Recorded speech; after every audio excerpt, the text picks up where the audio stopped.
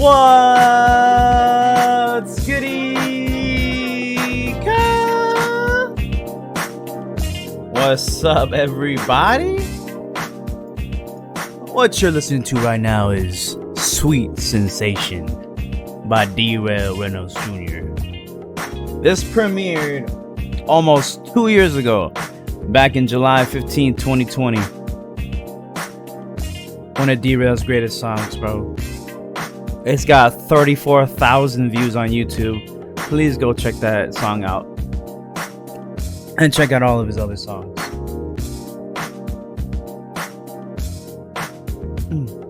But we back with some more great Ace Attorney.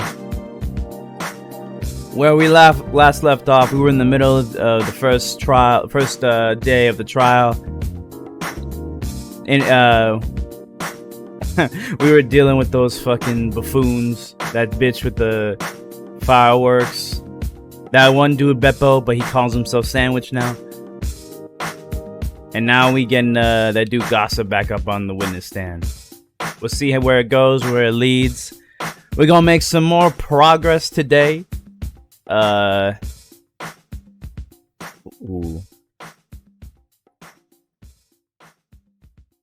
There we go. Oh, what is this though?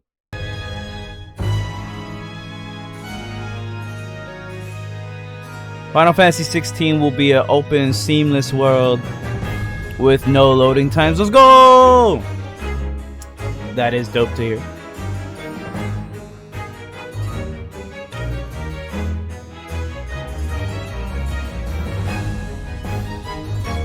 Oh my god. I was listening to this song many times yesterday after I got done with my stream. It's so fucking good.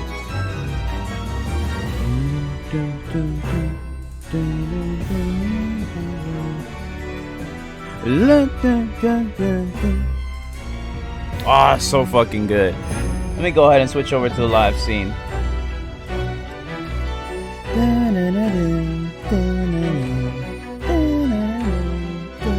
Oh my god, so good, bro. My dick is hard.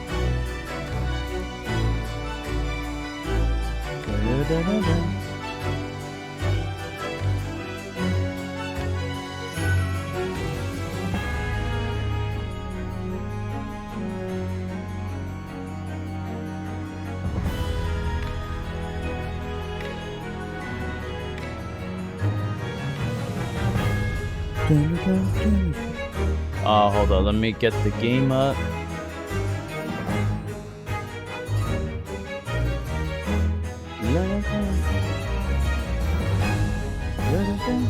Oh my god. It's so fucking good.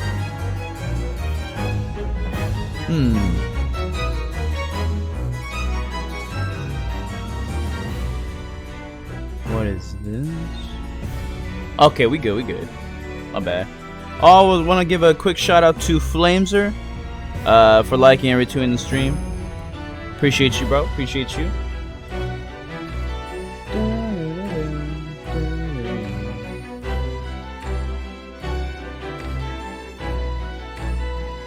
Let me go ahead and professionally lower this music right here. There we go. You switch this over. Let me get the Great Ace Attorney up. There we go. Alright, we finally continuing.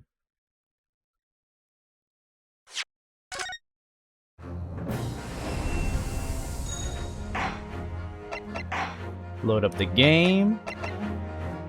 Trial Part 2, the Old Bailey. Yes, sir. Oh, I forgot we ended it in the middle of a cross-examination. The inspector and the identification revisited. Ah, shit. I have so many voices now. The man who claimed to be an inspector that day was definitely not this man. Is right, see. You think we would forget these grand lips, huh? I never leave Fresno Street, alright? I've no interest in any red-headed league. I'm all alone in the world, me. No, I've no kinfolk or nothing. Why would I be involved in something like that? Just look at me, eh? Does it look like I could carry off a disguise with a face like this?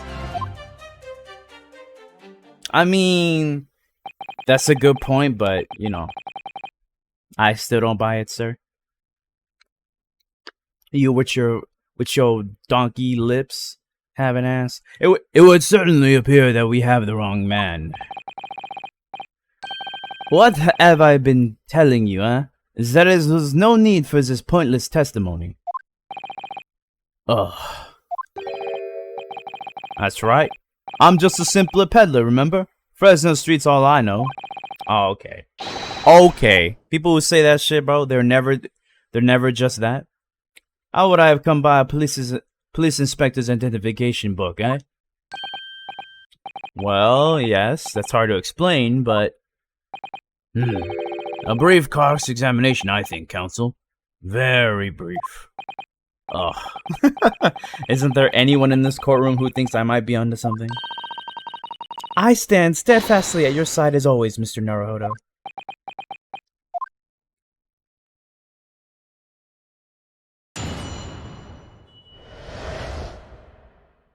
Hey, shoutouts to Richard. For liking in between the stream, he said, Mr. Big Lips looks like your average the world ends with you.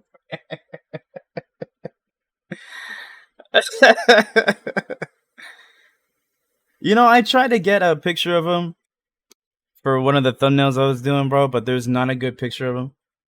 Nobody likes this man.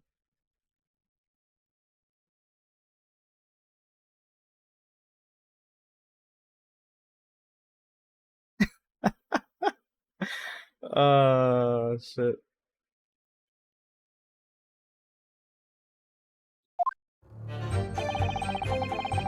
Use his mugshot? I was trying to find like a transparent one, like that one that already is transparent and can be added easily. I might have to do that myself.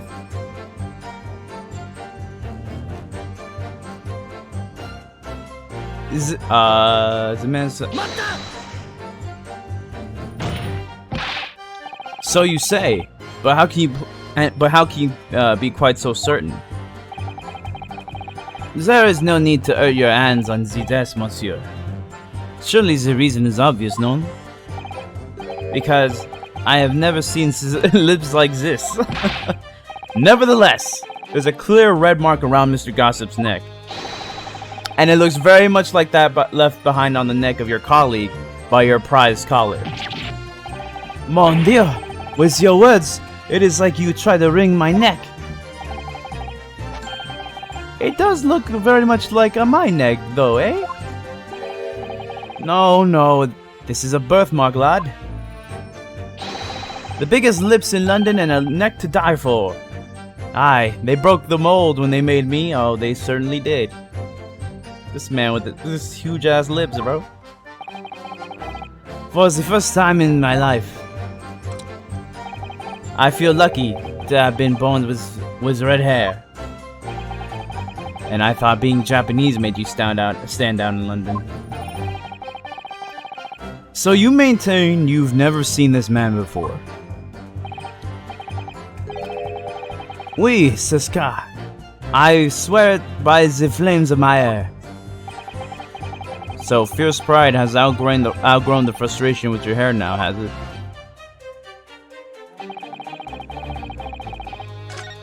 Oh, whoops. Mata! Well, yes, I don't imagine I'll forget those lips in a hurry either. That is what I am saying. For some reason it makes me want to eat, how did Fabian call it? An eclair. Ugh. You know, I've never seen the hair as black as yours before either. Likewise, I've never seen red hair like yours until I came to Britain. See, maybe it is a national trait, eh? Maybe all the people from this man's country have a grand lips.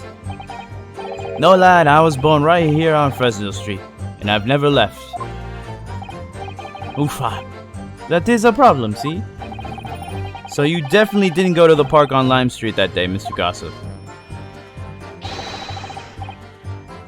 How many times do you want me to say it, eh?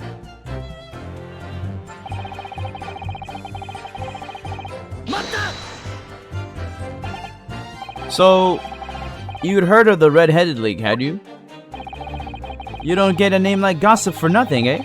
It's my business to know what's going on in town. I sold that nasty tidbit to a fair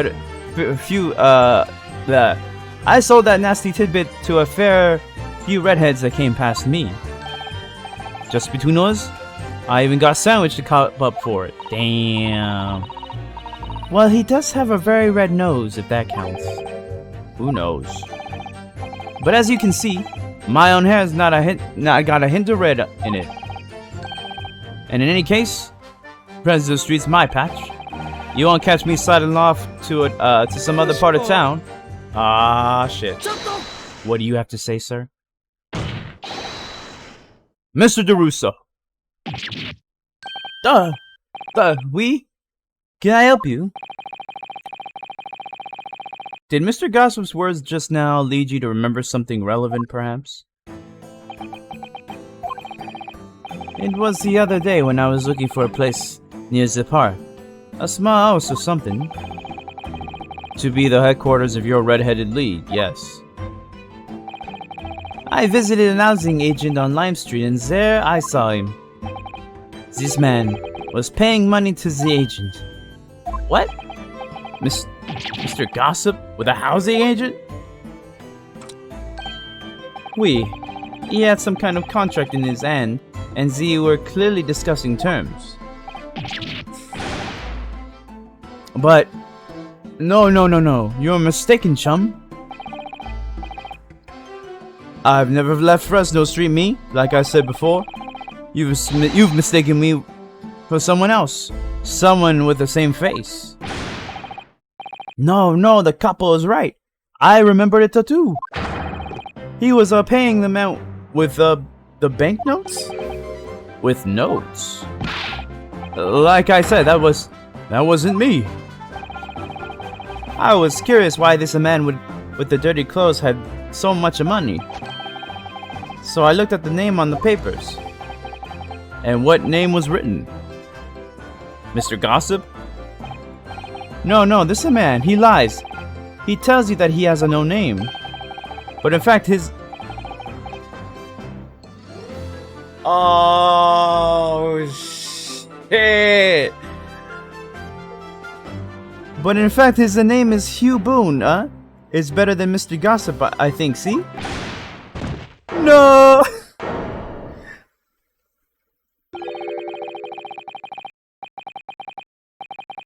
This man is Hugh Boone? So he's the one who has the, who's renting out that apartment then. I'm a peddler of tidbits of information, like I said. On Fresno Street, and that's that. I don't much like folk talking about my personal life. Indeed. And it is not the intention of the court to invade the privacy of witnesses. Very well, I shall respect your wishes, sir. The aforementioned name shall be redacted from all court records. Assuming no objections.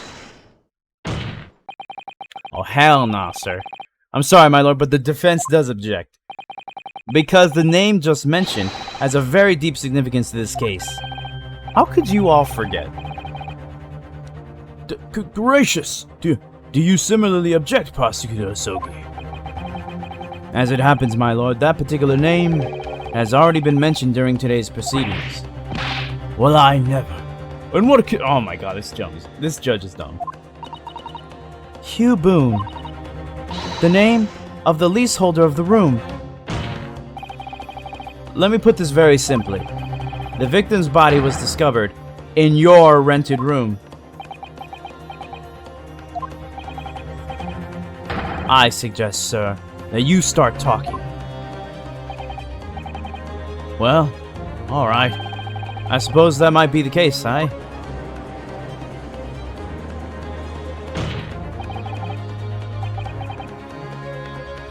So your real name is Hugh Boom?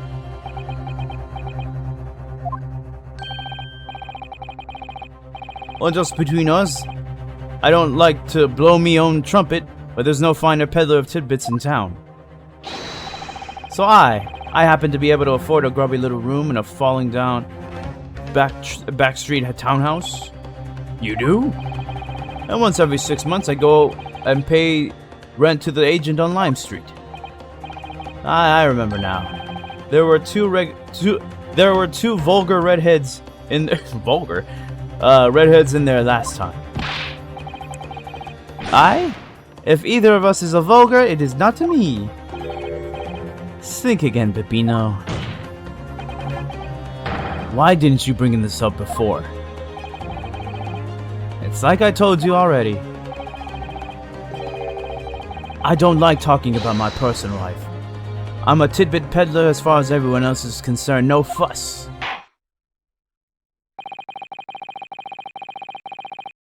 You will update your testimony to include this most surprising revelation, Mr. Boone.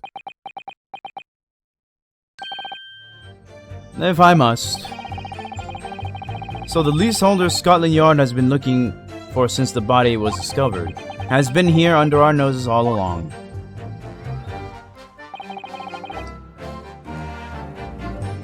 What difference does it make? So, you live in that room presumably, do you? No, I don't live there. What do you think? There's no bed, is there? Just a desk. Then, why would you want to rent it? Well, I don't think I should have to say, really. Then how about the notice board in there? Which was covered from top to bottom in confidential documents only the police should have access to.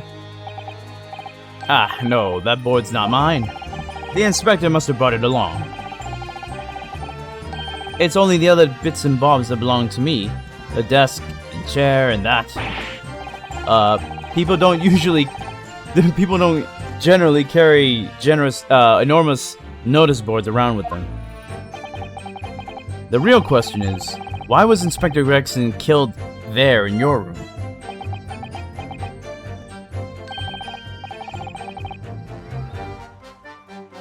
Well, obviously, I have not the faintest idea. I mean, it's causing me no end of bother, to be honest. It seems to me that Mr. Boone, would rather as little is known about his room as possible for some reason. Yes, it does come across that way, and more importantly, knowing that the scene of the crime is actually his room completely changes things. In particular, there's one part of his testimony that's really bothering me now. That's how I'm finally gonna undo this man.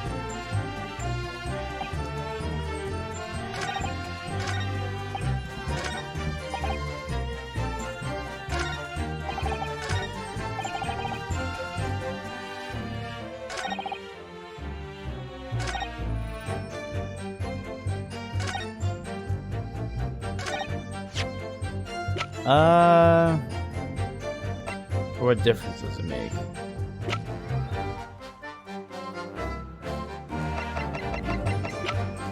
Well, it would be the hairpiece, wouldn't it? Fuck!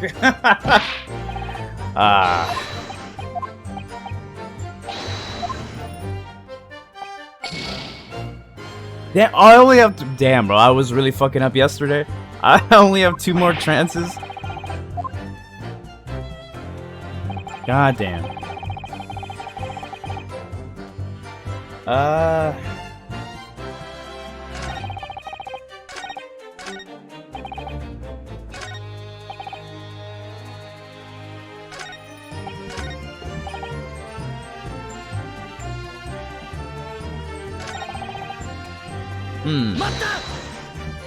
I'll try getting more information. You mean you have no family? No, none at all. So I spend my days on Fresno Street peddling tidbits to passers-by, hoping, just between us, that eventually someone with lips like mine will come along. I don't think so. You may be right. So, anyway, that mark on your neck is just too much of a coincidence for us to ignore. Well, what's a fellow to do then, eh? If you don't believe me, we're at an impasse. And there's nothing I can do but flick me lip. It looks like I'm not gonna get anywhere here unless I produce some proof. You're basically saying I got dressed up and posed as some fancy inspector, aren't you? Well, it's beyond me how you think I could do that.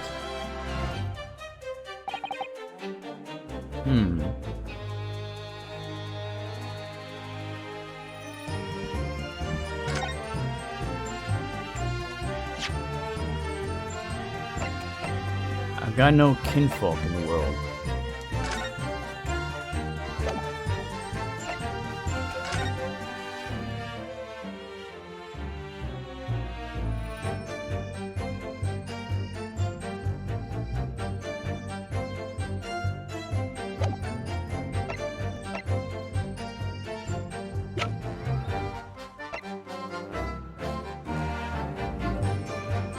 Oh!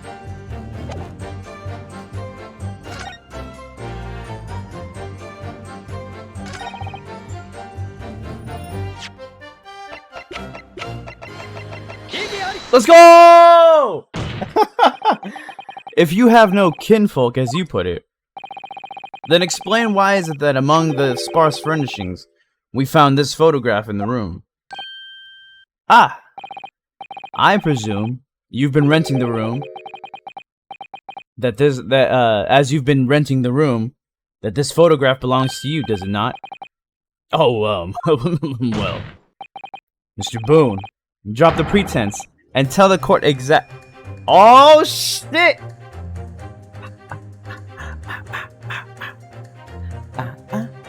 Mr. Boone, drop the pretense and tell the court exactly who you really are.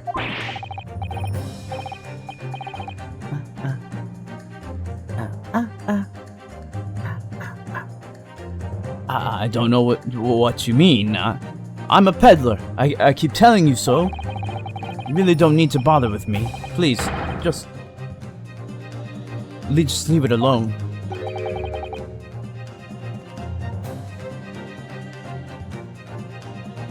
As the man says, leave it alone. Whatever the truth is about this man's life, it has no bearing on this case. Because it's simply not possible that he impersonated Inspector Gregson. How can you be so sure? Just look at the man.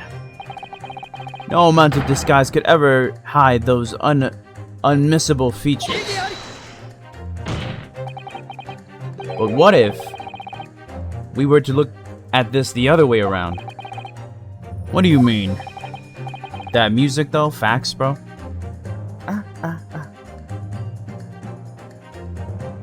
That overture to the pursuit. I kind of wish in the game like it actually segued into the pursuit theme. That would have been dope. But that would have been hard to like to do, especially since everybody moves at their own pace, so I get it. Yes, Counsel, what do you mean? Well, there's no denying that Mr. Boone's lip is very prominent indeed. It's a big-ass lip. But consider the possibility that his prominent lip is itself part of an elaborate disguise. I fucking knew it, bro. This motherfucker is this guy. I'm telling you, bro. This is Mr. Vigil. I'm calling it right now.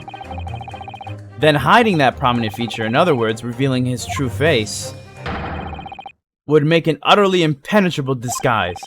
Wouldn't you agree? Oh! It wasn't exact, but I like that it went into it. Let's fucking go. Wouldn't you agree, Mr. Hugh Boone? Let's go!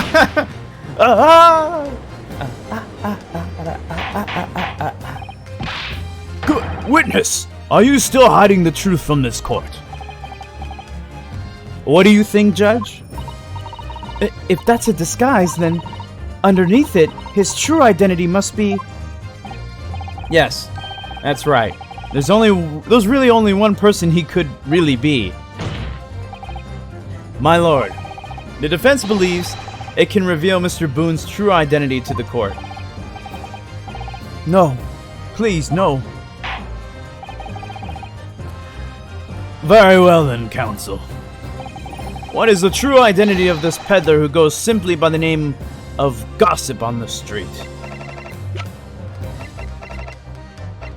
Sandwich now. Daily Vigil. Your real name is actually Mr. Vigil, isn't it? Mr. Daily Vigil. I fucking knew it, bro. I don't recall that name, counsel. Who is this Mr. Vigil? It's a name I encountered yesterday, my lord. It has to do with a certain client of Mr. Herlock Sholmes. A young gentlewoman came to the detective asking him to locate her missing husband. The woman in this photograph, in fact. This is Mrs. Vigil. What? From what I understand, you haven't returned home since the night before the inspector was found dead. But of course, on that night, you were being held captive by the two red-headed League men. And last night, you were put up by the prosecution service in preparation for testifying in this trial. Because we'd been led to believe that you, Miss Venus, and Mr. Sandwich were all homeless. Being important witnesses in this case, we needed to know where we could find you, of course. And that explains why you've not only been unable to return home, but also unable to contact your wife, who's been beside herself with worry, waiting for you at the Vigil residence. No. What I'm talking about? Really? We've been here for like 6 hours. It's a simple enough matter to confirm my suspicions. All we have to do is pull off that disguise. It'd be hilarious if it wasn't a disguise. No, please! Bailiff, bring soap, a sponge, and a washbowl at once. Mr. DeRusso and Mr. DeRossi, you will restrain... Why are you asking them to restrain... What? Oui, my lord. Damn. Oh, shit! No! No, stop! Get off! Don't!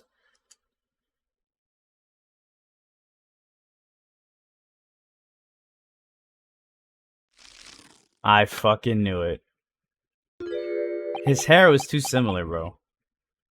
And bro, you do not look 40. This is 40? You were right all along, let's go. I was just like, cause like the curls in his hair, does it still show his other profile? Like the curls of his hair look so similar. But I had a feeling I might have been wrong too. I am bad at this game.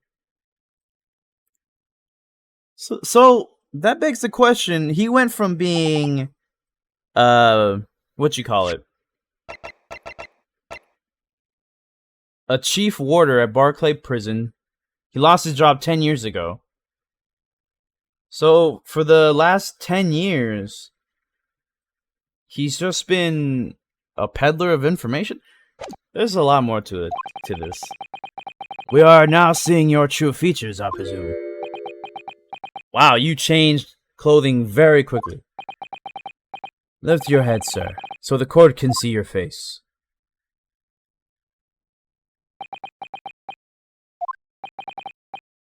It would appear that the defense counsel's assertion was entirely correct.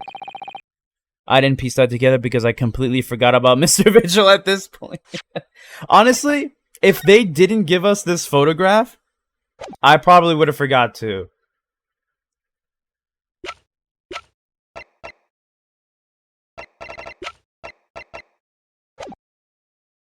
This has all been a very elaborate deception. So, witnesses, Tell the court, have you seen this man before? I don't believe it, but... See, there is no question. This is the inspector we saw in the park. Extraordinary! So he was pretending to be Gregson. Okay. On the day of the Red-Headed League enrollment, the man claiming to be Inspector Gregson, who appeared before Mr. DeRusso and Mr. DeRossi in the park, was you, disguised as the inspector.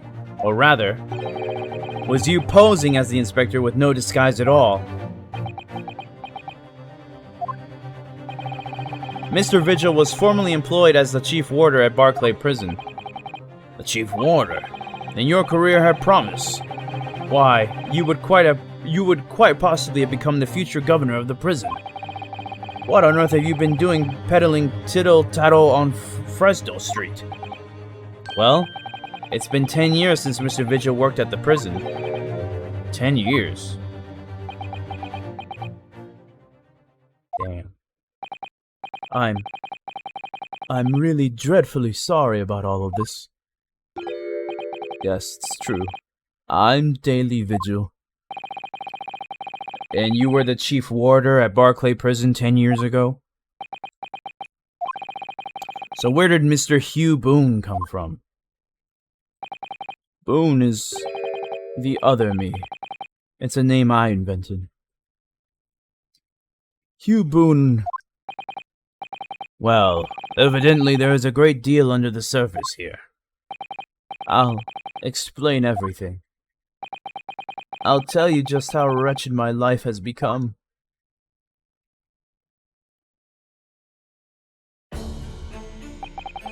As you say, it was 10 years ago now that my employment as Barclay's chief warder came to an end. Whoa, what's this theme? I don't think I've heard it before. Having left the prison service, I searched for some new occupation by which to earn a wage. But times were hard in London, and I found no suitable engagements at all. In desperation one day, I turned my hand at selling wares on Fresno Street.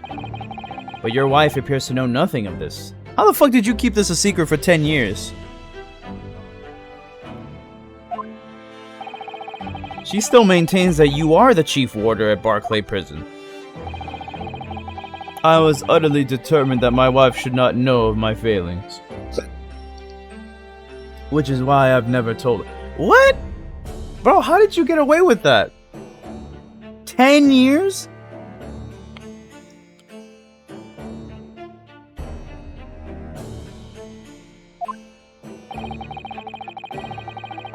I opened an account at the bank under the name of Hugh Boone. Oh, I mean, I guess back then, you could do shit like that without needing any sort of additional identification. Like, bro, if you try to do this shit now, you would not even get past opening an account at a bank.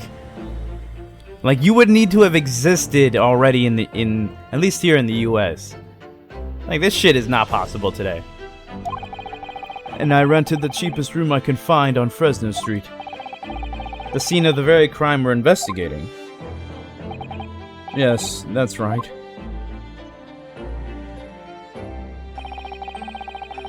A place from which I could emerge every morning at 8 as a squalid peddler,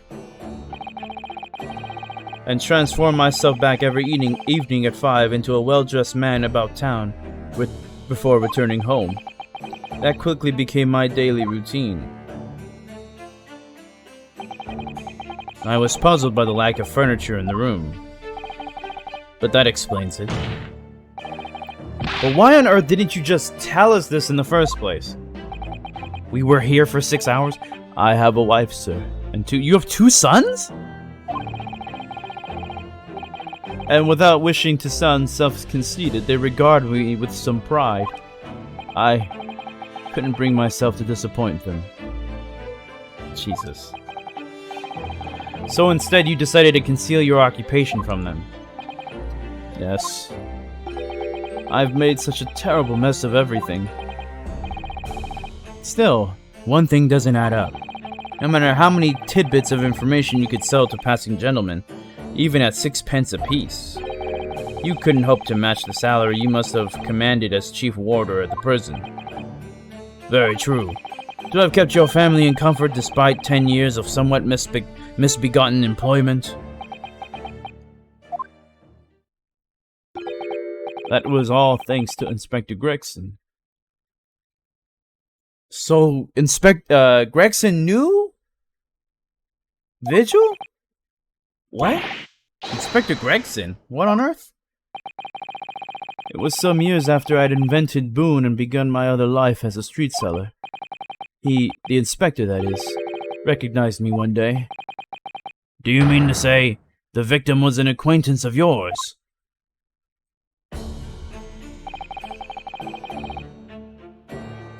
I knew him from my time working at the prison.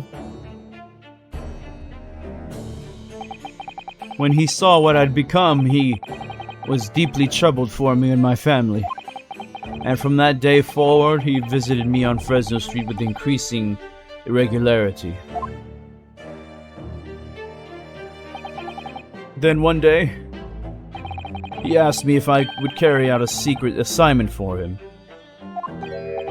A secret? What was it? I was to impersonate the inspector. Oh, so that was part of the plan then. What? Impersonate him? We always met in that little room so the inspector could brief me. Visit Orgzies tomorrow and take a statement from the proprietress. It was always something along those lines, surveillance work, interviewing people. On those occasions, he would lend me his identification so people would believe who I was. Also, he did this regularly. My instructions were to make an impression, to let people know that Inspector Gregson had been at work. And for those services, he compensated me financially. Wait, what? A Scotland Yard inspector willingly relinquished his identification into your care with intent to deceive. That, as I'm sure I need not point out, is a very serious criminal offense. But why? What was the point of you impersonating him? I truthfully do not know. All I can say is that the inspector warned me on numerous occasions. Now remember, Vigil, I need your solemn word. You don't blab about this to anyone, alright? Bro, Gregson, what was Gregson doing? What the fuck was this man doing? Ever. Even if I end up a croaker. What the fuck? In time, he started to bring papers with him to the room as well. It became something of a second office for him. So, in fact, the person who declared himself to be Inspector Gregson at the park on Lime Street was really... Yes, it was me, acting on the inspector's orders. As usual, I removed my Boone disguise, and then went as instructed to the park, armed with the inspector's identification book. It never occurred to me that the bruise on my neck might give me away.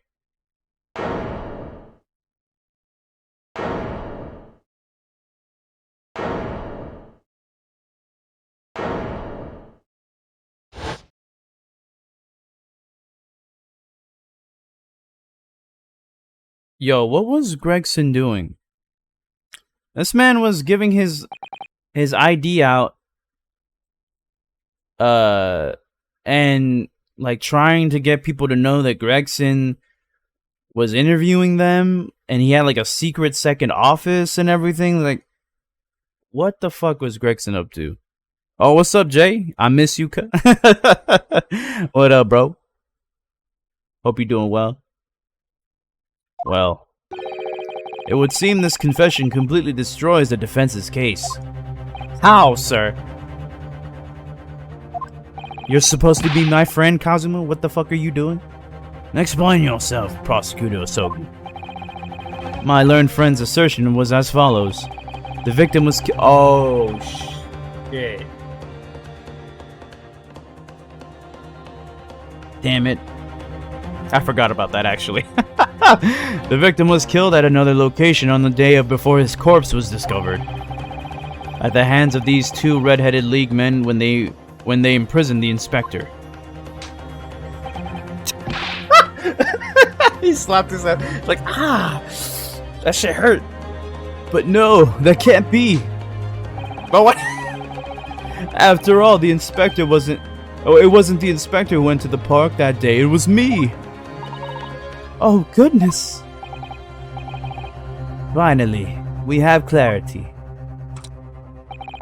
We had nothing to do with the murder of the inspector.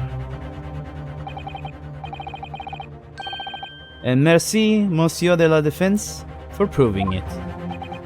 What? No! Part of me wants to accuse those motherfuckers for killing Gregson. But at the same time, it doesn't seem like they met with Gregson at all. Unless Vigil is lying and he killed Gregson. But it sounded like Gregson was doing some shady shit on the side. So, I don't know. Order, order, order! Indeed, it would appear that we have reached a de facto conclusion of sorts. These witnesses have no involvement in the murder of the victim, as proven somewhat ironically by the defense. He's really dumb. Ugh. I hereby call an end to the cross-examination. Oh, shit.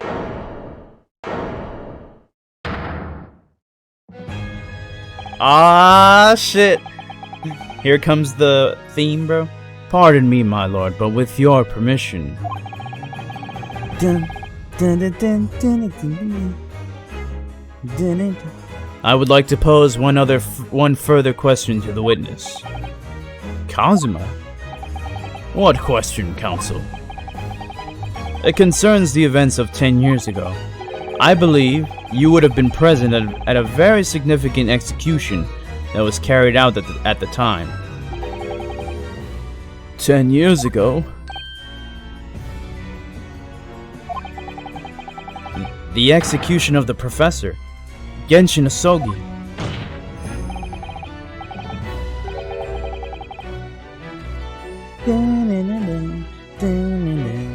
My dick is hard right now. I want to know exactly what your involvement was. Duh. Answer me, man. One moment, counsel. Is this related to the current case? Naturally. It is the prosecution's belief that this case and the events of 10 years ago are inextricably linked. Does the defense concur, counsel? Kazuma, you're not yourself. You're not as calm and collected as usual. Poor Kazuma-sama. No wonder he's acting this way. Mr. Vigil's memories of what happened 10 years ago would tell the tale of Genshin Osogi's last moments, his own father. I know, I do understand that, but even so. Prosecutor Osogi, do you genuinely believe that this question requires an answer in order to learn the truth about the truth behind Inspector Gregson's death? I need you to trust me. Please. Very well. Then the defense has no objection. That's rare.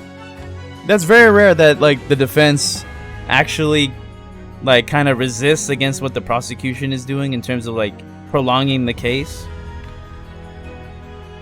It's usually the other way around. I see. In that case, you will answer the question, witness. Oh, fuck. The truth is, I remember very little of that time. You've forgotten? I'm sorry to say, yes. As I said, I resigned from my role at the prison 10 years ago. But for some peculiar reason, my memory of the events leading up to that moment is extremely hazy. Does that not strike you as strange, Mr. Naruhodo? Sorry? Well, 10 years is a long time. But to have forgotten the reason why he left such an important job? Yeah, you're right. And not only that, Mr. Vigil's claim contradicts what we already know. The human spirit is a fragile thing. It's broken all too easily, which is why we have a tendency to wrap it up for protection. Sorry, the human spirit? I'm afraid I don't understand what you mean. When we experience pain and suffering that we feel unable to bear, we block it out, obliterate it from our mind, from our memories, seal it away. But it never truly leaves us. If the seal is broken, the memories resurface, and when they do, that fragile spirit may finally be crushed. But I really don't. Kazuma-sama. But if it must be crushed, then so be it, because the truth will not stay buried. It's coming out, one way or another. Right. Now I understand. It's clear what his intentions are. He means to expose the truth at any cost. Perhaps if I pointed out the contradiction in what Mr. Vigil claimed earlier, it might cause some crucial memories to return to him. But should I? Should I present the evidence or not? I mean, like, we kind of have to. You know what I mean? Like, yeah, we got to, bro.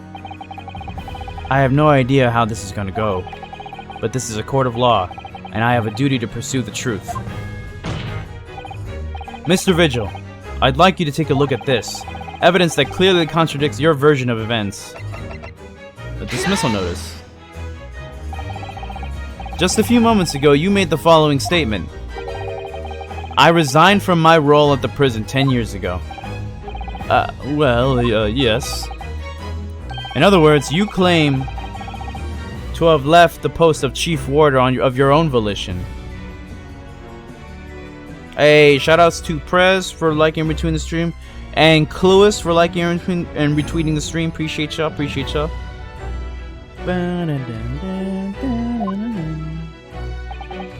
Well, yes, of course. Why? Tell me. Do you remember seeing this document before? No, I don't.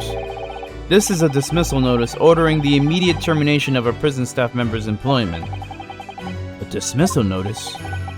And the name on the notice is yours, Mr. Vigil.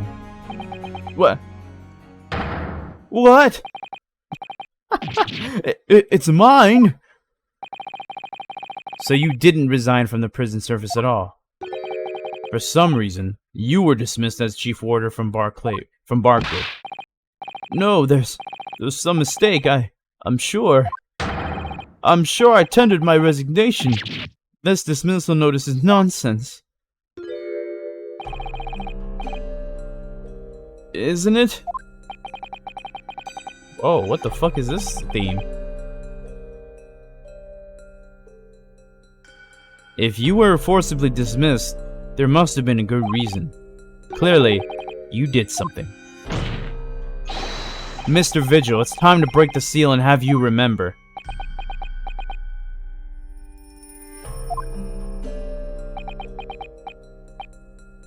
According to the few remaining records, the final execution that you supervised was on the 17th of July, 10 years ago. And on that day, something very serious took place at Barclay Prison. The 17th of June? What was that? The professor's execution? Professor? As you were the chief warder at the time, it stands to reason that you would have been present throughout the proceedings. It does sound familiar. And yet, that execution never took place. The convict, ostensibly executed earlier that day, later re-emerged from his grave. The convict came back to life. In the cemetery in the middle of the night, there was a witness. However, the witness claims that a moment after he saw the convict clambering out of his grave, a gunshot rang out from over his shoulder, and the bullet pierced the professor's chest, killing him instantly.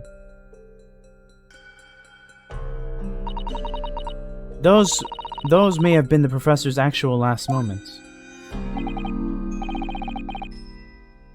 Yes.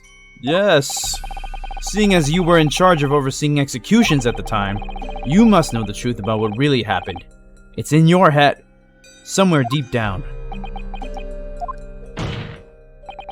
Well, Chief Warder Daily Vigil, I know there are memories in your head that can explain what happened on 17th June 10 years ago. And now it's time for you to drag them up.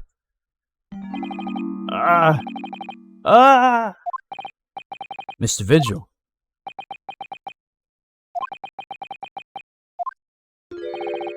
Yes, the whole prison. It was complete chaos.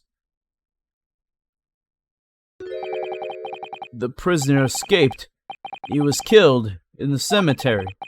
The shocking news ripped through Barclay like a hurricane. What?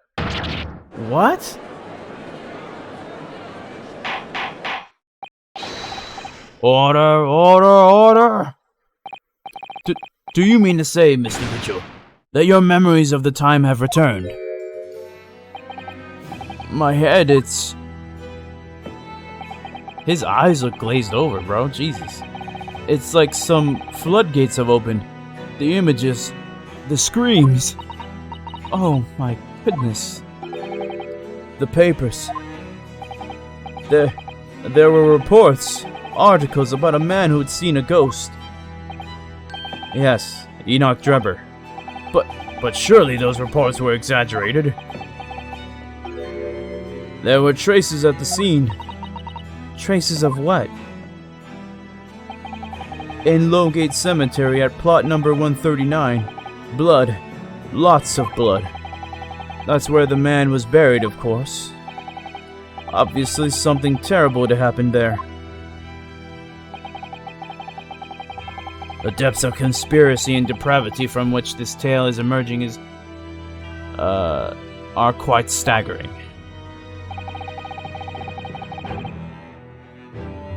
I've reviewed the police records from that time extensively. A thorough investigation was conducted by Scotland Yard to ascertain how the convict managed to escape in the first place. And the conclusion reached by the investigating team was that a member of the prison staff must have been involved. Are you suggesting that a prison warder abetted the man's bid for freedom? Yes, and I was suspected of doing it, of using that mass murderer's execution as a way to help him escape. You did what? I remember now, the horror of it all coming back to me. One evening, a few days after the execution, some detectives came to the prison. Oh, this man's spinning. This man is spinning. I was called to the governor's office at the top of the watchtower. He looks exactly the same 10 years ago. Nah, I'm sorry, Daly. This is serious business. But I can't help you, no. As Chief Warder, you were responsible for overseeing the execution before, eh? Well, it seems the fellows at Scotland Yard want to have a few wee words with you about it. You better pack your things, laddie. You're to attend in person. As soon as he told me, my mind just went completely blank. And the next thing I knew, This man is spinning. The professor, the most hated killer in our country. And I let him escape. I'm finished. My life. It's over. Did he jump? This man jumped out the window? Whoa, shit. Order! Bailiff, fetch a doctor at once.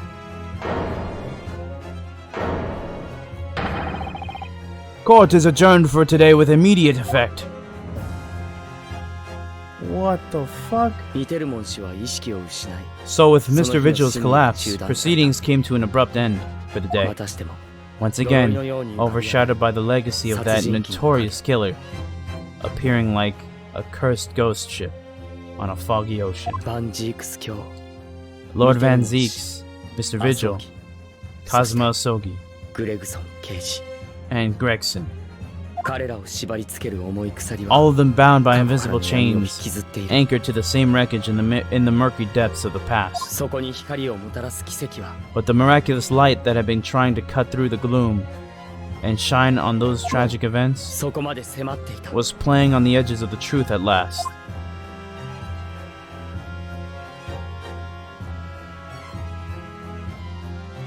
Oh shit. This man really jumped out the fucking window. God damn.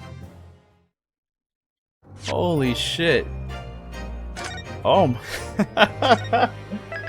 Oh shit. Investigation part 2. Yep. 2nd of November, 3:38 p.m. Sholmes' suite. I still can't quite believe what just happened. I know. I inquired with the bailiff after the court session was adjourned, and it seems Mr. Vigil was taken to hospital to recover. Right. 10 years ago now, Mr. Vigil attempted to commit suicide by jumping out of the window of the prison governor's office. Jesus. But ever since then, he's completely blocked out the memory of those events from his mind. Nobody knew his secret, not his family, not even the man himself, but I forced it out into the open. Was it wrong of me to do that? Did I overstep the mark, I wonder? Bruno! Oh, shit. Oh, Iris. You were miles away. Anyway, I brewed a fresh pot of soothing tea for you. Oh, thank you.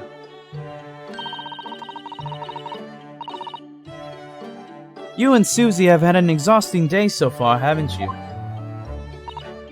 Oh.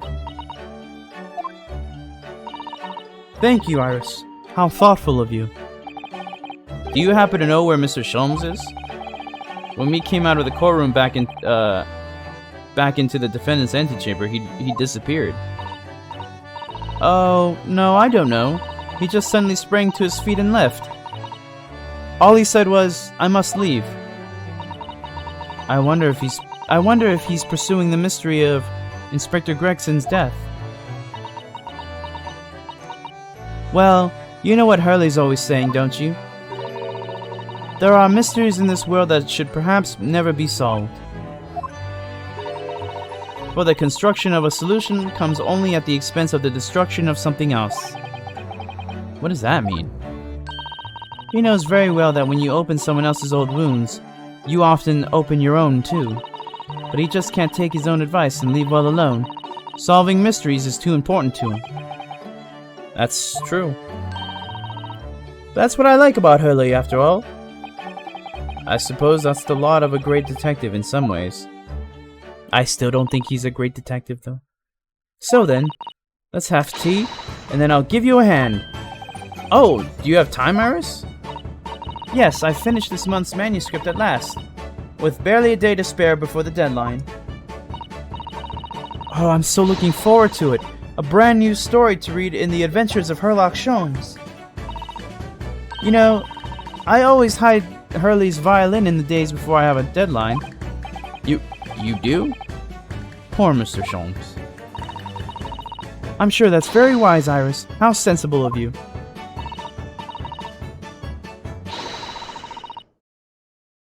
Now then, my dear fellows, let's make a plan of action before we continue our investigation. This morning's trial.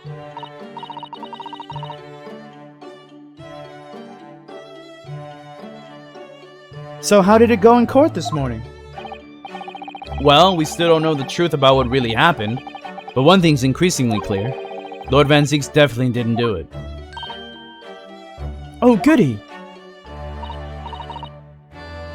Yes, that's right.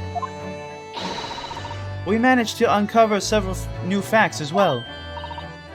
Oh, really? And there was another development too. Cosmo. Yes, it's quite clear now that Kazuma-sama is not himself. The way he's acting, it's almost as if he's possessed. I know. I mean, at the end of the proceedings earlier, he was like a bloodhound the way he was chasing down Mr. Vigil's forgotten past. He's not normally so mercilessly persistent.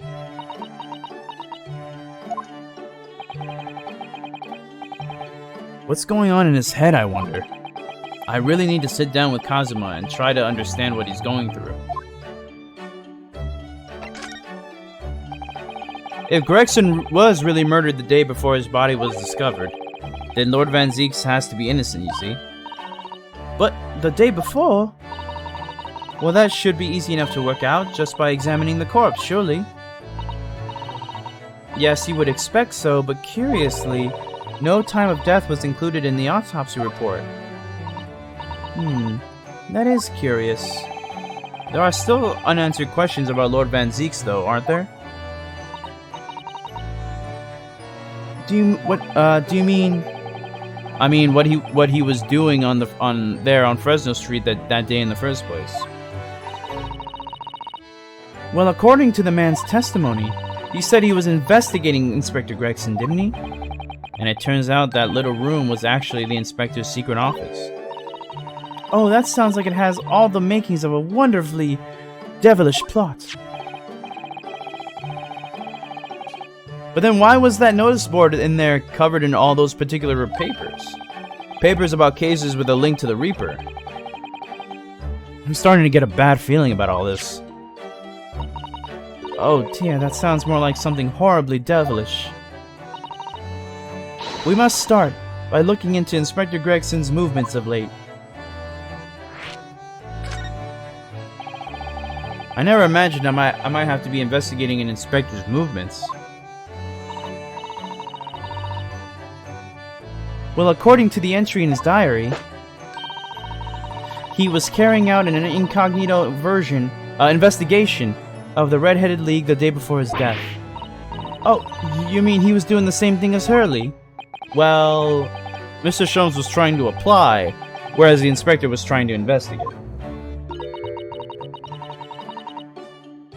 I do wish it had been the other way around. Anyways, as it turns out, the inspector who went to investigate the Red-Headed League that day wasn't actually Gregson at all. It was Mr. Vigil, in possession of Gregson's identification.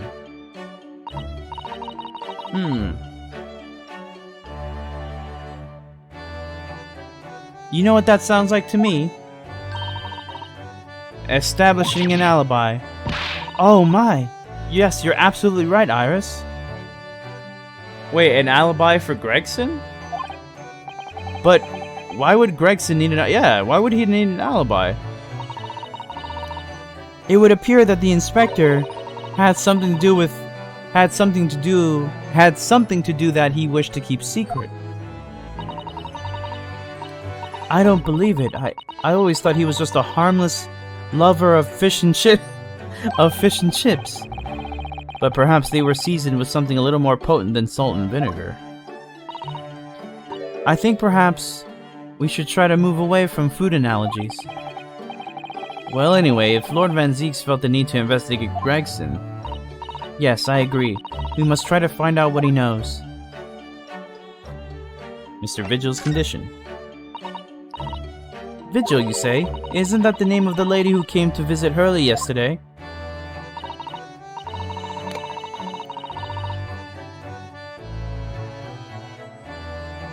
That's right. To ask Mr. Sholmes if he would help her to find her missing husband. Only Mr. Sholmes completely passed the buck on to us.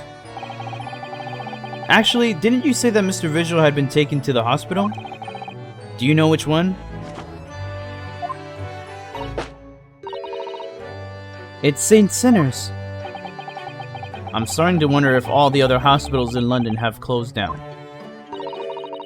But that's amazing, Runo. You found the lady's husband already. Well, I suppose I have, by accident.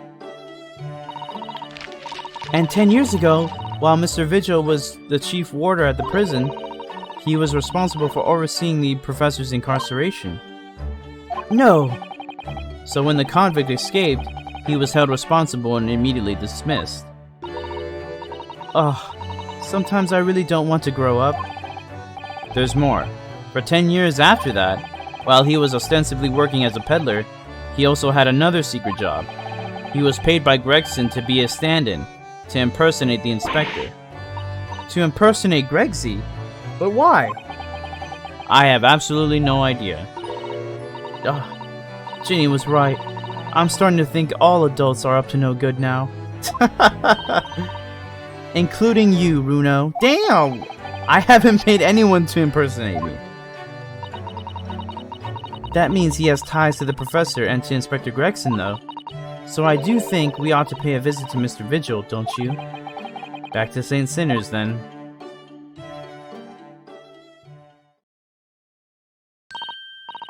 Well, I think it's clear what we have to do, isn't it?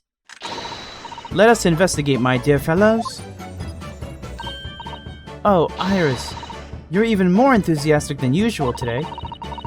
If anyone has anything to hide, my special Wilson shooting iron will soon set them straight. That water pistol? It's stuffed full of a piping hot extra special blend of mine. Then I'm sure it'll be very effective. I'd better be careful not to hide anything. Well, it feels a little strange that Mr. Sholmes is nowhere to be seen, but still. Let's go and see what we can find out. Yes!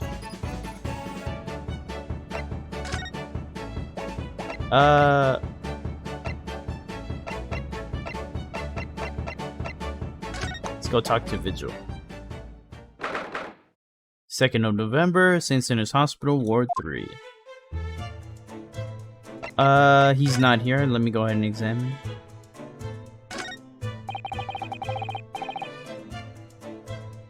This notice caught my eye before, actually. I suppose it's some sort of slogan for the ward. A cheerful welcome message, perhaps. Let's see. Pay with good cheer, leave with good cheer. Well, look at that. You were spot on, Mr. Sato. It is full of cheer. I wonder how many discharged patients pay their medical bills with good cheer, though. Once, I had a very painful injection when I fell ill with a cold. Once I had a very painful injection when I fell ill with a cold. I felt awful already. So why did I have to suffer the sting of the injection as well as the bill? I yelled at the doctor. Oh dear, what terrible treatment.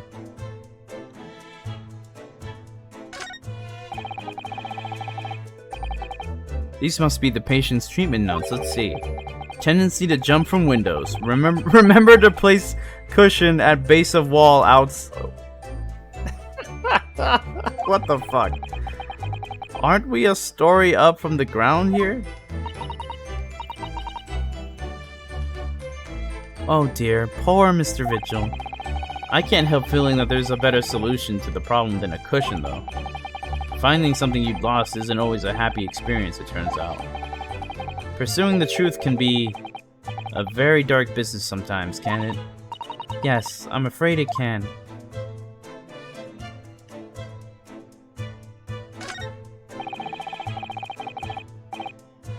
There are all sorts of medicines in this cabinet, look. I'm not sure if it's safe leaving them in reach of everyone like this. Yes, you're right. I can imagine if you were peckish, you might try to pull some of the pills. Well, at least there seems to be a little lock to secure the cabinet doors. I don't imagine that would stop you if you were hungry. I worry that you'd break the lock. Hunger doesn't turn me into a criminal, you know, Miss Usato.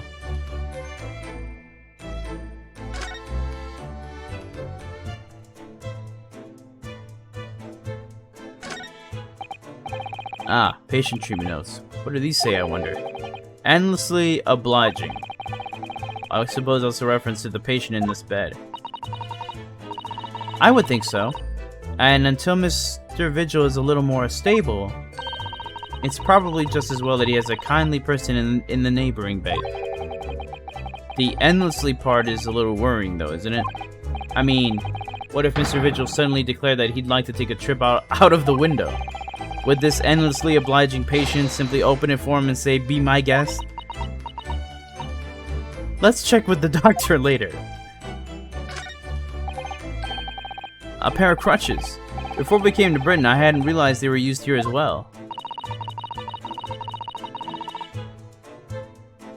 I imagine they were imported into Japan from Great Britain in the first place. Oh, so no one in all of Japan broke a leg before their arrival? Anyway, the sight of these things doesn't bring back good memories for me. Oh dear, did you injure yourself once and need to use some? When I was little, I thought they looked fun, so I borrowed a pair to play with. But then I slipped and sprained my ankle. I see. They contain powerful magic, those wooden staves. The power to heal and the power to harm. I think a certain cheeky little boy managed to cause the harm all by himself. There are lots of bottles in that cabinet there, aren't there? Do you think it's safe to keep them there? If you were a patient here, I'm sure you'd take some medicine by mistake when you were half asleep. That is a worry, but at least the cabinet has a lock, even if it's only a flimsy looking one. Oh, I have no doubt you'd manage to unlock that somehow while you were half asleep as well. There are limits to what I can do when I'm half asleep, you know, Miss Sato.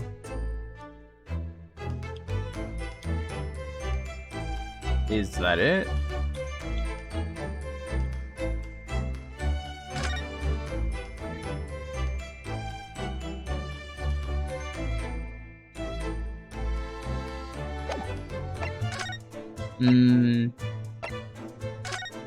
I guess we could go talk to... what's his face? Van Zeeks. 2nd of November, local prison, cell number 1.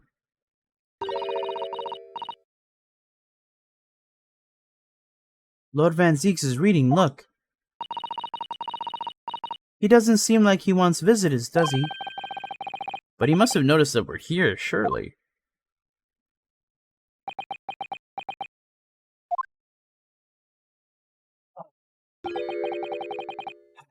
What do you Nipponese want? That's no way to greet the lawyer who's trying his hardest to prove your innocence, is it? Motherfucker. Perhaps not. Huh? I apologize. So, what can I do for you, Mr. Naruhodo? Lord Van Zeeks is speaking earnestly. Oh, the fog will lift over London for the first time in months tomorrow. This does feel very, very strange.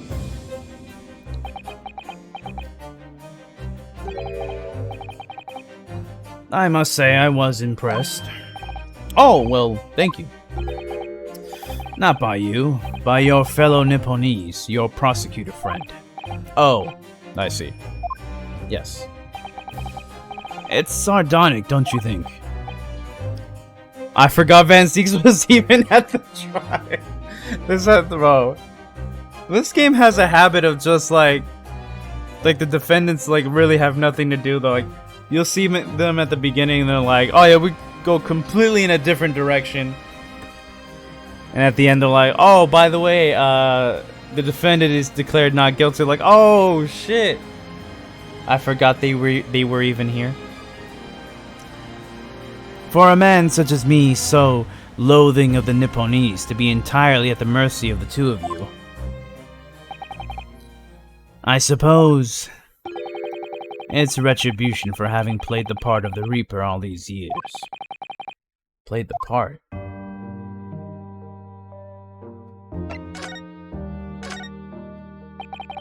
You once told me that you gladly allowed people to believe you were the Reaper, because it helped reduce the amount of serious crime that took place in London.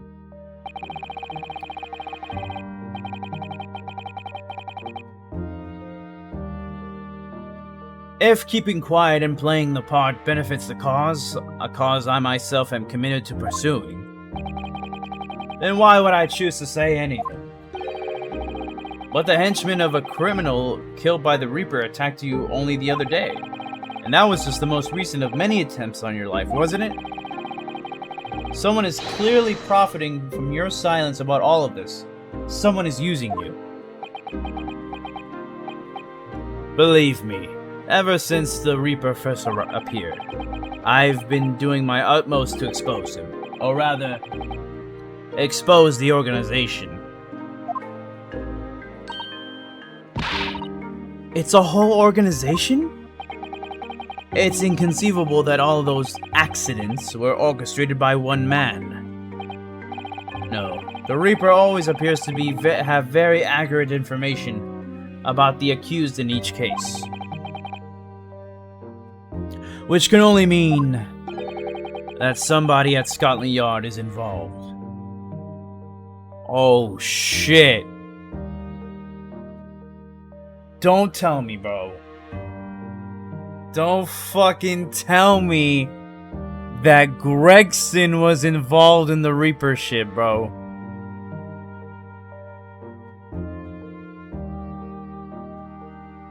And that's why Van Zieks was investigating him.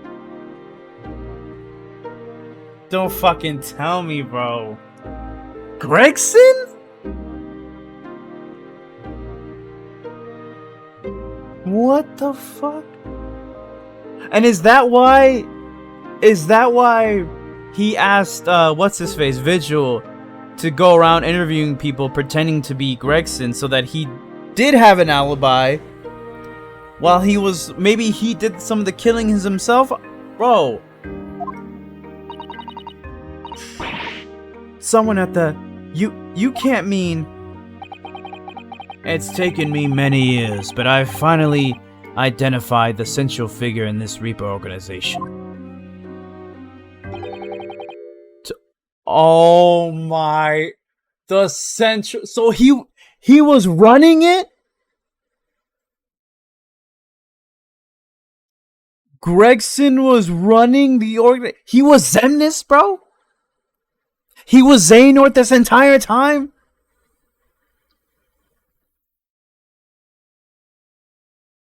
Tobias Gregson. No! Gregson, the Reaper?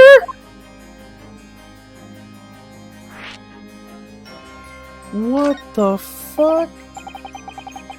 So the reason you were investigating Inspector Gregson is because you intended to expose him as the Reaper? As I said, the Reaper of the Bailey is no single person. It's a highly secret organization with close ties to Scotland Yard. Gregson was the Phantom this whole time, bro! It was the Phantom! Bro. Wait a minute, bro. Gregson? The man who was set to die from a heart attack for eating so many goddamn fish and chips, bro? That guy was leading the Reaper organization?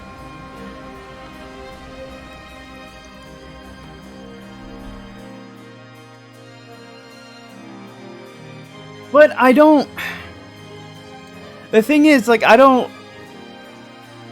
Like, I just don't believe it. Like...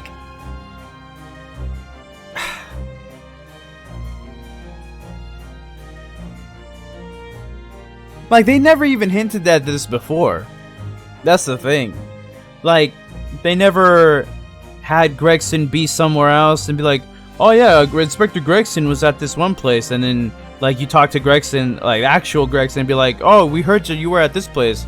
And he'd be like, was I? You know what I'm saying? Like, they didn't have any of those moments. This is truly coming out of left field, bro. But there's no doubt that Gregson was a key member of that organization. I don't believe it. Are you saying that Gregsy, that he was behind all those awful criminals meeting there? Gregson didn't do the... Oh, okay, so he didn't kill them himself. Okay. Gregson didn't do the dirty work himself. Oh. He was the tactician. His job was to covertly investigate the marks and plot their assassinations. What? In order to do that without arousing suspicion, he regularly needed...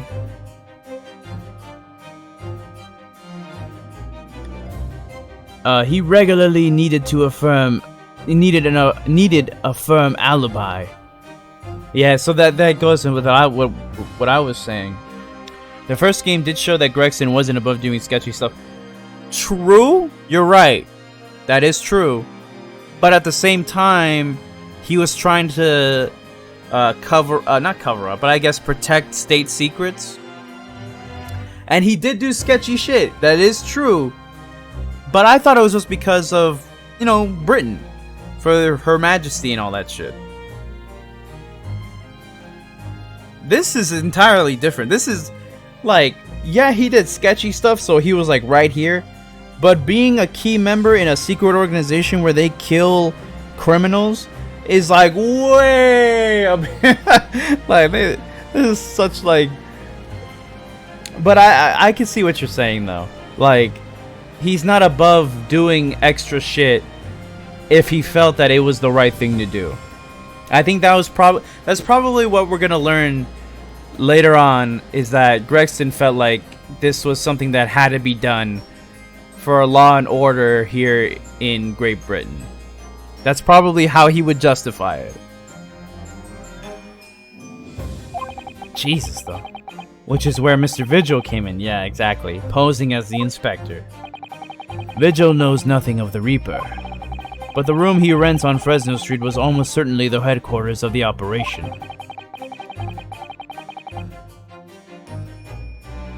Gregson would have met the assassin there for briefings. So we don't actually know who carried out the killings then. Actually, I do have a name. You what? Well, if you can name the man, you have the true identity of the Reaper already then.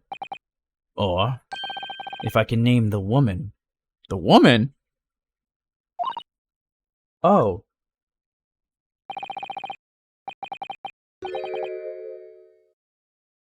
Oh, wait a minute.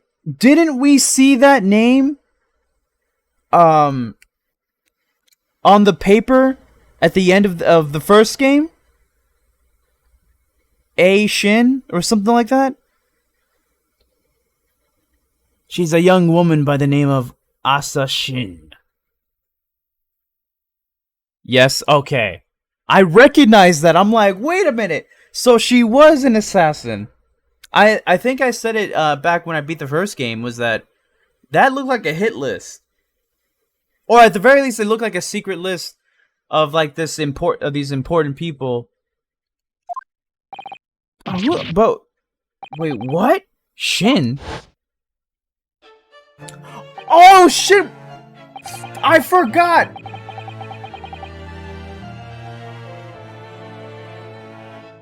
I mean, read her name.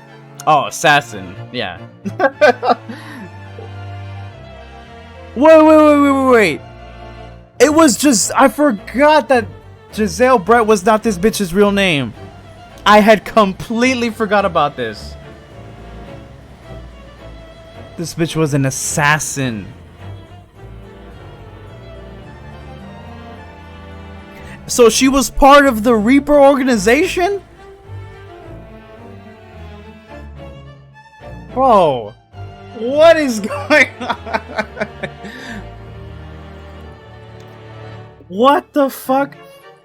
Miss Assassin, the true name of a terrifying killer I know only too well. She came to Japan posing as a visiting student and murdered Miss Dr. John H. Wilson. And then, just when it seemed that diplomatic protection would help her escape Japan and conviction, the mysterious woman was beside herself, murdered in a small summer beach hut. And that woman was actually the Reaper of the Bailey? What the fuck? Mr. Naruhodo, this perhaps isn't the place to discuss.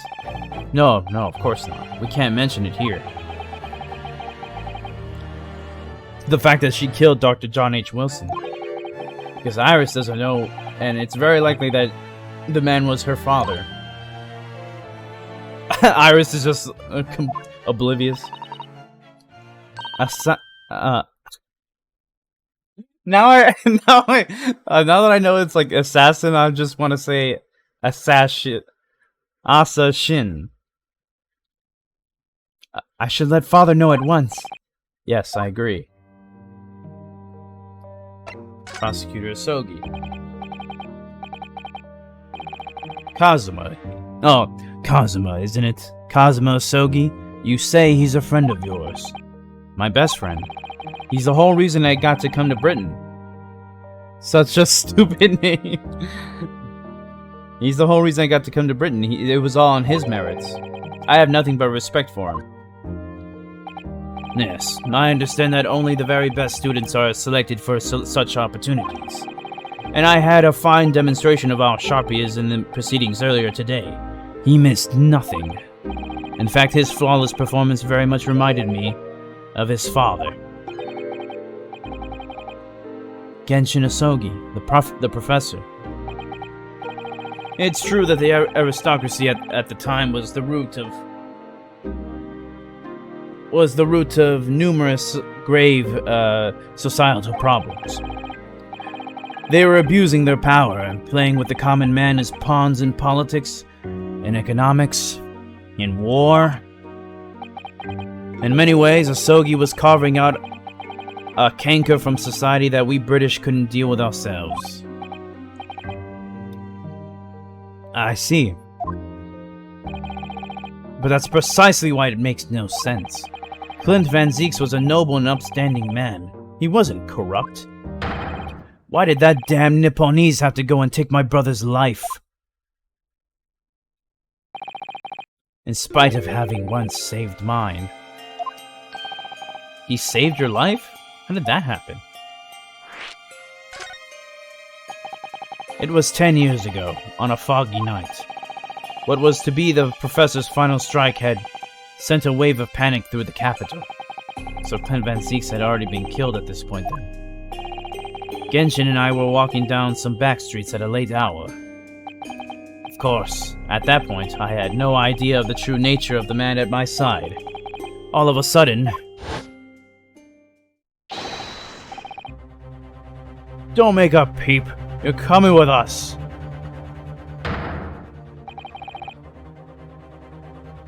We were surrounded. All of our assailants were armed with pistols, their faces obscured by scarves. Clint was not only from noble heritage, he was a brilliant prosecutor as well. The scum of London hated the sight of him, and they had no sympathy for his younger brother either. I had been targeted several times before already. Yeah, it's Van Zieks, alright. We got him! I could hear them murmuring amongst themselves. I knew they were after me, but just when I thought my time had come... If I let them kill you, Clint would never forgive me. It was Asogi's voice, just a whisper in my ear. Oh shit. After that, I don't remember exactly what happened. The next thing I knew, there was silence all around. Genshin lay on the cobbled street. Blood was seeping from his left hand. He'd shielded me.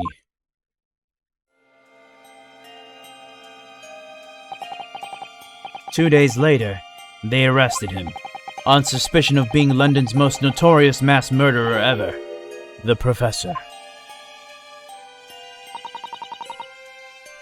How awful for you. All at once, I lost the brother I revered and the foreign friend I held in such high regard. I'm so sorry, Lord Van Zieks. That's the end of my miserable tale. I never thought I'd recount it to anyone. Well, thank you for confiding in me. The Professor, the Reaper, and Inspector Gregson. I wonder just how intimately related they all are. I still can't quite believe that Gregson was essentially the Reaper, giving assassination orders to Giselle Brett. Bro, this shit is crazy, man. Like, Gregson and fucking that bitch from the first game, and technically the second game, were actually working together?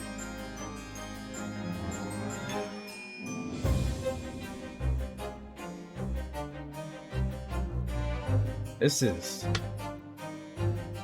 blowing my mind, honestly. Mr. Naruhodo, let's go and inform our father. I'm sure our government will want to hear about this new information. Oh, that means I get to meet your daddy, Susie. Hooray! Yeah, alright. The reporter did... Bro! that reporter from the first case was a hero. You know, and I feel bad too, because I remember being like, well, fuck this. But actually, no, I didn't, because he killed Giselle Brett. Even before knowing who she really was, I mean, she still killed somebody and got away with it. Facts, bro. That reporter should be let out on good faith, goodwill.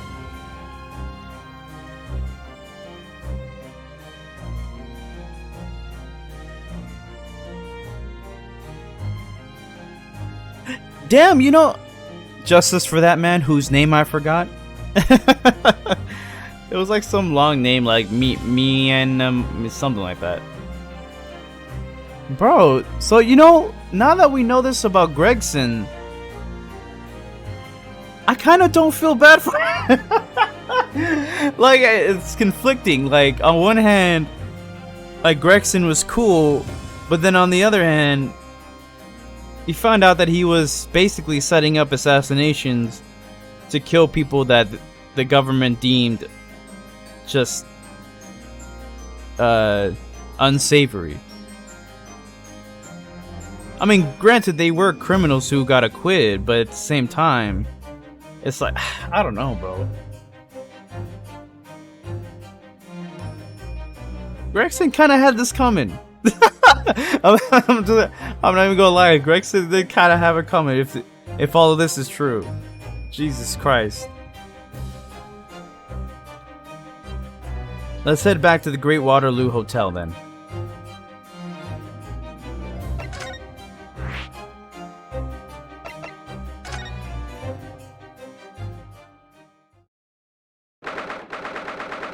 Oh, what's good? Positive _ attitude _ 2022. What's up? Thanks for coming by the stream. Appreciate it. Hope you enjoy it. 2nd of November, Great Waterloo Hotel foyer. I thought it yesterday and I think it again today. This place is so princely. It's a wild guess, but I have a feeling that you'll think the same thing tomorrow. My tea has a finer fragrance than whatever they're serving in the tea room here, though, wouldn't you say? Ah, look who we have here. This is an unexpected pleasure. Damn, he looks dope in a suit. Father! Oh, is this your daddy, Susie? How lovely. What a charming young lady. And you are? I'm just checking out people playing the best game ever. Facts? That is very, very true. I mean, obviously, I have not finished this game yet, but on this game, even by like the end of Case 3, I was already like, this is the best Ace Attorney game. At the very least, a long time. I know, like, Trials and Tribulations is still up there. At least for me, it is. That was a fantastic game, but this game, Jesus Christ.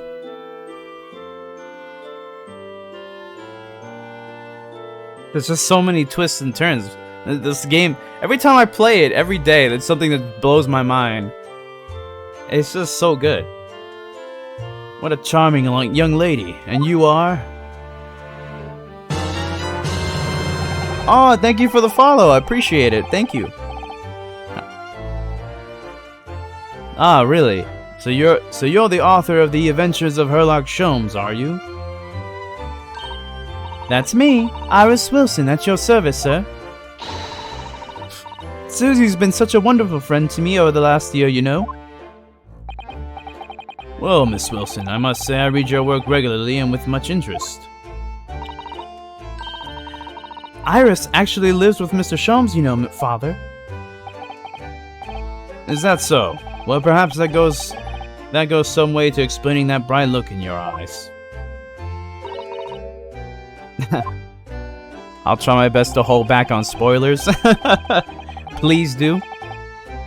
I'm not at the end of the game, but like I'm at the halfway point of Case 4, so we're almost there.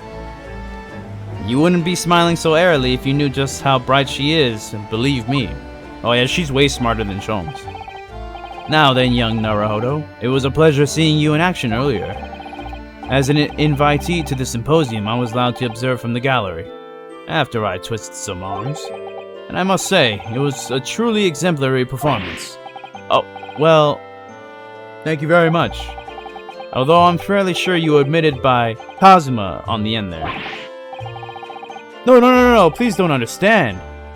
It was you who impressed me. Really? You didn't miss a step against Asogi, and we all know how capable he is. Really, to have matured into such a fine defense lawyer in less than a year is quite extraordinary, sir. The series is called Great Ace Attorney. It's very kind of you to say so, and really nice to hear. What I saw in court today confirmed what I've been hoping for. Kazuma being a prosecutor is freaking bad. Bro, when I saw Kazuma... First, when we saw that Kazuma was still alive, I was freaking out. But when we saw the face reveal... I mean, we knew his face before, but like in the new getup. And then like you find out that the professor was his father. And, you know, we gave him his sword back. Like, that was such a cool moment. And then we see him in court. And he's badass in court too, like... Oh, it's so good. Oh. The favor I mentioned yesterday, Naruhodo, I trust you haven't forgotten. Oh, no, you did mention something, didn't you? But first, we have something to report, Father. Of course, of course. Shall we take tea while we discuss matters further? I wonder where Judge Jikoku has got to. I'm sure we'll ask him. Yeah, about the Reaper. Father, do you know about the so-called Reaper of the Bailey? I've heard rumors. Some members of the judiciary explained it all to me yesterday. The vengeful prosecutor Kazuma just fits him perfectly. I love this game. I would say so. Like when we saw him in the first game as a defense lawyer, like you could tell he was like very confident and he had a lot of sass. So to kind of see that like on the reverse side as the prosecutor is actually really cool. Of course, when I was visiting a student here in London, the Reaper was yet to emerge. Right, he didn't appear until after that case when the visiting students had already returned home. Lord Van Zieks, who was in the dock today. That was Barrick, the younger brother of Clint Van Zieks, I believe. That's right, and he's known throughout London as the Reaper, as you've heard, but the truth is, it wasn't him behind all of those mysterious deaths. It was somebody else. I see. So what you're saying is, there's been a professional killer at work here? Exactly. Someone by the name of Asa Shin, in fact. I beg your pardon. Did you say Asa Shin? You mean that Giselle Brett woman who was responsible for killing my great friend? Oh no, a friend of yours was killed? Professor Mikotoba. I mean, I think perhaps we shouldn't discuss this right now. Like, I just imagine Ryunosuke gonna be like, shut the fuck up. Shut up. We don't want to talk about that right now. Because the friend of the professor is talking about is Dr. John H. Wilson. And that's not something we want Iris to find out about. Not like this, anyway. Poor Gregson, by the way. He's an awesome character. Honestly, I like Gregson a lot. But to be honest, with this revelation that he was like the mastermind of the whole Reaper organization, or at the very least, he planned out the assassinations, as far as we're led to believe right now, like it makes me like conflicted. Like I liked Gregson a lot as the detective of the game, but then on the other side, you're like, but he was kind of responsible for the deaths of a lot of people. You know, so it's just like, I don't know.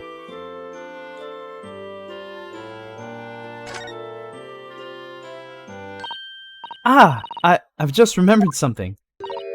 Biscuits! This hotel has the most delicious looking biscuits. The mystery just kept going, dude? That was rather out of the blue. She's doing this deliberately. I think I'll go and see if I can purchase some. I wonder, would you like to come too, Iris? Oh, yes! You just try to leave me behind.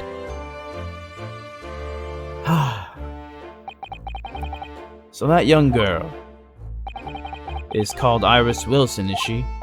Yes, that's right. And she's the author of all those adventure stories starring the great Detective Sholmes. The name of the credited author isn't Iris, is it? It's Dr. John H. Wilson. Yeah, I know. That's the name of her father, you see.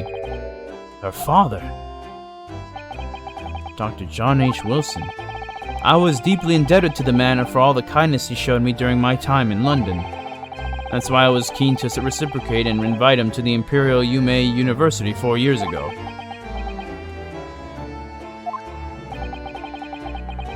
But he was murdered last year by Giselle Brett.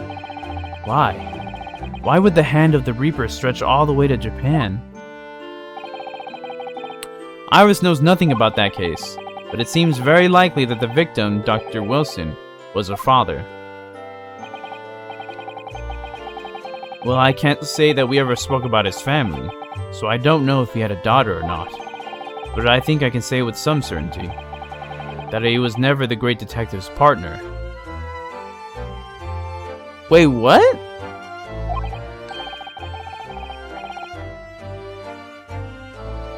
Wait, what? But it's... I mean, I know they changed the game. I know they changed their names because of, you know, localization. Like, the name change is kind of funny and genius. Wilson and Sholmes. It cracks me up. It's just... like, I know, like, the original name is Watson. So, like... But that's who his partner was, though, right? It was Watson. So, I don't understand this one. But, so it could have been another Dr. Wilson, you think? Well, John and Wilson are both common names, after all. Still, it's probably best not to mention this to the young lady until we can be sure. That's what we thought, yes. We're back with cinnamon biscuits. Oh, they smell delicious, Iris. I think cinnamon will go very well with the tea they serve here. Don't you, Susie? Yes, I'm sure you're right, Iris. Judge Jikoku. I haven't seen Judge Jikoku for a while, have you? Guilty, ha ha ha.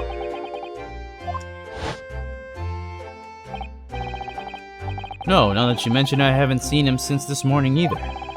I suppose since the symposium's opening was postponed, he'll have gone to explore the great exhibition.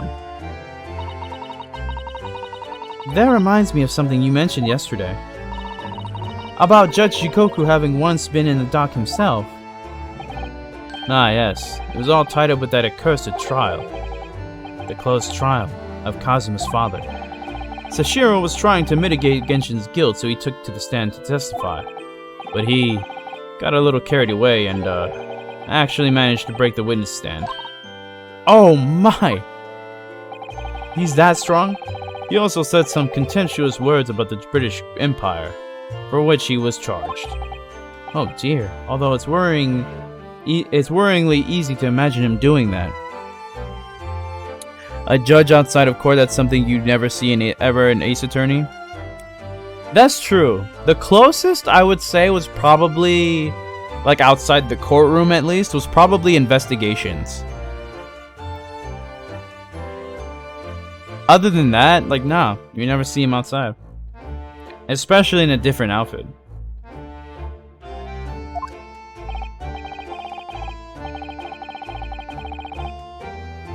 Well, it was alright in the end. He was acquitted and we returned home to Japan together.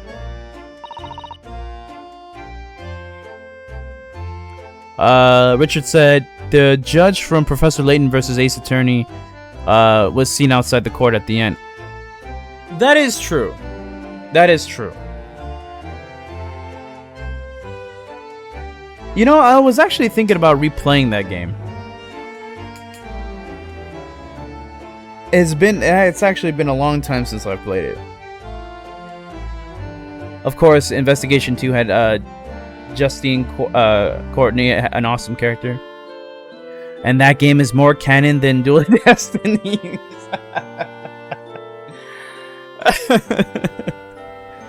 I forgot Dual Destinies and Spirit of Justice were spin-offs, bro.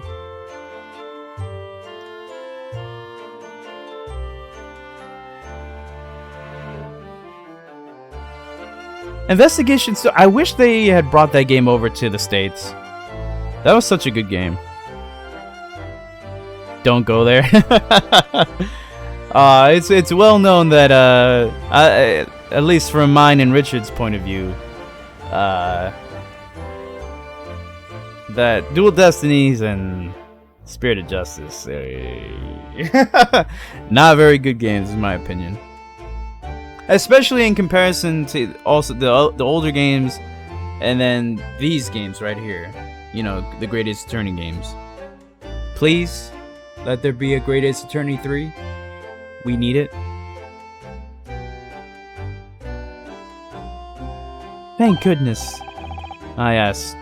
Speaking of Sashiro, I have a copy of the photograph we all took together here yesterday. Please. That's a good photograph.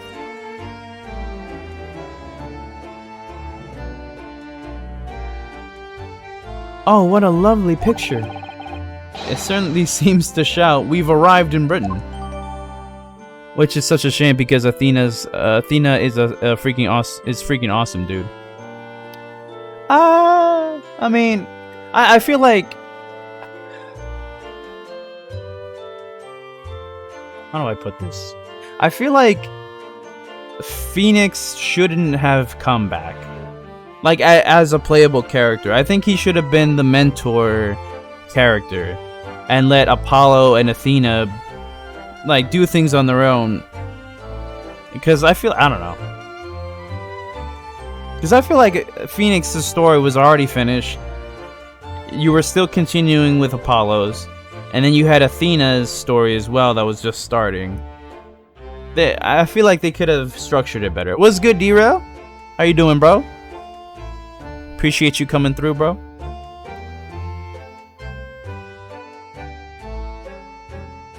I think Apollo could have used another 3 backstory. And then there was that too, like in Apollo Justice Ace Attorney, like he had no backstory. He was just some random attorney who worked at Gavin Law offices. And then in Dual Destinies, all of a sudden he brings up his best friend Clay. And then in Spirit of Justice, like, oh yeah, I was raised in the kingdom of Kurain, and I had a adopted father, Dirk, and oh my god. I'm good, just been lurking. How are you, fam? I'm doing alright, bro. In Apollo Justice, you learn he's half magician. Alright.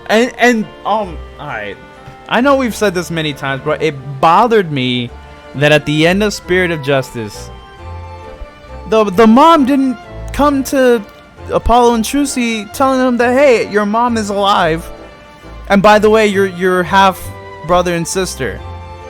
Like she was still talking about, oh, I'm gonna wait until the time is right. Like, okay.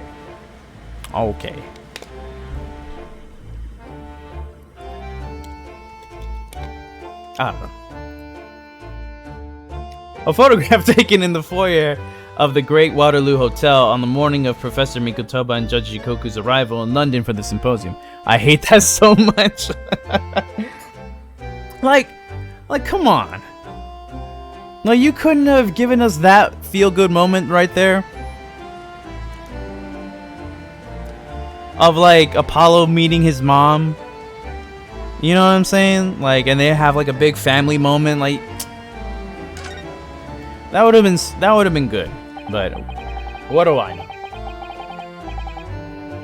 Damn, that's fucked up. None of us had any idea what was coming when we took that, did we?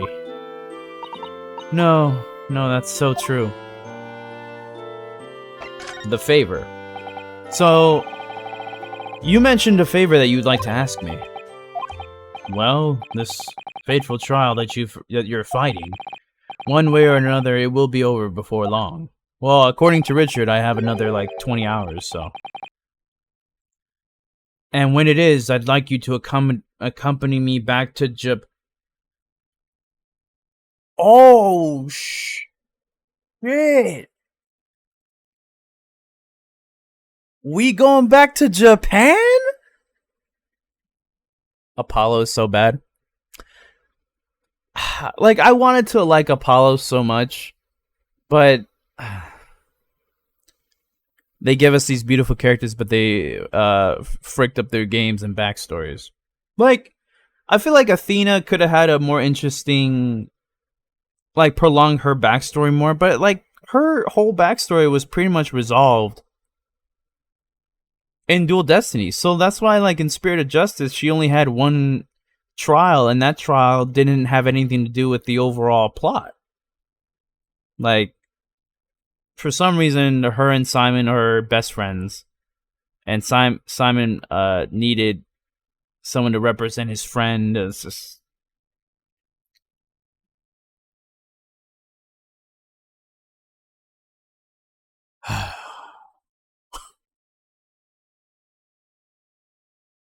I'll just put it this way: there were a lot of missteps. She got the third case syndrome.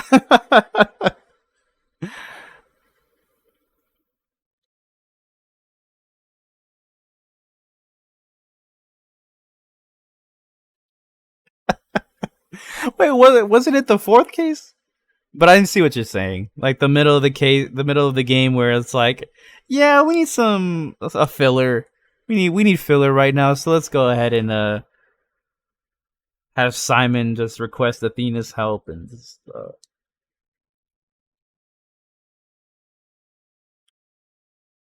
I'm hoping, if there is a Great Ace Attorney 3, please. I wonder if it'll take place in Japan then. Because Professor Mikotoba is asking us to go back to Japan. You want me to do what? Father, what's the meaning of this? Are you trying to set up a sequel? Now, Susato, you should understand.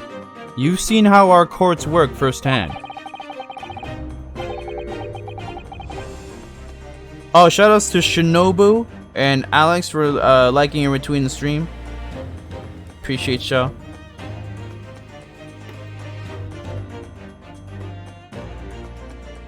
Japan's judicial system is in its infancy, especially when it comes to defense. Oh, you mean... The Supreme Court of Judicature is in desperate need of a good defense lawyer. As soon as possible. Really quite urgently, in fact. There you go! This is where the third game can take place.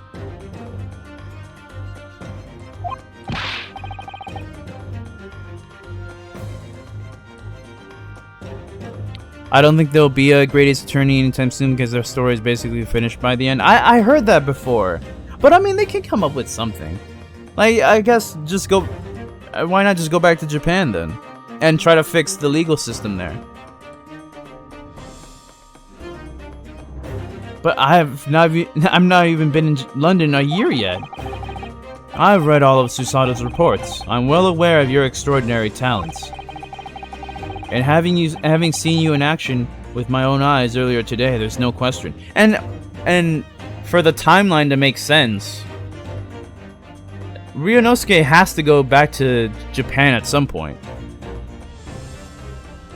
So I don't know. I just want there to be a Great Ace Attorney 3. I don't want Great Ace Attorney Dual Destinies.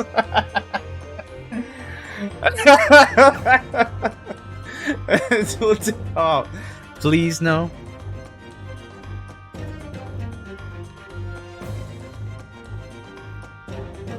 I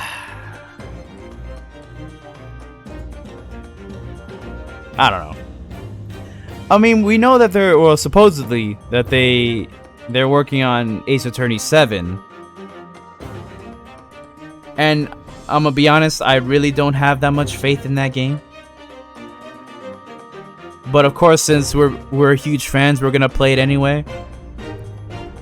I know me and Richard are gonna shill for it, but if it ends up being trash, I'll shill for it, but it'll hurt me on the inside, bro. These two games work because the stories are so freaking amazing. If you look at case 3, the murder case doesn't make sense at all, but the story is so engaging. That's what I'm saying. It all ultimately comes down to Shu Takumi and whether or not he wants to continue this. I'm pretty sure Ace Attorney 7 has been in development for 7 years. They've restarted development multiple times, bro. It just really depends on him and whether or not he wants to continue this story, or maybe they want him to work on the next Ace Attorney game in the mainline series. I don't know, or if at all he even wants to go back to that mainline series, because he hasn't really been a part of it since he had a little bit of involvement in Apollo Justice, but after that it was just kind of other people doing it.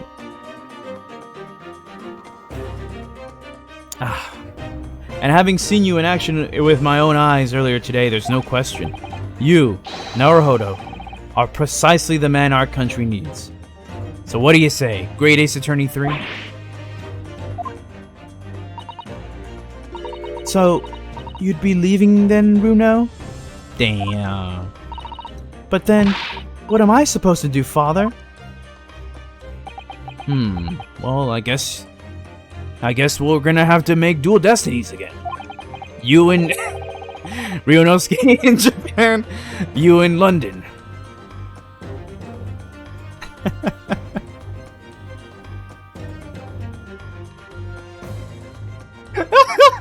Oh my god. Oh. You came here to serve as Asogi's judicial assistant. Oh yeah, she's supposed to be Kazuma's assistant. Our government is still in the process of deciding how best to deal with his situation, though. You've always chosen your own path, Susato, and I trust your judgment. In this matter also. Father! Please, the pair of you, don't look so downcast. It's merely a suggestion, you understand. A hope, if I'm honest, but I won't force you. All I ask is that you consider it, and come to a decision by the time this trial concludes. Oh, no pressure. Jesus. Susato is the best judicial assistant ever? Oh yeah, way better than Maya. Way better than Maya. Maya's... No, I think Susato's cute. Susato, I think, is cuter. And I know, like, in the beginning, like, some people were kind of complaining, like, oh, Susato's, like, boring in comparison to Maya. But you know what? Considering that this series is known for having wacky characters, I feel like having somebody like Susato is more refreshing. I do like Maya, though. I'm not saying I don't like Maya. It's just...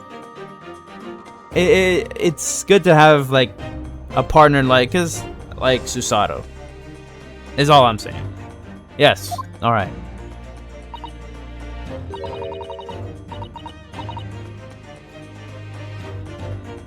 Susato's been kidnapped and accused of murder 0 times. Just saying. Imagine if somebody used that as like, well, you know, Maya has been kidnapped like what? 3 times? Accused of murder 4 times. So she's like the better assistant. People complaining Susato throwing people around as boring. I mean, that is, and you know, she's very into like mysteries and obviously the adventures of Sherlock Holmes. So she has her own quirks, but she's not like over the top like Maya is, you know. Who's saying that? This was back when the game first came out, so you know, obviously people are looking at it from like a, you know, they're gonna compare, you know what I'm saying? Now I think most people are like, oh, Susato's great, especially now that we, by this point in the second game, you spent more time with her and you kind of understand her more.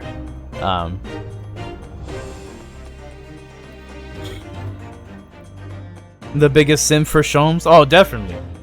Definitely. Although I don't understand. Susato has stood in the courtroom herself. She's beyond just a judicial assistant. I mean, honestly, she'd be a lawyer if it wasn't for, you know, those laws that say that women can't stand in court. Understandable, because I'm a sim for Sholmes. You know, Susato has her own objection theme. I think that proves that she's better than Maya. I honestly don't understand the Susato's fascination with Sholmes. I mean, obviously like, he's not supposed to be like a one-to-one, you know, version of Sherlock Holmes. But I feel like they kind of made him a little too silly, and he's pretty dumb. I don't know. I'm not saying he doesn't have any brains. I'm just saying like he's obvious. Like if there was ever gonna be a parody of Sherlock Holmes, it would be Sherlock Holmes. That's all I'm gonna say. You won't leave, will you, Runo? The thought hadn't even crossed my mind. Up until now, I've just been trying to do what I believe to be Kazuma's will. But it turns out that he's still alive, so he's theatrical and that's perfect for him. I think it's great for, especially for the dance of deduction that he does. That's a cool game mechanic.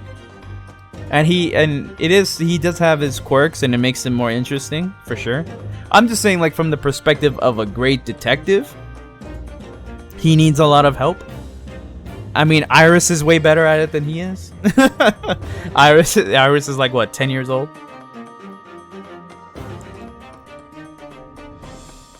Dun, dun, dun. Where does that leave me?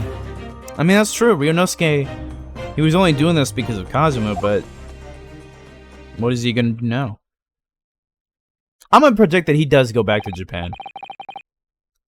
Well, if you excuse me now, I need to telegram government ministers and the Japanese police with this information about Asa Shin. Of course, Father. Thank you. I look forward to next month's installment, Miss Wilson. Oh, good. And please do come to Baker Street sometime, won't you? We'd love to entertain you. I would be delighted. The best of luck for tomorrow, Naruhodo.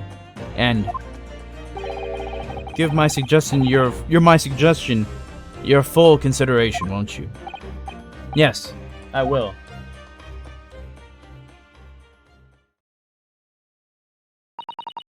You know, Kazuma-sama has always meant a great deal to my father.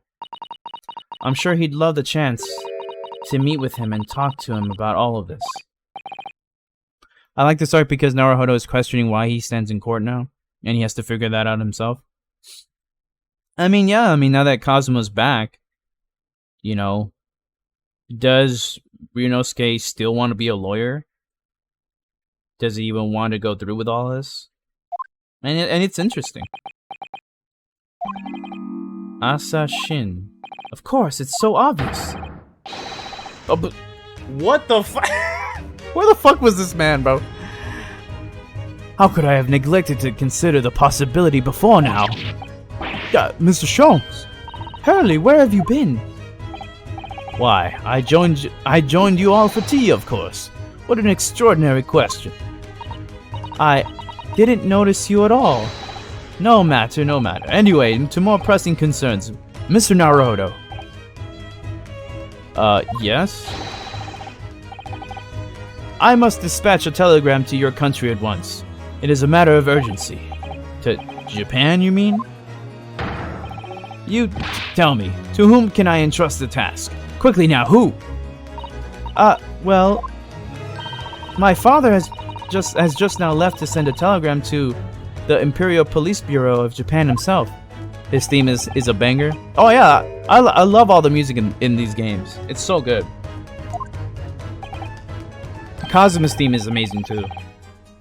Well, he looked reliable enough for a bearded fellow. I don't think what father sports could be considered a beard, Mr. Sholmes. There's not a moment to lose. Kindly ask your trusty unshaven father to see this is sent. I will, but what is it? No questions at this time, if you please, Mr. Sato. All we can do is pray that for once, my deduction is awry. Doesn't that imply... This right here. Doesn't that imply that your deductions are normally correct, Mr. Sholmes? Which isn't exactly... Now then. You may be surprised to learn that I am a very busy man. I certainly have no time to hide behind sets and eavesdrop on other people's conversations. So that's what joining us for tea meant.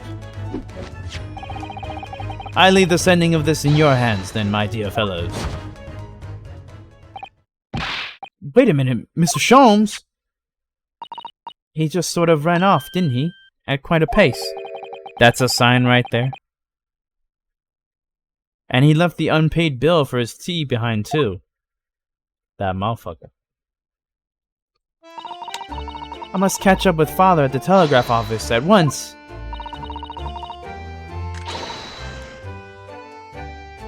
Is he really just hamming it up? I don't know. Hey, this man, it's been done so many times, bro. Look, I'm not saying he's not smart. I'm just saying... I don't know what I'm saying.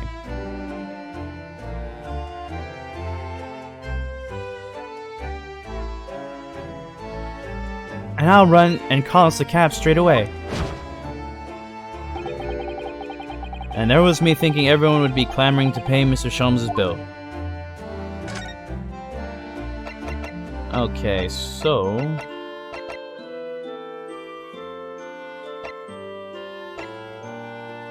Is Mr. Vigil back?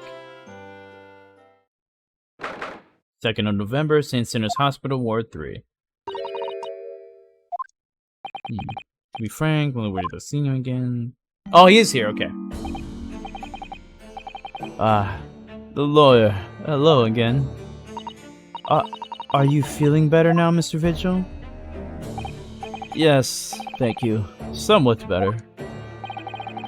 I'm so sorry to have caused you to... I mean, it was because of me. If I hadn't exposed your secret and forced you to remember things you obviously tried to forget.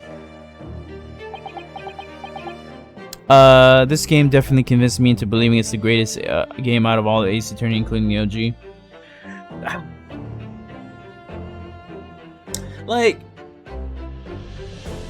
Like I want to say that with certainty, but like,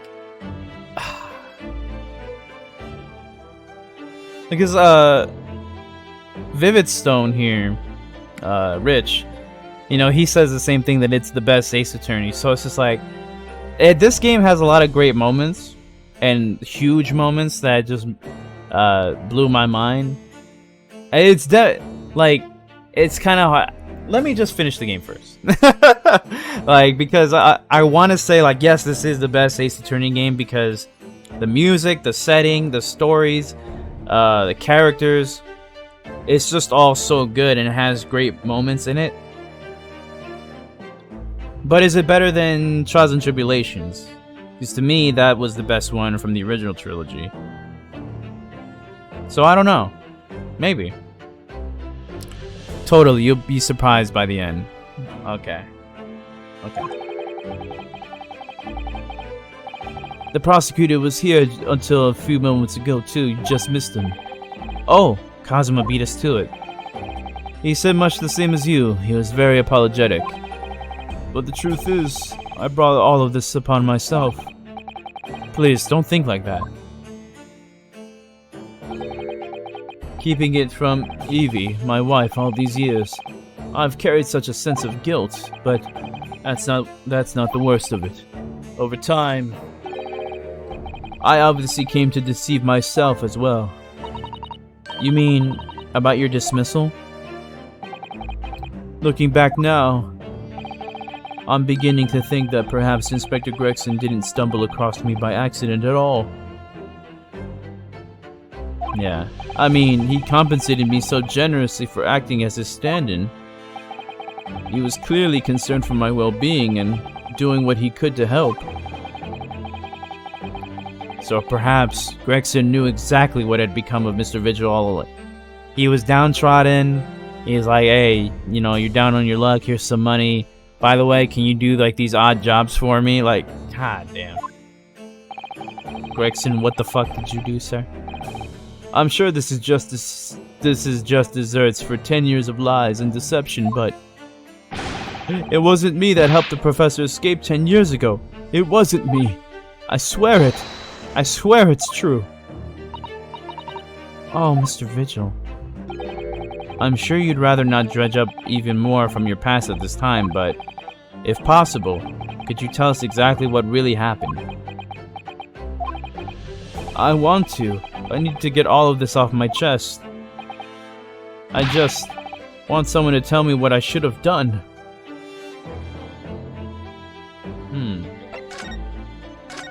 Gregson's request. Inspector Gregson was obviously engaged in a special operation of some sort. He was investigating something that even Scotland Yard couldn't know about. Details of the Reaper's marks, yes. It was when he had to carry out those investigations that I would take his identification and impersonate him. You'd pretend to be the inspector and carry out investigations on his behalf. Oh, no, never. A common street peddler couldn't possibly carry out a proper police investigation. All I would do was go to a specified location and make a little hoo-ha. Just something to leave an impression, so everyone there would think a detective called Gregson was here. So, that's what you were doing on the day prior to the incident? Yes, he asked me to make an appearance at the park on Lime Street for the Red-Headed League event. So as usual, I flashed the inspector's identification around and was very vocal about my presence. But then you were taken prisoner by those red-headed fraudsters. Yes. So, you always make it a point of showing Gregson's identification and generally being loud. That's what the inspector asked me to do, yes. Well, that's one way of becoming a legendary detective, I suppose. Not a good one, though. And as you know, I suffered this bruising around my neck at their hands. But the following day, they kept their word and released me. Without returning the inspector's identification to you, however.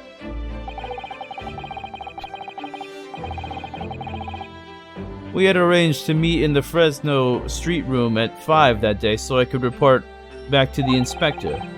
But at the agreed time, that's when I heard the gunshot. It was midnight on 17th of June, 10 years ago. That was the time scheduled for the execution. But the professor's execution never actually took place, did it?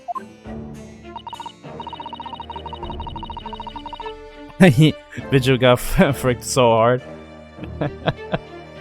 So if what he's saying is true, then it kind of sounds like someone set him up with the whole letting the professor go thing back 10 years ago.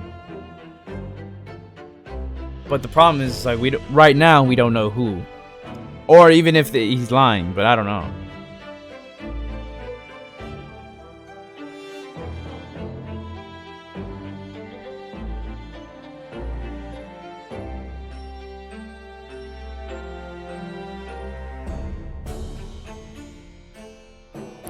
Or rather, the execution himself must have been used to effect the plan of escape. I hardly dare to imagine what a chilling plan it was. Barclay was renowned for being the highest security prison in the country. Everything that went in or out of the place was searched multiple times. But there was one notable exception. Or rather, one notable loophole, something that was never questioned. I have a feeling I know what that loophole was now. The coffins into which the bodies of the executed convicts were placed, correct? Yes. Oh, I just noticed on his hand he has a ring. Once the coroner had confirmed the death of a condemned convict, the body was taken in its coffin for immediate burial in Lowgate Cemetery just behind the prison.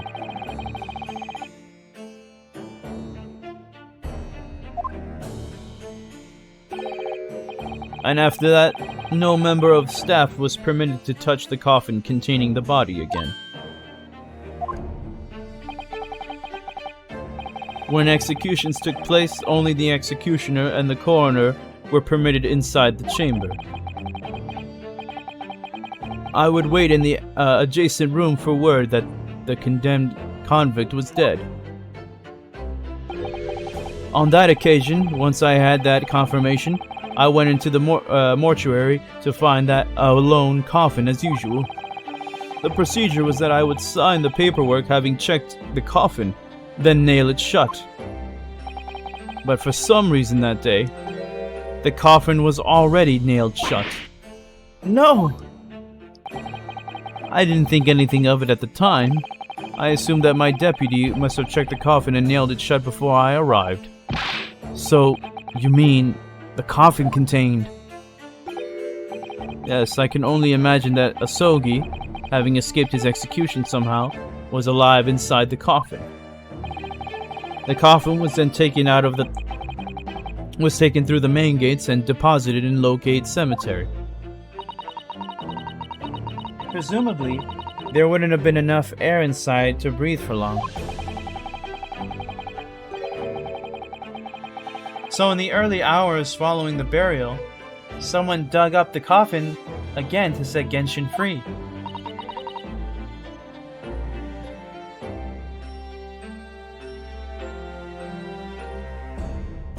But in the end, he was fatally shot in the graveyard anyway.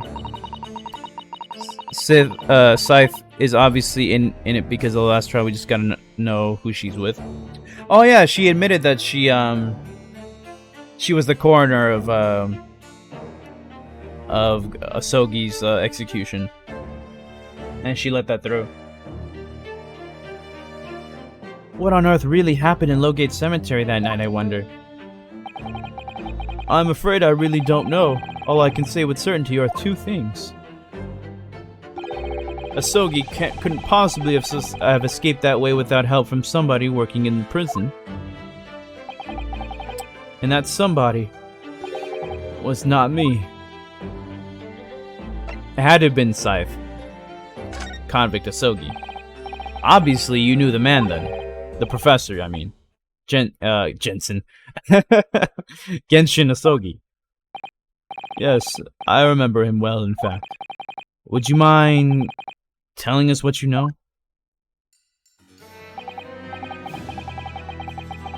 Well, having been condemned to death as he was, any contact I had with the man was short, obviously. After that trial, which was carried out behind closed doors, attended only by elite members of the judiciary, they called for his execution to be carried out at the earliest possible opportunity. The outcome of the trial was set from the beginning, wasn't it? It was a time of delicate diplomacy when Britain and Japan were in the process of signing an important treaty. That meant that this potentially destabilizing case had to be dealt with swiftly and discreetly. I'm surprised I remember the story this much, just because the show leaves a big impression on me. I bet. Because this ties into a lot of the stuff that was introduced in the first game too. And I love when games do that, especially when they have a sequel. Like, stuff that happened in the first game actually is relevant to the stuff happening in the second game.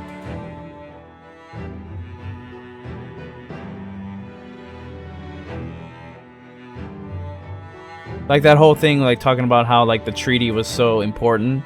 Like that was talked about in the first game, specifically the first trial. The man had less than a week in total. As I was the chief warder, I oversaw his short stay in the cells until his final hour. I remember being struck deeply by his noble character and his incredible resilience. What do you mean exactly? He was a killer of many men, but he was always quiet and polite. He was a gentleman and a man of intellect. In fact, I couldn't bring myself to believe what he'd done, so I asked him one day. Those 5 members of the aristocracy whose lives were taken, were you really responsible?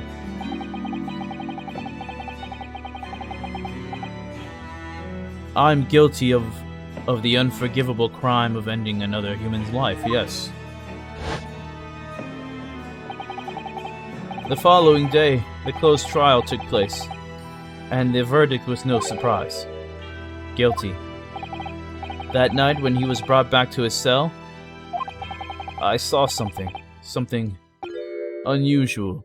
I love game continuity too, something that only happened in Neo Geo Ace Attorney.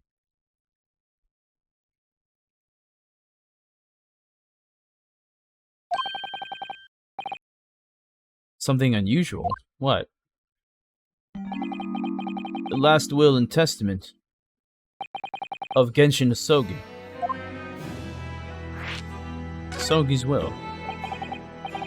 As I said, it was on the night following his trial, after he'd been found guilty. I was doing the rounds of the cells, and when I looked into Asogi's, I noticed that he seemed to have a sheet of paper in his hand. His last will and testament, then, I presume. As soon as he noticed me, he hurriedly shoved it behind his back. But why did you find that so unusual? Isn't it normal for a man to pen a will when he knows his death is nigh?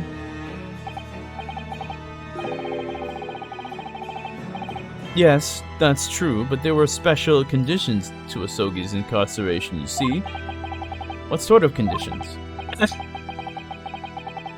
Well, even though he was held in a cell designed for condemned inmates, he was allowed to keep his personal effects with him, with one exception. Really? He was allowed his things? That is unusual, certainly. Of course, he had been convicted of killing 5 members of the aristocracy. But at the same time, He was a guest in our country from the Empire of Japan. The powers that be were determined that his final day shouldn't be needlessly uncomfortable. And what was the exception you mentioned to the personal effects he was allowed? That's the point. He wasn't permitted to have writing materials. Specifically, no pens or paper. So, he was prevented from leaving any written record of what had happened to him? Yes, that was the long and short of it. I have no idea where he obtained that paper. Any writing materials would have been confiscated from him upon his incarceration. As I said, he hid the paper behind his back and then he pleaded with me. What did you just hide behind your back? Please turn a blind eye. This is my lifeline. But you know it's against the rules. You're the only person who's seen. If you just agree to keep quiet. Alright then. Well, what's on that paper? A last will and testament. This will is the only weapon I have left now.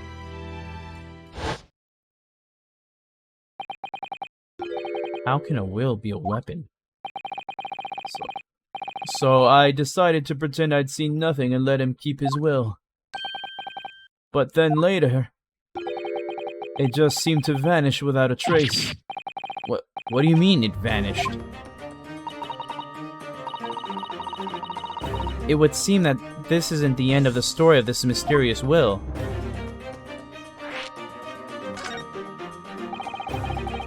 I was the only person who saw Sogi's will. But it somehow disappeared. It was after Asogi's execution, which was actually an elaborate jailbreak. The warders gathered up Asogi's possessions that were in his cell. They were all to be sent back to his family home in Japan, you see. To poor Kazuma-sama. And you're saying that it wasn't anywhere to be found among his personal effects? The will, I mean. That's right, though I didn't search through them myself. But Governor Caden was livid. He was screaming. It cannot disappear completely. That doesn't quite make sense though, does it? In what way? Well, we'd understood that only Mr. Vigil was aware of the will's existence. In which case, how did the prison governor know to look for it? Oh, yes, you're right. I really don't know how he knew, but it certainly seemed as though he knew of the will's existence from the outset. Only he didn't refer to it as a will. What he said was the Asogi papers. The Asogi papers. Dude kept his freaking sword, but wasn't allowed writing materials. Oh, what's good, William? What's up, bro? Do we know who did it yet? As far as who killed, Gregson, no. But we found out a lot of details about Gregson, though. Oh my god. Positive Attitude said, not yet. Yeah, we haven't yet. I really can't tell you anything of the subsequent events. Shoutouts to William for liking in between the stream. Appreciate you.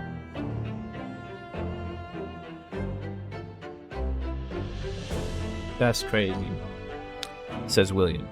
Well, because, of what happened. Your dismissal, and the way you blocked it all from your memory. Oh yeah, William, I was right, bro.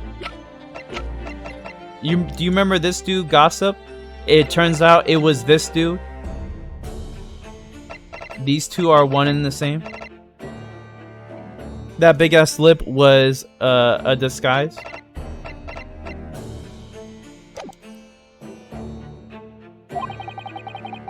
I'd forgotten all of this until today. I don't suppose it's relevant to the case, though. Well, anyway, thank you very much for sharing it with us, Mr. Vigil.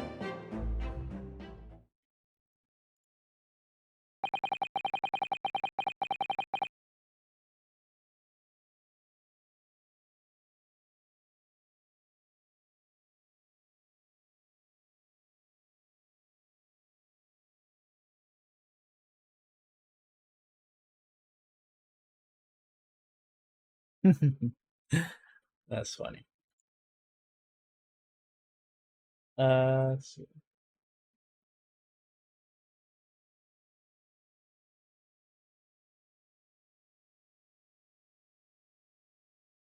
My bad. There we go. I'm afraid there's really little more I can tell you. My wife Evie will be here shortly, so I do hope I don't appear too rude, but... No, not at all. Thank you again. But what will become of you now? Well, impersonating a police officer is a criminal offense, of course. I imagine that once I'm fully recovered, I shall be arrested. I'm so sorry. Don't be, please. This was all my own doing. I always knew that this day would come. Well, I wish you well. Goodbye, Mr. Vigil. Damn. I feel bad for him. Duh! What the fuck? Before you... Sir, calm down. Before you go, there's just one thing. Yes? What is it? The Asogi papers. I'd be very grateful if you'd make no mention of the things I told you about them. Presumably for some good reason. It's my understanding that their very existence is a closely guarded secret. If it became known that I'd remembered, well, it could be rather troublesome, I think. I understand. Damn. Some sort of will that Genshin Asogi penned just before his death. Which the man himself claimed was his last weapon. I wonder. Perhaps it had something to do with his plan to escape. If there's anyone who might know more about a document that Kazuma's father left behind, it would be Mr. Vigil's governor. Then we know precisely where we must go, back to Barclay Prison.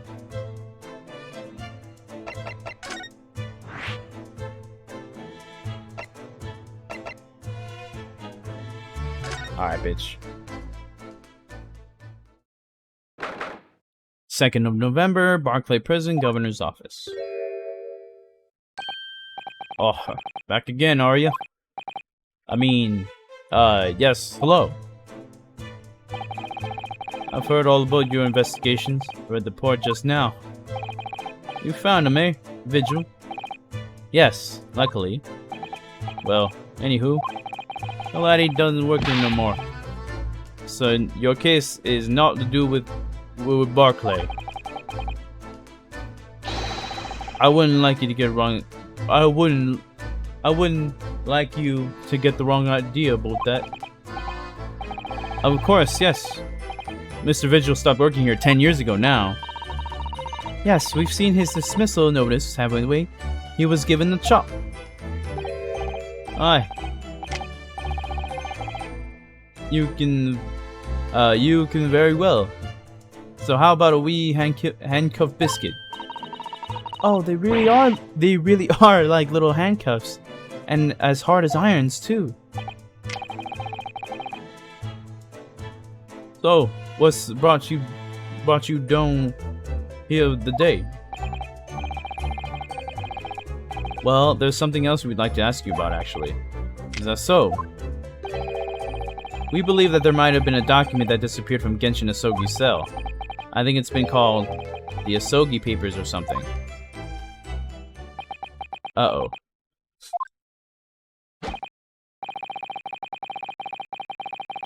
Did I not say? Gregson's death is not to do with things that might have happened at Barclay. Leave the past in the past, laddie. That's not for the boat, with irrelevant details. His expressions changed completely. We're clearly onto something here.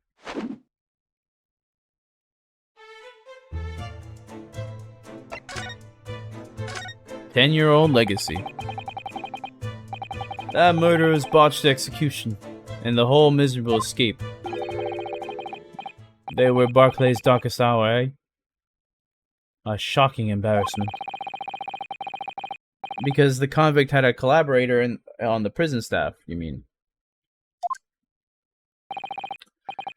Aye, for shame. The coroner who confirmed the death of the man after his execution, Courtney's side. And my chief warder at the time, Vigil, who was in charge of the whole affair. Because Mr. Vigil says he didn't know anything about it. The rascal wouldn't say otherwise, eh? More handcuffs. Oh, how could I say no? You can never have too much iron in your diet. When Mr. Vigil was handed his dismissal notice as a result of what had happened, he was so despairing, he jumped out of your office window, didn't he? I didn't like to say, but that's just Vigil trying to get out of it. Do you not think he wouldn't have jumped from the shock of his crimes being exposed, eh? I do. You wouldn't say otherwise, though, would you? Of course, I can't share all the responsibility myself. I shouldn't have let him deceive me. Actually, there's barely anybody that knows what went on at the time now. With Gregson having been murdered and Dr. Scythe forbidden from having any visitors. No visitors. Someone obviously doesn't want her giving anything away. Well, we're not going home empty-handed. I wouldn't have dreamed of sending you packing with no kimmer. Here, have a handcuff or two.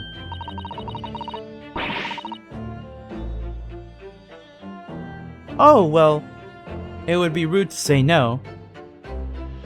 Wouldn't want to become anemic. I suppose if there's anybody who might still know about what happened back then, it'd be that last from the forensic division, Maria Gore. Maria Gore? Aye, Scythe's daughter. Oh, yeah, we did meet her for like a brief conversation. She didn't have no more, just the one. But the wee Barnes followed her in her man's footsteps. You didn't ever see her without a scalpel in her hand. Ah.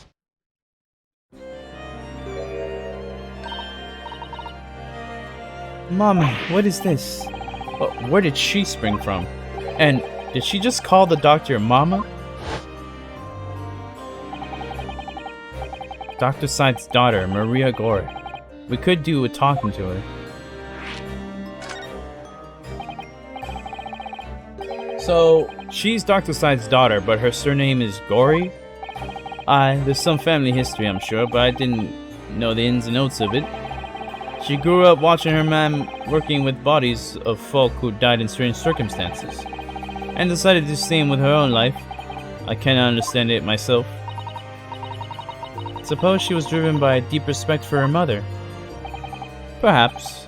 Anywho, she was in charge of Gregson's autopsy, I believe. Right. And the coroner responsible for this incomplete report. Someone told me once that the wee lassie always loved her mom's stories about cutting up bodies. There's even a rumor that she used to listen to the funeral march as a lullaby. Damn! Well then, perhaps her mother might have told her about the autopsy from the case 10 years ago. Aye, I'd say there's a fighting chance at least. After all, that was a life-changing case for all of us. We really need to speak with Miss Gorey herself about this, I think. Well, thank you very much. I'm no happy about any part of this. Took years for Londoners to finally forget the whole professor business. Can you not give up on this, laddie? Stop asking pointless questions. I'm sorry. I don't like dredging up these painful memories for everyone. Can you not just stay away now? Leave me alone and don't come back here, eh? I gotta ask you. How'd you come to know about that, laddie? There's no many folks even here in the prison who would have heard of those papers. Well, I can't tell him Mr. Vigil told me. I'm afraid our sources must remain confidential, sir. AKA, it was Vigil. We've been led to believe that the papers are actually a last will and testament, is that right? The professor's, or rather, Genshin Asogi's.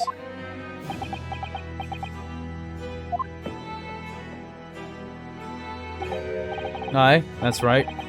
You're well informed, Jimmy. Oh, is that the end of the silent treatment? But then after the convict's execution, it mysteriously vanished from his cell, didn't it? I was no. You're off at a half cock there. I think you didn't quite get your facts straight. It was there in the cell, exactly where it should have been. Oh, not what we heard elsewhere. Let me just have a wee hole around here, so I'm sure I can find it. Oh, what's up, Zach? Aye, here you are. See? The last will and testament of Genshin Asogi, written with a calligraphy brush. Of course, I can't read a word of those Japanese squiggles. But I mind it says... Chillin'? Hey, that's what's up. But I mind it says he leaves all his worldly possessions. I'm doing good, bro. How about you? But I mind it he says he leaves all his worldly possessions to his son back in his homeland. Yes, that's correct. That's the gist of it. So these are the Asogi papers. Aye, of course they are. Ah, that's what's up, bro. Of course they are. Papers written by Asogi. No doubt about it. There's no mystery here, laddie. That's your lot. After all, the Stramish, oh, that's like... Bro, this man speaks so weirdly. Stramish... Oh, you did? That sucks, bro. So that's the last of an execution. We sent the man's possessions back to his clan in Japan, and that was the end of it. I think we ought to make a record of this, Mr. Naruhodo, just in case. The last will and testament of Genshin Asogi that Mr. Vigil claims disappeared after the convict's execution. Apparently, Mr. Asogi described it as the only weapon I have left. One thing before you go on your way, Mr. Naruhodo. Oh, yes? Those papers have nothing to do with Gregson's death. I prefer it if you didn't make no mention of them outside this office, or rather, I wouldn't just prefer it, consider it an order from the highest levels of our government. I understand.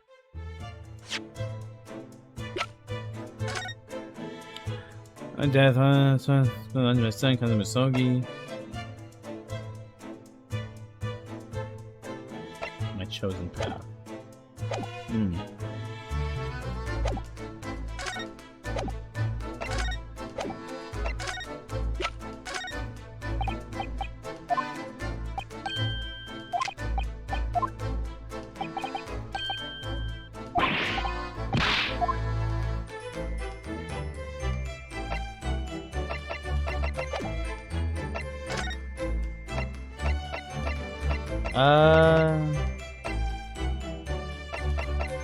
Where should I go now? Maybe back to Vigil?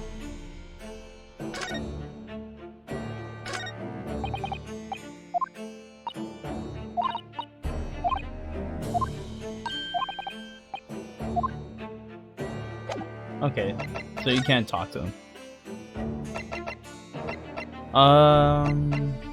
Lord Chief Justice's office, maybe? Ah, here we go. 2nd of November, British Supreme Court, Lord Chief Justice's office. No arguments, Prosecutor Asogi. You will continue with the trial exactly as I instructed. Is that clear? Perfectly. It's Kazuma-sama. Defying Lord Strongheart by the sound of it. He never did know when to back down.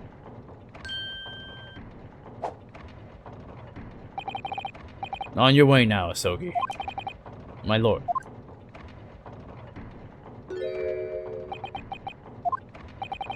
Kazuma.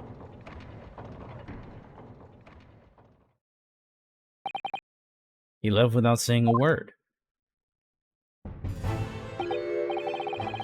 Yes? What are you doing here? Oh, well, I was just hoping to ask you a few questions if you wouldn't mind. I wanted Van Zeek's trial concluded today, but prosecutors of Sogi's unwelcome inquiries are going to make it longer than necessary. Unwelcome inquiries? As a result, I'm losing even more precious time. Currently 2 hours, 55 minutes, and 41 seconds. 42, 43. Then we must resolve everything before 3 hours have passed, Mr. Naruhodo. In a miraculous not even 5 minutes? Anyway, I can't let the man's obvious bad mood put me off. I need information. The Reaper. Does Prosecutor Osogi believe that Lord Van Zeeks is the Reaper? I wouldn't know. It was 10 years ago, in that fateful closed trial, that Lord Van Zeeks made a name for himself among the judiciary. But the next trial he fought, he lost. It meant the ringleader of a criminal organization was acquitted, thanks to all the jurors being under duress. That's awful. The man's freedom was short-lived. He lasted just 3 days. Damn. Yes, let me see. He died in a rock slide at his... A rock slide? At his place of work, I believe. Correct. That was the inauguration of the Reaper of the Bailey. And people believe that Lord Van Zeeks was responsible. He was brought to trial himself, but it was shown to have been an accident. So he must have had a solid alibi then. Nevertheless, the mysterious deaths continued. In total, 16 people perished in unusual circumstances, ostensibly at the hand of the Reaper. That's a long run of coincidences.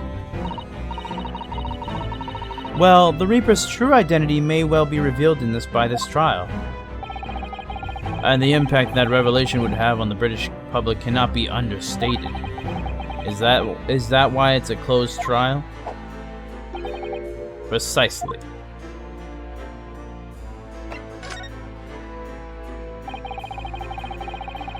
This country hasn't seen a closed trial for 10 years. So the last one was the professor's? The trial of Genshin Osogi? Correct. Actually, we heard that originally you were going to prosecute that trial yourself, Lord Strongheart. Van Zeeks entreated me to relinquish the prosecution to him, that he might avenge his brother's death. And here we are, 10 years later. With the son of the man Van Zeeks had condemned now looking to avenge his father's death in the same way. They do say that what goes around comes around. However, it would seem that the new young prosecutor is harboring some ulterior motive as well. Kazuma is? I like my organization to run smoothly in the exact manner that I prescribe. As with the giant clock in here, I won't tolerate a single cog being out of step with the others. So that's what all those gears are about in here.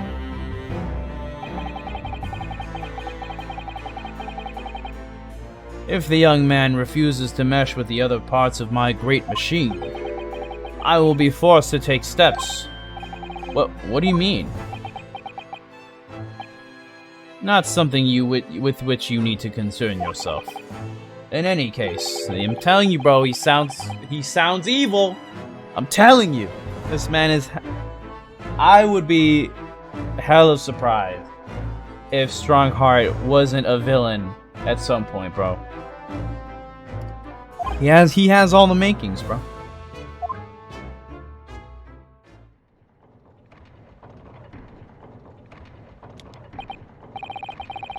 Now I shall have to ask you to excuse me. As of this moment, I've been delayed from attending my next meeting by precisely 3 hours. Oh my, that is a long time. And I hold you entirely responsible, even though we miraculously managed to fit everything into not even 5 minutes. I wonder if you might agree to us, talking with Prosecutor Asogi. Discussions between the defense and the prosecution outside of the courtroom are generally frowned upon. However, I will make an exception in this case. Now go. You can find him in his office. Oh, thank you.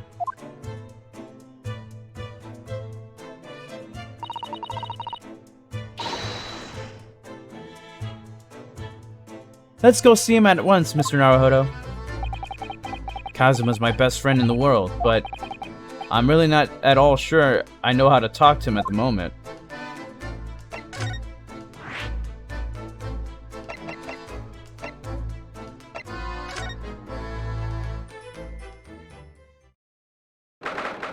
Second of November, prosecutor's office.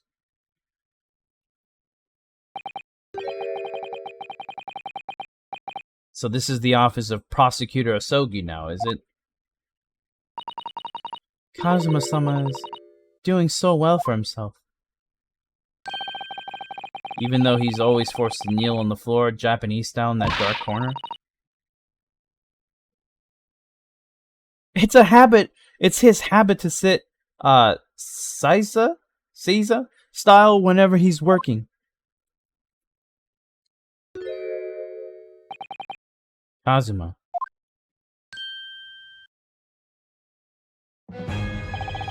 I thought it wouldn't be long before you paid me a visit, Ryunosuke. I was right about what I said, wasn't I? Sorry?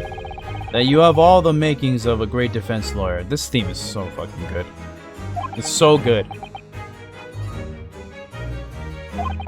Well, I always believed that you'd fulfill your dream by advocating in the British courts. I just never imagined for 1 second that it would be as a prosecutor. Seeing you stand in a foreign courtroom so gallantly realizing your dream, Kazuma-sama, I'm truly happy for you.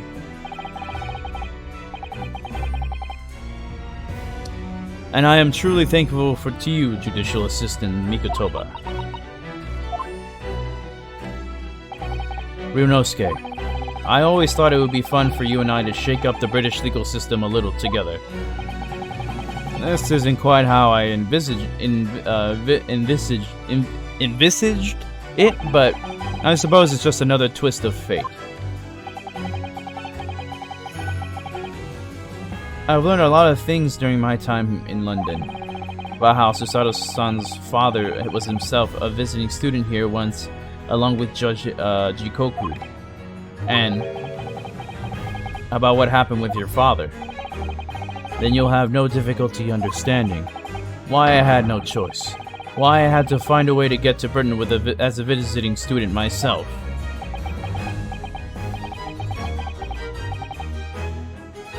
I want to hear it from you, Kazuma. As you wish, Ryunosuke Naruhodo.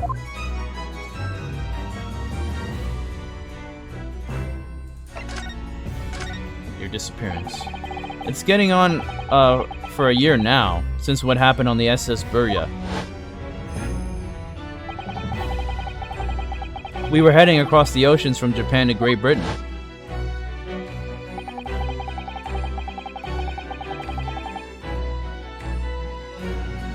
When a bizarre series of coincidences led to those tragic events, I thought I'd lost my best friend forever. I must have been unconscious for a long time. When I awoke, I was lying on a bed. It was a narrow little room. There was a posy of flowers by the pillow. It took me a little while to realize that I was in the cabin of a ship. I slipped out of the room, then headed up onto the deck. Were you already suffering from amnesia at that point? Yes. I didn't know what had happened or where I was. There was just this voice in my head. You have something to do. Something no one else can know about. Go to Great Britain. Your task awaits you there. It was a calling I couldn't ignore. It compelled me relentlessly.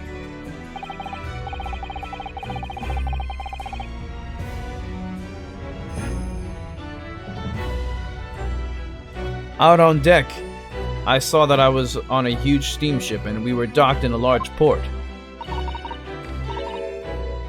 It must have been Hong Kong. Yes, it must have been. Presumably just before they were due to carry your body off the ship.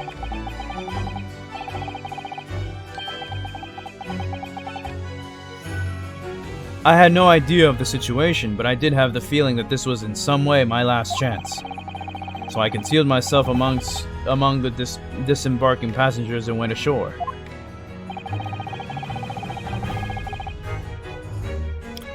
Then I disappeared into the crowded streets of that foreign port city, so I could plan my onward journey to Great Britain. Just under a year ago, with all my past memories lost to me, I was left behind in Hong Kong. Everything was foreign to me. The sights, the sounds, smells, my head reeled. I was truly at a loss. I realized now that I had escaped as a dead man, with nothing but the clothes on my back. No money, of course.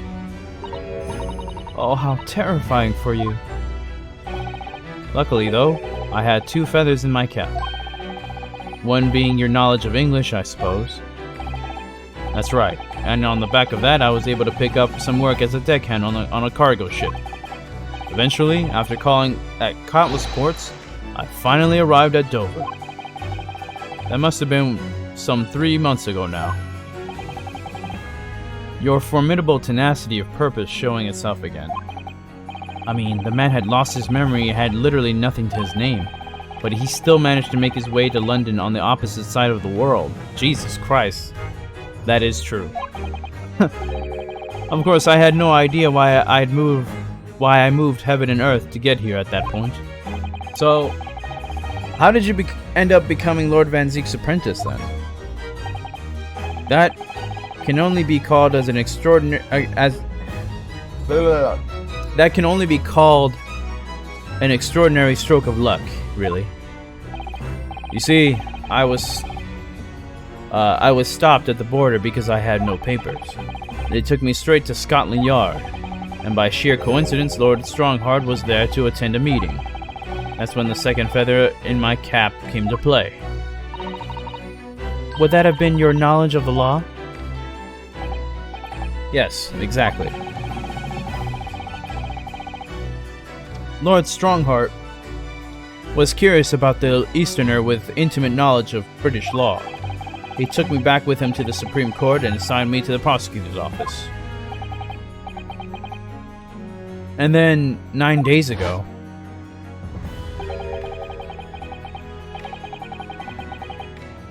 you finally got your memory back after the trial involving Drubber. Yes, I did. Ever since I first met you at Yume, you talked about your dream.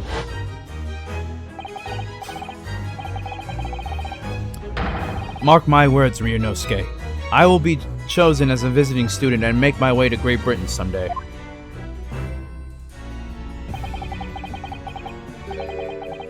Did you know the entire time about what happened to your father here? 16 years ago.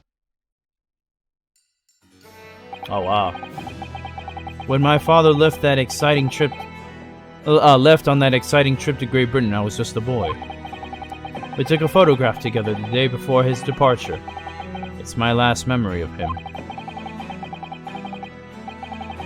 But what I remember most about my father is his unswerving sense of justice. 6 years after he left, a gentleman called at our family home. He told me that Genshin, my father, had taken ill in England and passed away. It was Professor Mikotoba, your father, Susato-san. Oh my! Ever since then, the professor was very good to me. He even helped to fund my university education at Yume. I'll be forever in his debt. But nevertheless, I just couldn't bring myself to believe what he told me. Then one day, a letter arrived at our house from Britain. There was no indication of the sender, so I opened it assuming it was from an old acquaintance of my father. What I read in that letter changed my entire life. What did it say? It said that my father had been a mass murderer, and that the writer cursed the Asogi name. Oh no! As a result of that letter, I found out what had been hidden from me all these years.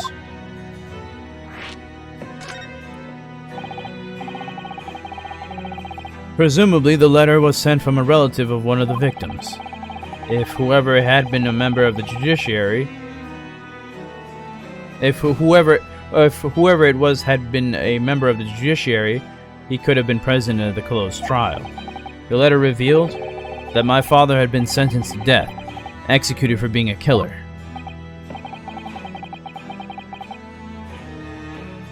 I'm so sorry you had to find out that way. I imagine the British government did its very best to silence whoever sent that letter. But someone who knew the truth couldn't bear the resentment of but someone who knew the truth and couldn't bear the resentment was always going to be a problem. But still, it could have been written by anyone. Why would you believe such a thing?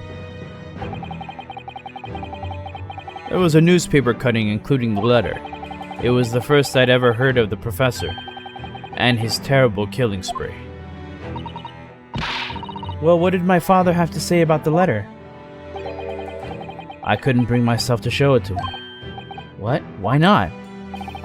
Because he deliberately concealed the truth from me by telling me my father was taken by a fatal illness. That couldn't have been easy for him, and he'd done it out of consideration for my feelings. So instead, I showed the letter to Judge Jikoku. To the other visiting student. He faltered for the briefest of moments, but then he just laughed the letter off. But in that moment, I saw it on his face. He was undeniably shocked, shaken momentarily before recovering his poise. A year later, my bereaved mother succumbed to the strain of grief, and she too passed away. That's when I made up my mind that one day, without fail, I would cross the seas to Britain and seek the truth for myself. The truth about my father, Genshin Asogi. And I wouldn't let anyone stand in my way. Oh, Kazuma-sama.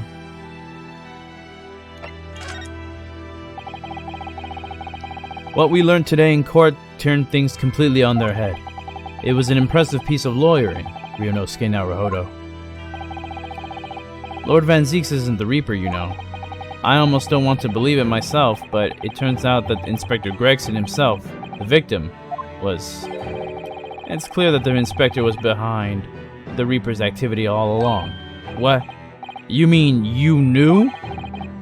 The real question is who's been giving orders to the inspector. Yes, Barak Van Zieks is the real Reaper. And I know that 10 years ago, it was him who decided my father must be a mass murderer and sent him to his grave. No, he was merely seeing that justice was done as the law dictates. He's not to blame. Ultimately, it's people who condemn people.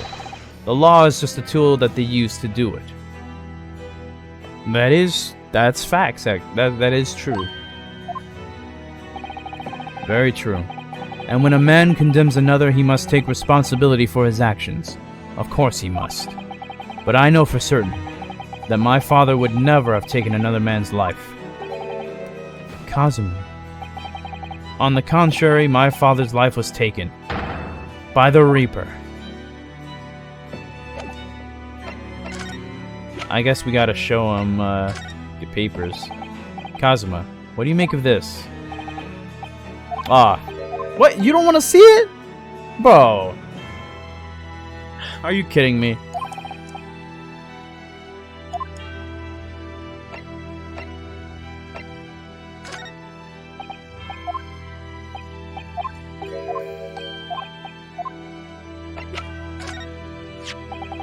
Kazuma, this is your armband. Actually, I think it's yours now. Sorry? You're the defense lawyer. You have a talent for it. I've always known that you would. And now, you've chosen to take that path in life. As your friend, I couldn't be happier for you. Or more proud. Kazuma, so you keep hold of that. Besides, I'm a prosecutor now. That armband would have no meaning for me. Well, if you're sure, thank you, my friend. The gun? Ah. The Reaper. At last I get to take my revenge. Kazuma, Lord Van Zieks isn't responsible for your father's death, and he's not the Reaper. He's the defendant and deserving of a fair trial. You mean, like the one my father had? Damn. Damn. He's also right about that. It's a closed trial now, too. The conditions are exactly as they were 10 years ago. And even if it ruffles some feathers, I have a plan to show that man for what he really is. Kazuma.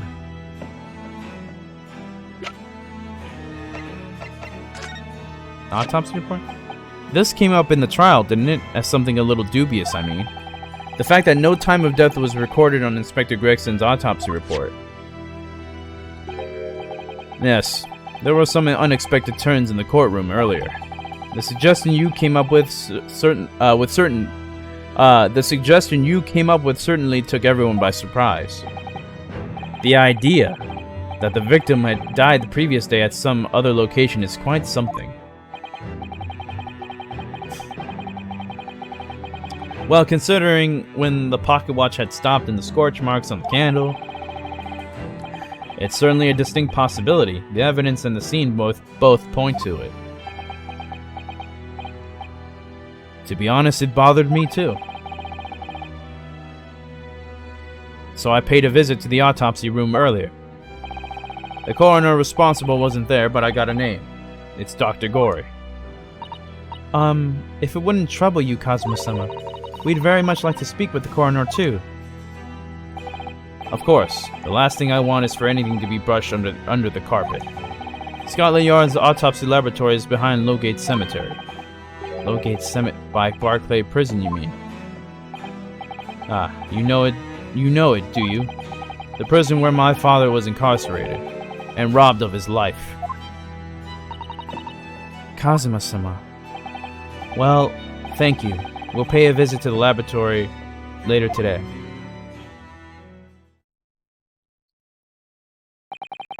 Ryunosuke, I want to thank you. What for?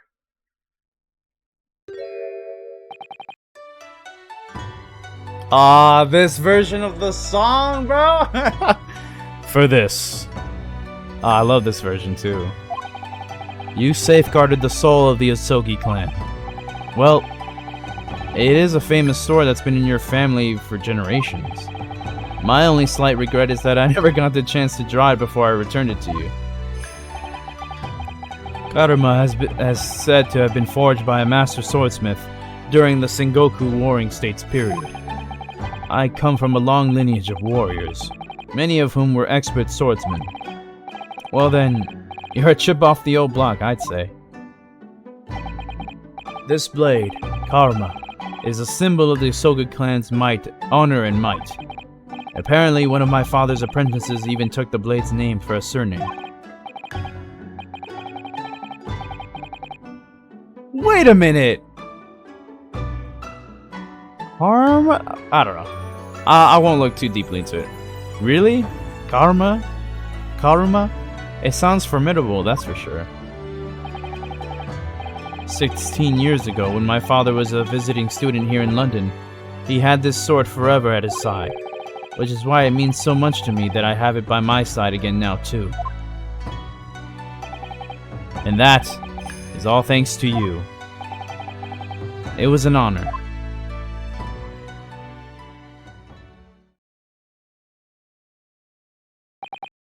Now, I have preparations to make for tomorrow. Perhaps I said a little too much.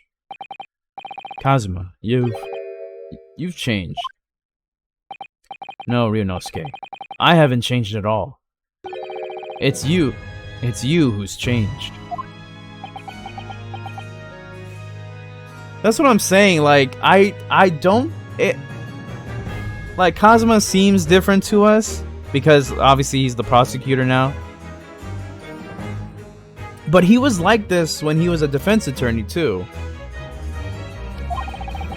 I can completely understand your resentment of Lord Van Zeek's given what happened. But the fact is, those events in this case are, well, unrelated. Is that what you want to say? How can you be so sure? What do you mean? Never mind. That man is the Reaper, and it's for that reason that the inspector was killed. I'm going to prove it as much in court tomorrow, by whatever means necessary. I can't let you do that, Kazuma. I know you'll do what you have to as a lawyer, but I'm sure I don't need to tell you that I won't be taking any prisoners in the courtroom. I would expect nothing less. Until tomorrow, then, in the Old Bailey.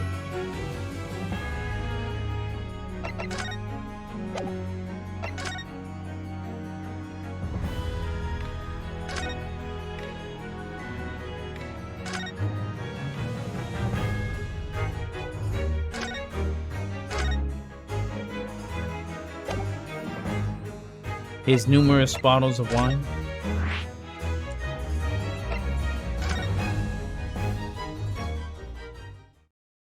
Oh, shit. What the fuck? 2nd of November, Forensics Laboratory. This place really is creepy, isn't it? Well, being a dead room, it's probably full of the spirits of the dissected. But actually, there's a rather pleasing scent of roses in the air. Well, being a dead room, the coroner probably needs a bold scent like that to mask the odor of death. Iris, do you think we could change the subject? Aw, shit. What? What was that? That's an uncomfortable noise. How did we not notice her sitting in her chair? Dr. Gory? Oh my god. What? That noise before? I was sharpening my tools. I'd be dead meat if I didn't keep a perfectly keen edge on them. Right. When following the collagen fibers in the dermis, an expertly sharpened scalpel cuts like cheese. Would you like a demonstration? Oh, yes, please. Iris, no! Iris, no! Then I think you'll do nicely. Huh? No, I wouldn't do nicely at all. I mean, maybe some other time. Was that a touch? Well, we came here to ask questions, so... Converse. Time of death. We have actually met before. I'm a lawyer, if you remember. You're not dead yet. Huh? So, Mama said I wasn't to cut you open. She's so strict about things like that. Well, good. Dr. Scythe has some scruples, at least. Oh dear, it looks like she's not interested in talking to us, for the time being anyway. For the time being? You mean until we die? I hope that's a way off.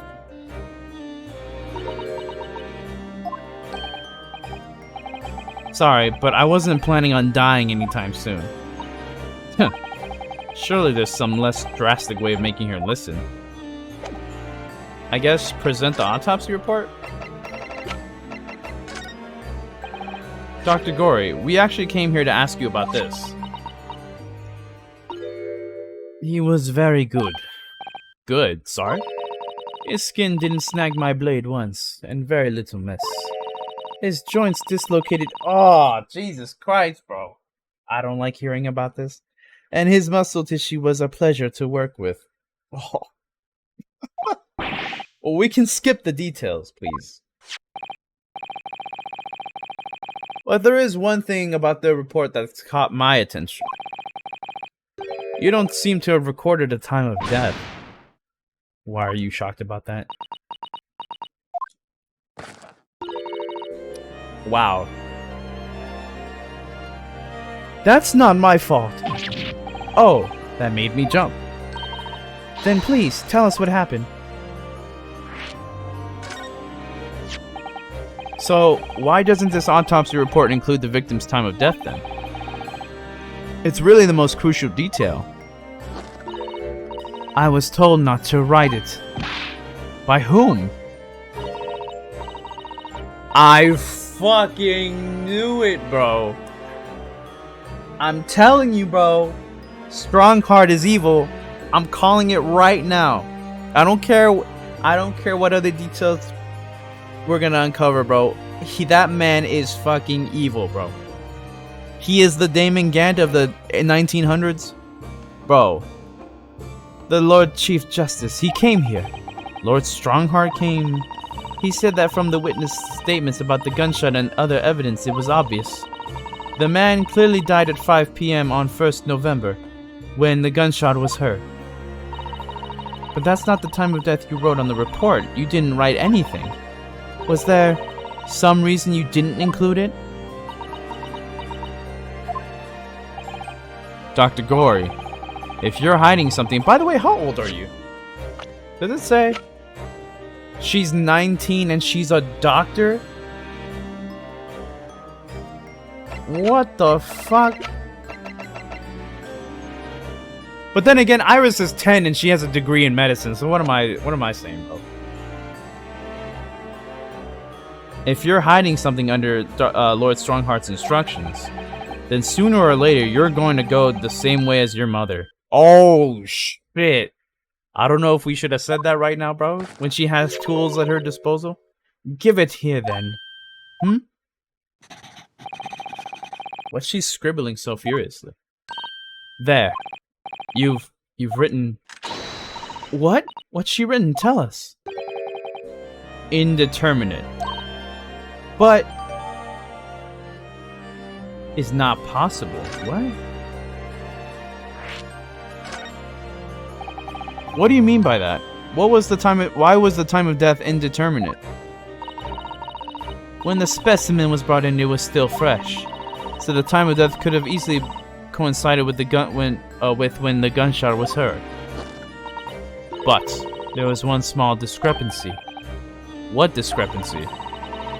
There was some fried fish in the pocket of the specimen's overcoat. And that fish had started to rot.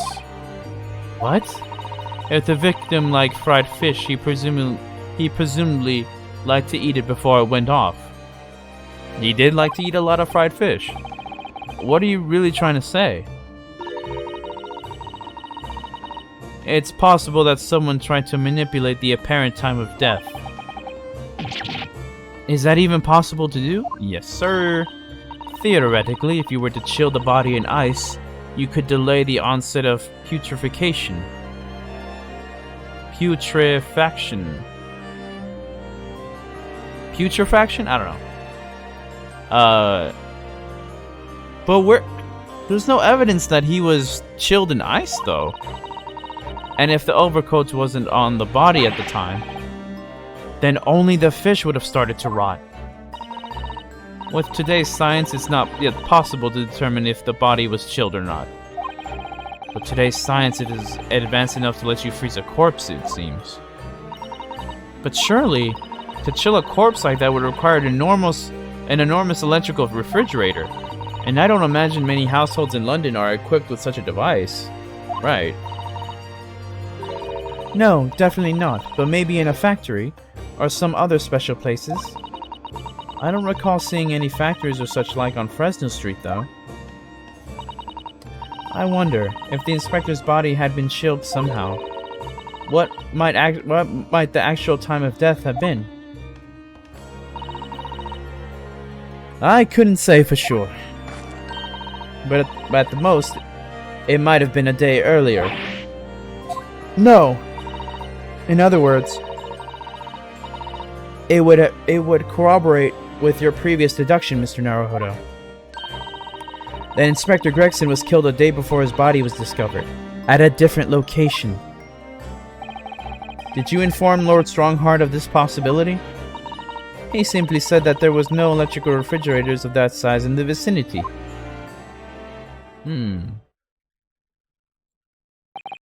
Oh yes, one other thing. It's something the governor of Barclay Prison told us. He said that your mother, Dr. Scythe, was responsible for confirming the death of the professor after his execution. The professor. Apparently, you always enjoyed listening to your mother's stories about her work, so we were wondering if you might know something about what had happened 10 years ago. That's not all Mama did. Sorry? My mama carried out the autopsy of Clint Van Zeeks as well. What? Really? The brother of Lord Van Zeeks, the professor's final victim. The idea of carrying out an autopsy on a member of the aristocracy was completely unthinkable back then. While the detective in charge of the investigation insisted, and it was miraculously authorized.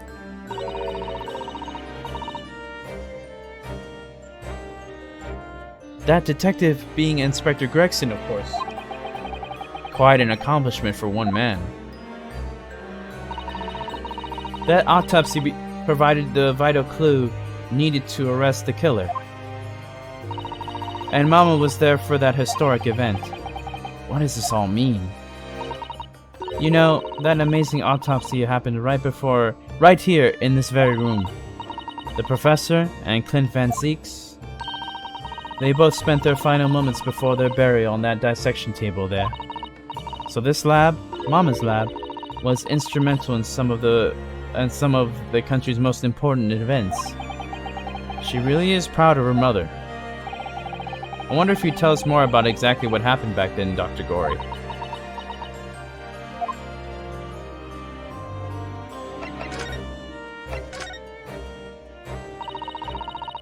The professor's execution was Mama's first big case.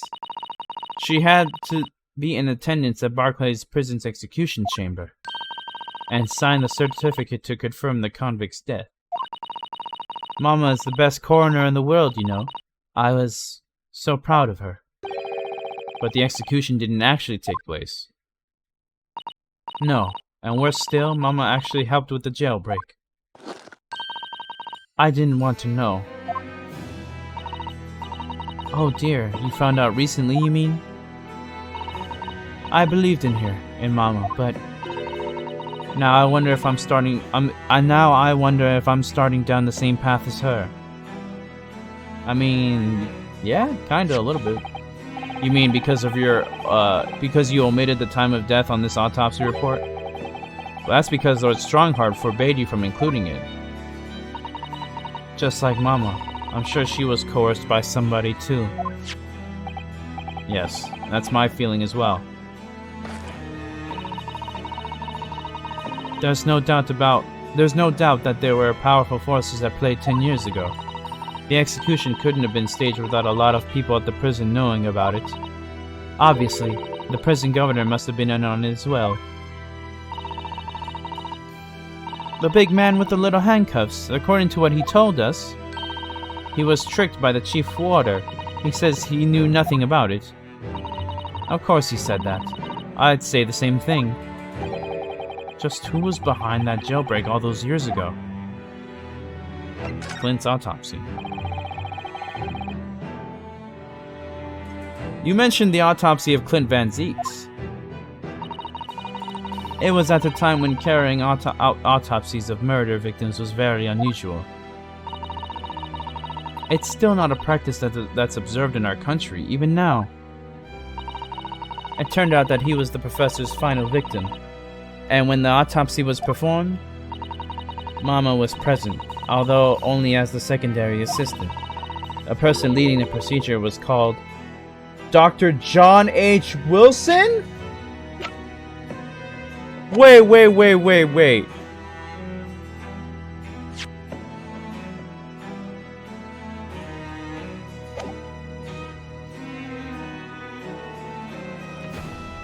That's how he's connected. That's right, my daddy. And there was one other person present, the primary assistant. He was a visiting student from the Far East. Wait, a visiting Mikotoba? It must have been my father, Eugen Mikotoba. I had no idea Professor Mikotoba had been involved in something so important. But the outcome of that historic autopsy was the discovery of a vital piece of evidence that led to the capture of the professor. So that's how they came to identify Genshin Asogi as the infamous mass murderer. Do you happen to know anything about that piece of evidence? Can you tell us any more?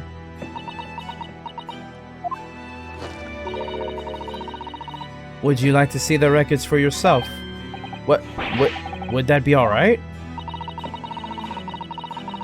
What's the point of keeping records if people can't look at them? They're all filed under V at the back of those cupboards, with the other records from the last decade. Thank you. Let's see, Van Zeeks. That's strange. What, Mr. Naruhodo? They aren't here. There's nothing under Van Zeeks. There must be. Perhaps somebody took them away? No one's allowed to take documents related to the professor case out of this room. But you're right, they're gone. Well, when was the last time somebody looked at them? Do you remember? It was... Oh yes, I remember now. It was 2 years ago. A consulting detective came one day saying he'd like to see the records. No, you don't...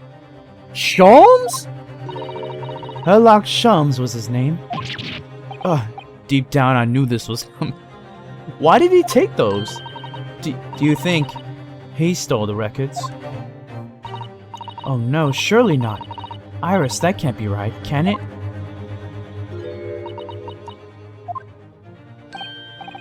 Iris? Ah, shit, she knew. Runo? I hope you don't mind, but... What is it, Iris? I've just remembered something very important I have to do. I'm gonna have to leave you now. Oh, this is very sudden, Iris. What the fuck do you know? Well, we'll come with you then. Oh, no, there's no need. You and Runo can take your time here. Bye for now, then. Good luck. Wait a moment, little girl. Me? I remember now. You've been here before, haven't you? Ah. So she was in on it. Have you, Iris? Yes, 2 years ago, when that detective... Okay, so she knew that Sholmes took it. You were with him, weren't you? You were a living specimen then, too. That's the way it usually works, yes? Was I? I don't really remember. Anyway, sorry, I must dash. Wait, Iris. I'll brew up a pot for you when you get... What the fuck? Yo, is everybody suspicious? Everybody did some shit? What is going on? What's the matter with her? She's behaving really strangely all of a sudden. Well, in that case, we won't keep you any longer either. Smiling with a big-ass machete in her hand. Or big-ass cleaver. It's been quite a while since I had any visitors. This was really fun. The next time you come, I'd prefer it if you were ready for dissection. Alright.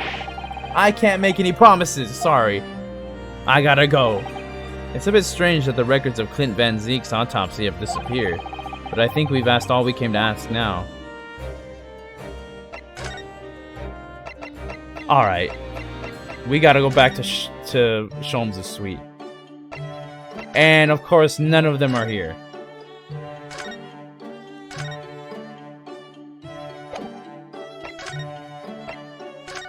Maybe up here? The 2nd of November? Nah, nothing. The street room? That's the only place I haven't been to. 2nd of November, room on Fresno Street. The police are still busily investigating in here then. But Gina's nowhere to be seen. Where is she? Yes, it has been blissfully quiet, hasn't it? Perhaps she's out investigating on her own, practicing what her boss taught her. Well, I expect she'll be back before too long. Shall we wait? Actually...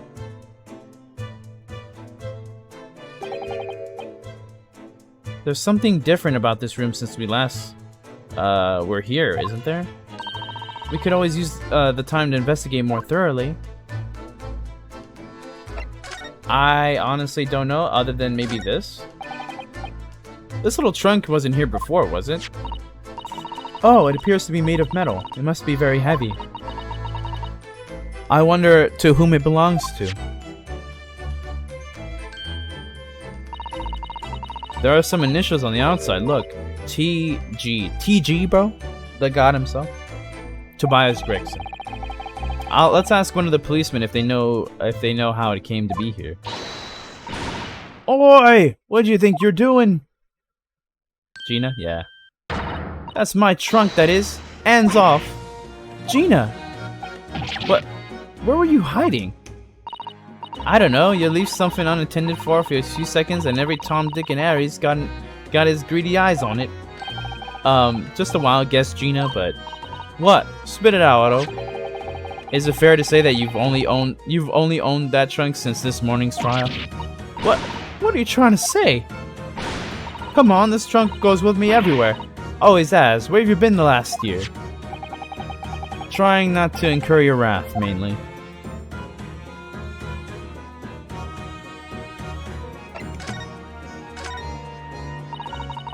You should hear them talking at the yard now. They should be ashamed of themselves. They're saying that it was the boss who killed all them bludgers. You mean the whole Reaper thing? Yeah. Apparently, the boss was investigating stuff that no one else at the yard knew nothing about. Stuff to do with all them criminals what got off scot-free. Yes, the ones prosecuted by Lord Van Zeeks, who used bribery and corruption to evade conviction. Well then, obviously, it was that bloomin' Reaper giving the orders, weren't it? But why would people be suspecting Inspector Gregson of being involved in the killings? There was a notebook in his office. Oh no, this doesn't sound good. It had details about all the crimes that have been pegged as the Reaper's work.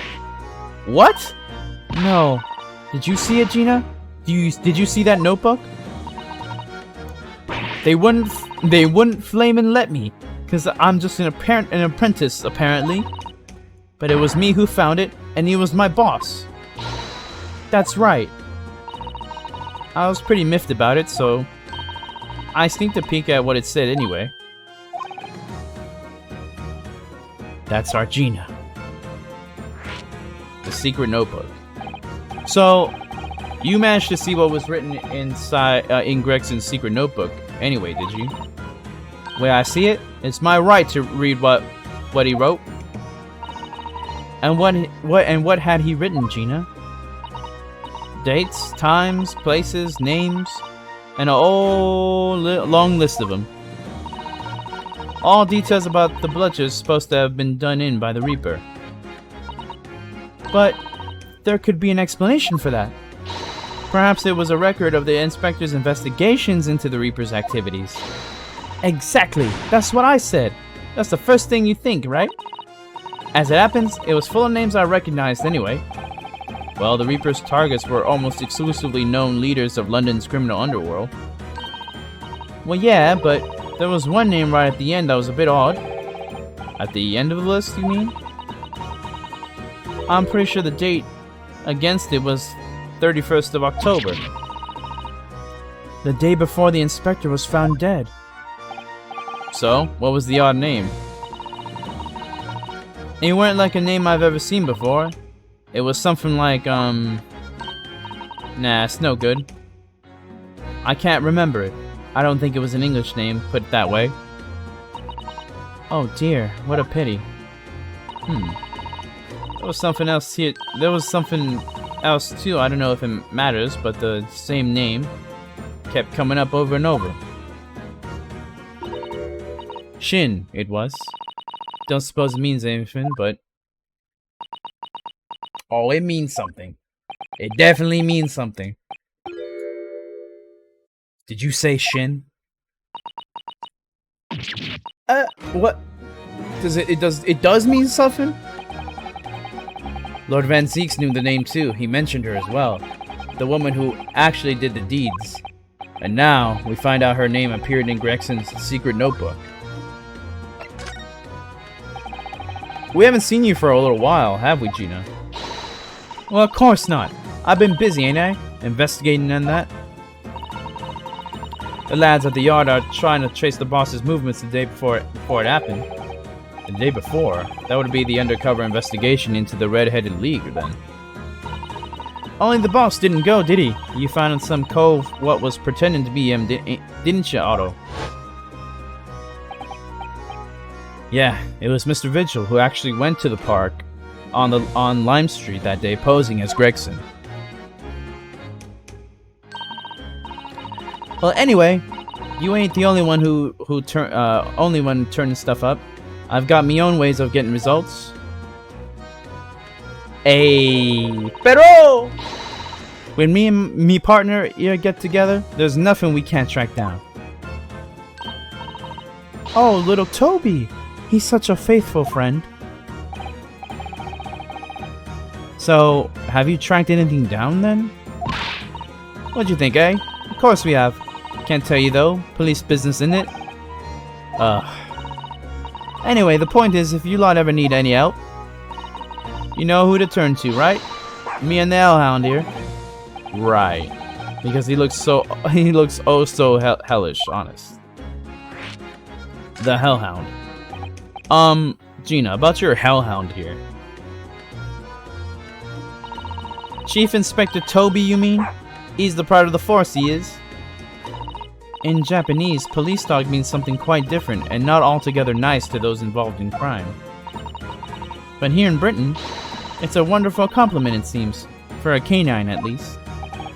It should be. After all, in the Great Exhibition case, the other day, it was Toby here who managed to locate Jebber's workshop. Maybe it's time for another demonstration of what this super dog can do, eh? Do we have something the Chief Inspector could catch the scent of?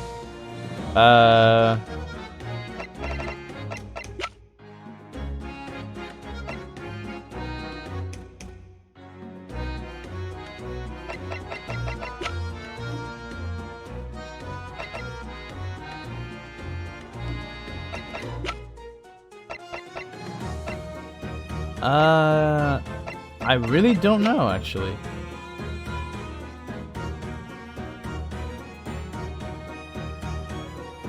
The gun?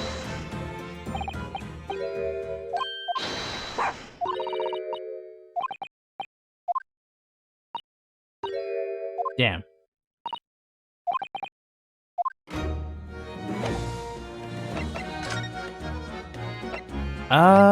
What else? Maybe the hairpiece? Alright, I'm gonna try the hairpiece.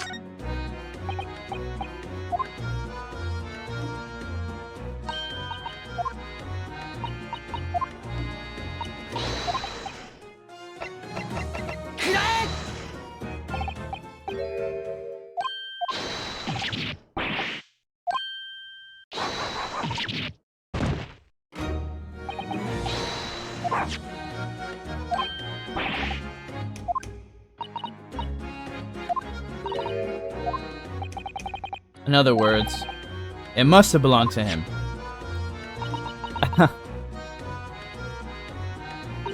Oh, alright, it's a fair cop, I suppose. And you nearly got away with it, too. You always talk so proudly of Chief Inspector Toby's nose and what it can achieve. Did it not cross your mind that he might identify something that was right next to us? Yeah, that was a bit of a bloomer, wasn't it? That's enough now then, Gina. I think it's time you told us the truth about that trunk. Let's go! It weren't like that, it just weren't. What are you talking about? I know what's going through that head of yours, but that ain't what happened. Alright then, what did happen? Well, like I said before, we were trying to trace the boss's movements. So I let Toby here have a whiff of the boss's overcoat. And as soon as I'd done that, he went off like a shot. Straight to that sandwich. To a sandwich, not a bag of chips. Mr. Naruhodo, I believe Gina means the witness. Oh, I forgot about that sandwich. Yeah, he had it hidden between them wooden boards of his, the boss's trunk. That motherfucker, bro. You mean when they heard the sound of a gunshot and all piled in here? Exactly. He nabbed it from the scene. Goodness. Me and the chief inspector give that sandwich a good grilling, and you know what he said? I thought it might fetch a good price, and the chap wouldn't be needing it anymore. So, damn, bro, you really robbing from the dead, huh? That's all I did, nothing more, nothing less. Would you, Adam and Eve, the cheek of it, eh? Stealing the dead boss's stuff to flog. So Miss Venus wasn't the only one to meddle with the scene of the crime, then. How could they? So anyway, that's how it happened. And it's a pretty decent trunk, so I figured I might as well make use of it. Is there something wrong with that, eh? Well, maybe you and Mr. Sandwich should try to find the answer to that question together.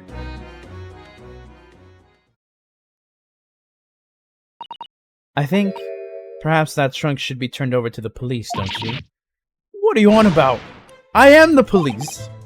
Gina, if you wouldn't mind, could we maybe examine it? Yeah, alright then. Do what you want with it. Thank you. We shall make a detailed record of our examination of the evidence. What's the matter, Toby? Let me examine it first, though.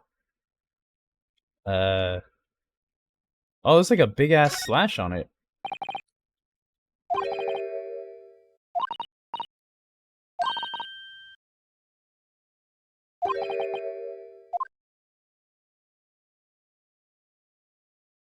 Oh, there is blood on it.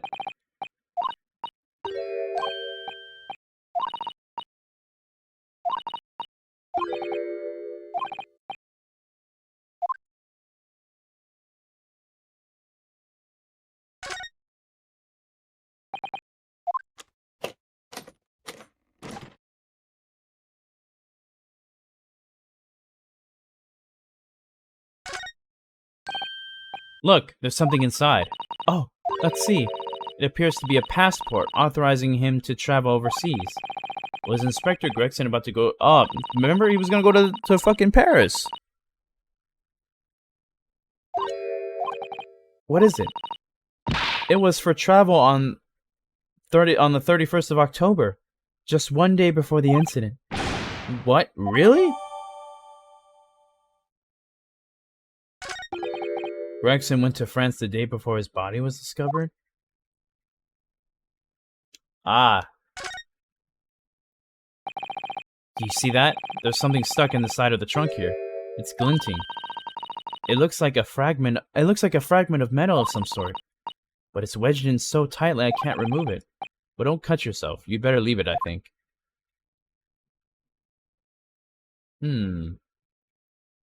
Interesting. Some other things, but it's really the passport that was all in here. Some blood on it. Why is he acting so aggressively towards me all of a sudden? Mr. Naruhodo, be careful! It must be the trunk. Ah! Oh shit, he's going crazy! Toby, oi! What are you doing? You're gonna lick his face off. Mr. Naruhodo! Mr. Naruhodo! Gina, quickly, hail a carriage.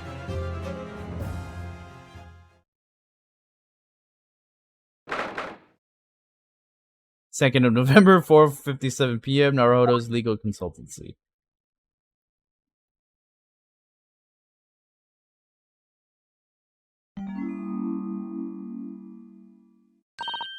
Oh, Mr. Naruhodo! Are you alright? What the fuck happened, bro? We passed out because of that dog? Mr. Sato. And you're here, sir? Ah, conscious again at last. A blessed relief, my dear fellow. After all, to drop dead after a moderate licking by a small terrier. Most unseemly. What is or isn't seemly is irrelevant here, Mr. Sholmes.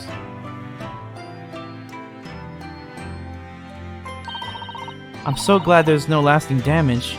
How are you feeling? I'm fine, thank you. Did you bring me back here? Ah, what's this on my head? A bandage. Sadly, we had no ice, so that's a compressor of sugar water. Sugar water? Don't worry, Mr. Naruhodo. It's a first aid treatment that my father taught me. Oh, thank you. So let us take tea when you're feeling up to it. But of course, no sugar in the patient's cup. Ugh. Bump on my head is throbbing sweetly enough, don't worry. Whenever you feel ready, then...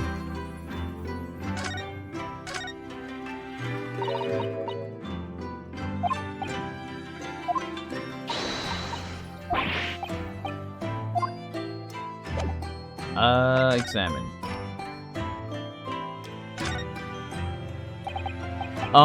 Thank you for your concern, Mr. Sholmes. My dear fellow, think nothing of it. I must say I was quite startled when I heard you'd been attacked by a dog. For a moment I feared the infamous murder of so many had come back from the dead. You mean, the professor? Fortunately, I see your prized throat is unscathed. That stiff, turned-up collar of yours obviously afforded some welcome protection. Was I that close to death? All I really remember is the dog licking my face over and over and over again. Well, if you wish to avoid such troubles in the future, a little mustard spread on the cheek should do the trick. I should think that would balance the sweetness of your bandage rather splendidly.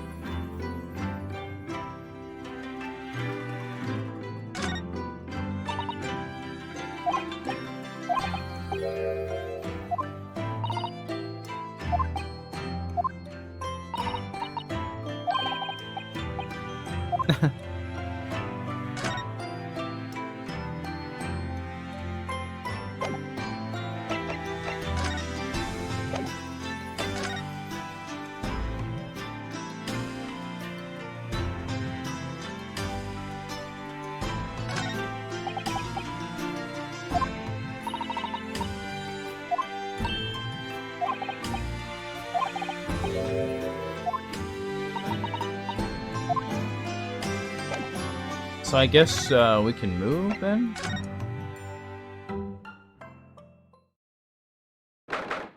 Second of November, Sholmes' suite.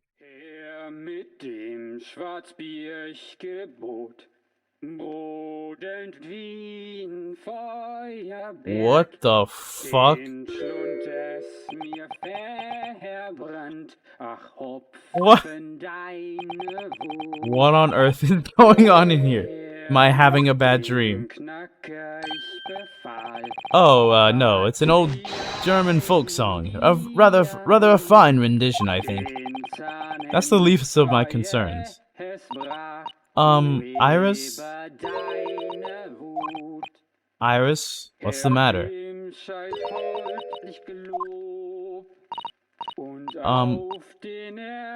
I mean, it's kind of obvious that it's Mikotoba.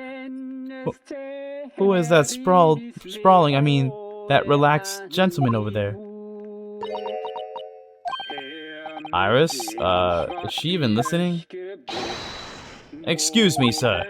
I do apologize for troubling you whilst you're singing so merrily, but would you be so kind enough to explain the situation? Well, that worked. A crooning gentleman and a mute young girl. A rather tantalizing juxtaposition. And one that appears to have incited the gods of deduction within me to find their voices, too. Mr. Sholmes, do you mean...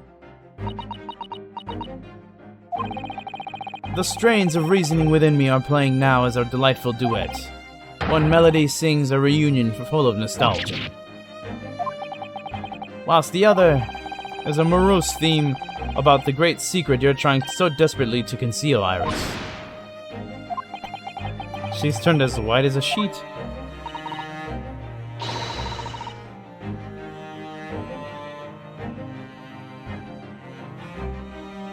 What did I miss? Well, I don't know how much you've been gone for, but we're now, like, Iris being suspicious. Like, Iris, for some reason, like, had something to do with, those autopsy reports of Clint's autopsy from 2 years, that maybe was stolen 2 years ago, so she's being secretive about that. I'm gonna go ahead and assume Mikotoba is laid out on the couch right now for some reason. We got attacked by the dog for some reason. You know, we were investigating Grex's trunk. We got the passport. William says we met a big titty girlfriend character. So as usual, you've instantly seen the very heart of the matter. And by the time my own brief performance is over, I feel sure this gentleman's song will reach its finale. So then, to Music Land, where all is sweetness and delicacy and harmony. Pray do enjoy Herlock Sholmes' latest logic and reasoning spectacular. Here we go. We're gonna have to...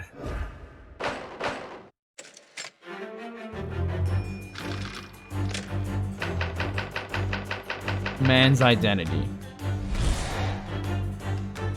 How wrong is this gonna be? Clearly, he's a... I'm not reading this, bro. Oh my god. Iris is clearly known to you. Indeed, we only need to follow the gaze of... herbal tea. You obviously offered our gentleman guest a cup of your latest herbal blend. This is so off.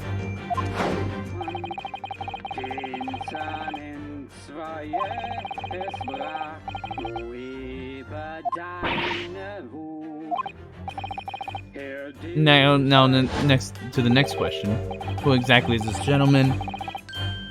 She clearly killed him. I don't think he's dead. I don't think he's dead. But he must have fell asleep. Iris is trying to cover up his identity for some reason. As it happens a number of years ago now.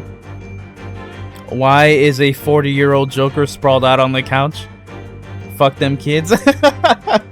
He has fallen on hard times, bro. Atlas couldn't figure out how to milk Persona 5 even more, so he's now crashing on people's couches, bro. A certain gentleman of German origin engaged my services in solving a particularly delicate case. He required the retrieval of letters once sent to an acquaintance that might have proved problematic. In order to conceal his noble identity, he also arrived at my office in a mask. The gentleman's name was Wilhelm that dude. The King of Germany. If my memory serves, the mask worn by this gentleman is identical. Yes, there can be no question. The mask belongs to the King of Germany. It would appear that His Majesty remembers the fine service I afforded him.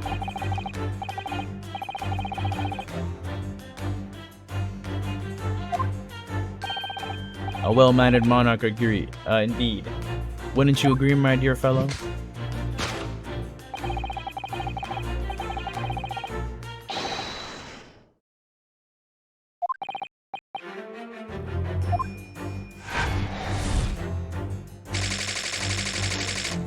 The King of Germany, really? Girl's silence. Which leaves us with one remaining imponderable. Yes, you, young Iris. But your apparently inexplicable silence is unable to hide the truth. Yes, the reason for your muteness is concealed in that knapsack. A £5 note, I believe. I must say, as your compatriot, I am deeply saddened. It would appear that you've allowed yourself to be bribed into silence by His Royal Highness, earning yourself some spending money in exchange for keeping quiet about the king's secret. And now, the final piece of the puzzle. What is this secret you strive to hide with your silence, Iris? Ah yes, we need only follow that brief involuntary twitch of your eyes to find the answer. You were attempting to abscond with that coffee cup. My favorite coffee cup, in fact. Or should I say, the handle of my favorite coffee cup.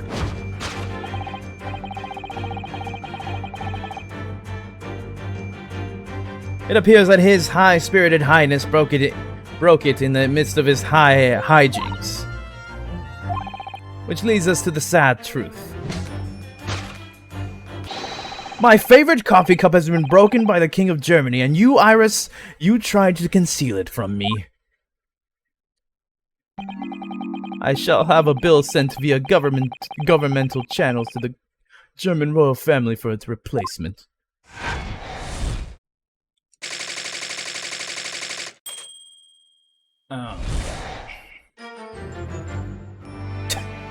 Thus concludes Herlock Sholmes' great deduction of this painful puzzle. Mit dem Schwarzbiergebot brodelt Wien Feuerwehr. With your silence as well, the fellow's jovial warbling rather rings in the ears, does it not? Mr. Sholmes, must say something does rather trouble me. Pray, Mr. Sato, do tell. His Royal Highness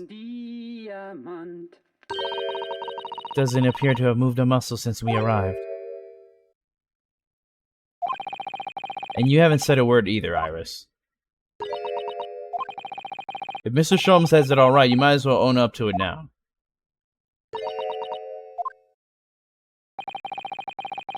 Your reasoning isn't entirely without substance, I must admit. And one other thing, Mr. Sholmes. Yet another grievance, Mr. Naruhodo? Surely not. Well, I actually read the story of that case recently, the one you were just describing, and according to that, at least, it wasn't the King of Germany, it was the King of Bohemia. Goodness, was it? Oh my god. Yes, that's quite true. Master Gotz, the prince, testified that in court. In his words, I have come to see the great exhibition all the way from my home in Bohemia. I would ask you to keep that minor error to yourselves. It could easily become quite a scandal. I believe, Mr. Naruhodo, that it's our turn to make some corrections to a number of minor errors. Ah, yeah. Of course we do. We need to find out the truth. But one truth is uncontrovertible. My favorite coffee cup is no more. Of course. Every time, Sholmes?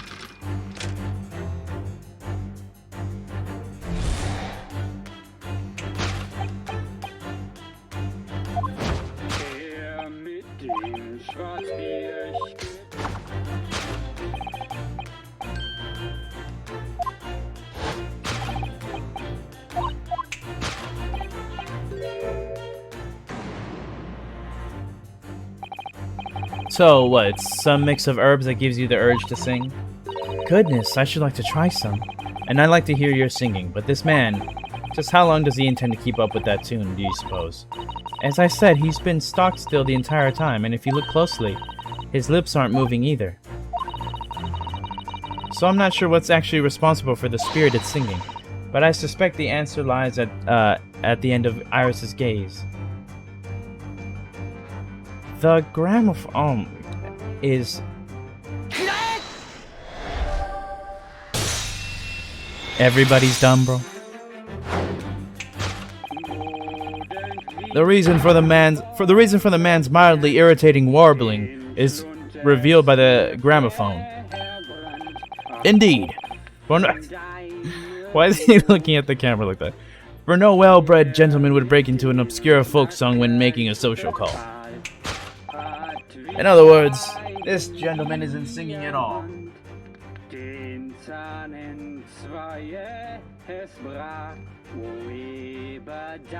In fact,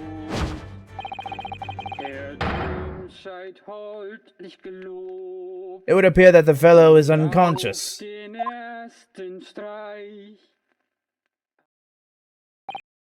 Ah, the music seems to have stopped now. I ask you, Mr. Naruhodo. Yes? Why would I have purchased a recording of that gibberish? How should I know? You're weird. Well, never mind. On with the deduction. Stick your toes in his.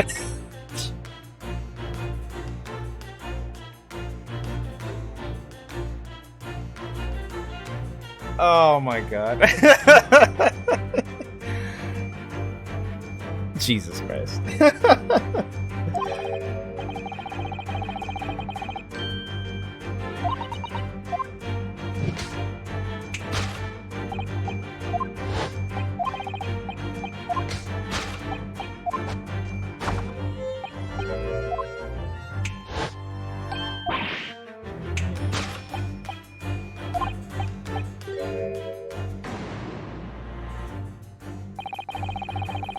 Although we've already established that it was actually the King of Bohemia, it seems Mr. Shums intends to persist with his Germany theory for some reason.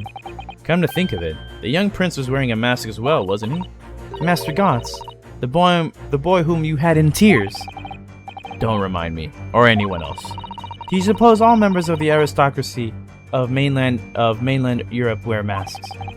Sure they do. Well, probably anyway. The point is, that mask doesn't belong to any king. No, that's right, as we well know, because we can identify the true owner of this mask. It was obviously Maria Goridas. It was a Sogi.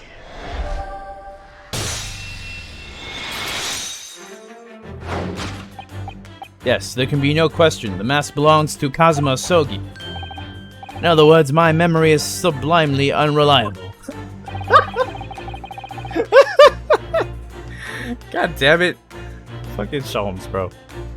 Only you could try to make that sound positive. Kazuma's mask has been languishing on this metal chest for several days. Though that doesn't explain why the gentleman is wearing it now. But it is now a simple matter to determine our guest's true identity.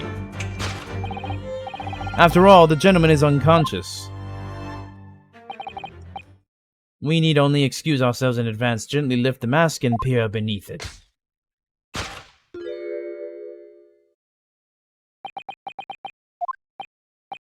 I don't believe it. Ah! Father! I mean, that should have been obvious. I'm afraid, Mr. Sato, you must be mistaken. No, I think not, Mr. Sholmes. Then it would appear our logic and reasoning has once again revealed the truth. This mysterious visitor. Oh, that's dope. It's my unconscious father, Yujin Mikotoba. Logic and reasoning, or just looking and saying.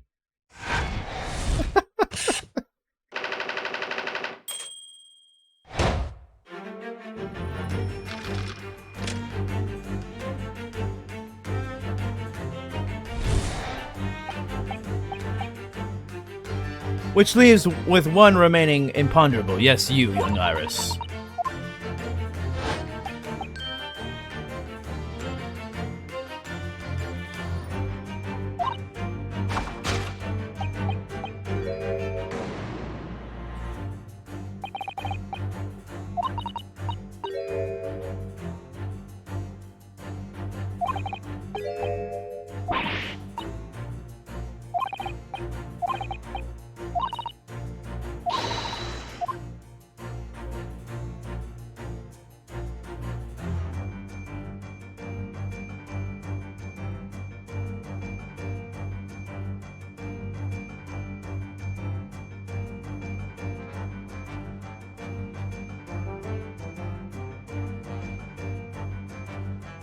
What's Iris really looking at?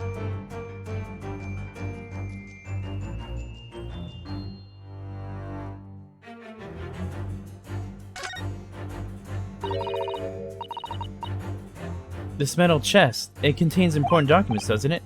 Yes, details of all the cases Mr. Sholmes has worked on over the years. Written by Iris's father, if I'm remembering correctly. Iris insists that the chest is kept locked at all times. She's never once shown me inside. Well, its contents are invaluable to her, I suppose, and entirely irreplaceable.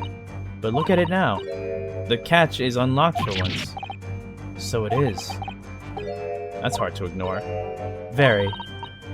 I've never seen that chest unlocked before in all the time we've been staying here at Baker Street.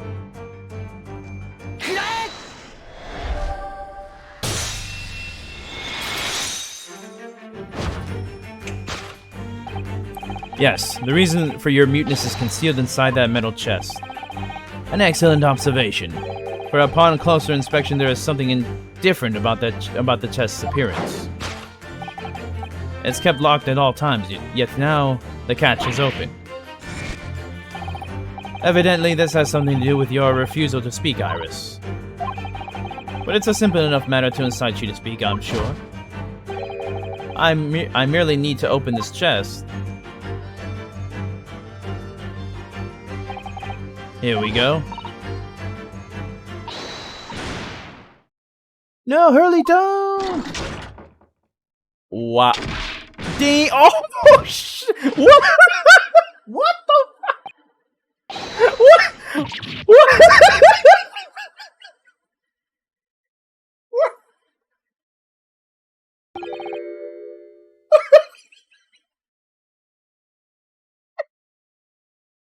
What?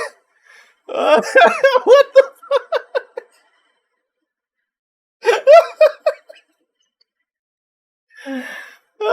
What the fuck? I wish we could replay that. Oh shit. He's dead. This man got punched in the jaw, flung right into the ceiling, hit the ceiling, and then collapsed on the fucking sofa, bro. He's dead. Never. Oh, Hurley, I told you not to open it. Ah, so you found your voice now, Iris. Richard said LMAO, William said, let's go. Rich said, I knew it was coming, and it still is funny. It's just so fucking random, bro. This segment is worth it. In other words, what just happened here clearly reveals the truth here. Yes, the real reason for your silence until now is... This is somewhat different to the usual dance of deduction you perform with Mr. Sholmes, isn't it? Well, he's left me alone on the ballroom floor, so I'm gonna have to dance this next part solo. Anyway, I need to get to the bottom of this for my own peace of mind. Now then, Iris isn't usually the silent type, so... You mean you don't actually know the answer yet, despite that knowing point of the finger before? Miss Usato, sometimes a man needs to point his finger first and think later. Oh, well, if you say so. I think we'd better examine Iris more closely and try to rescue the situation then. Why couldn't Iris open her mouth this whole time? Because of the key, yeah.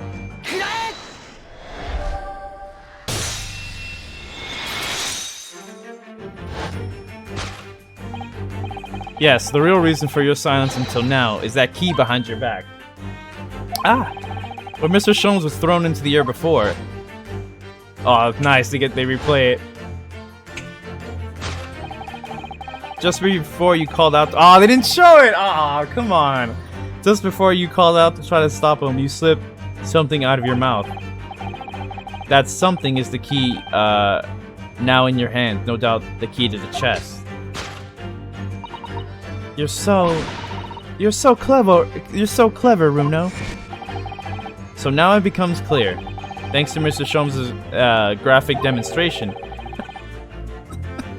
We can well imagine what happened here. But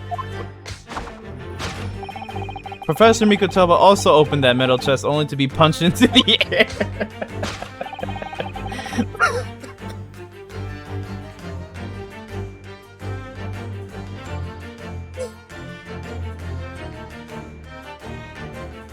I almost want to take a screenshot of this.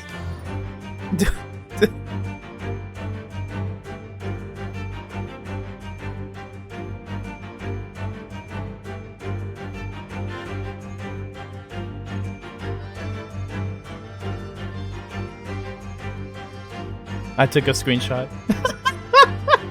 And sprawled, and Lan sprawled onto the set.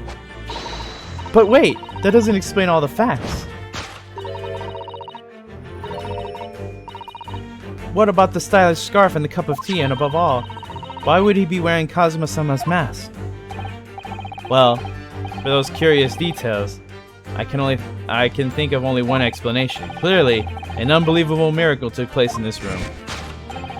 Isn't that right, Iris? Consider how the room was arranged before this whole painful experience took place. When Professor Mikotoba opened the chest, completely unaware of what awaited him inside, the mask was flung into the air just as he was, only to land neatly on his face when it fell back down. And the teacup's journey through the air ended when it caught on the unconscious professor's finger. You mean to say that the stylish scarf is actually just a tablecloth? This is the great detective's office, after all. A place of miraculous deductions.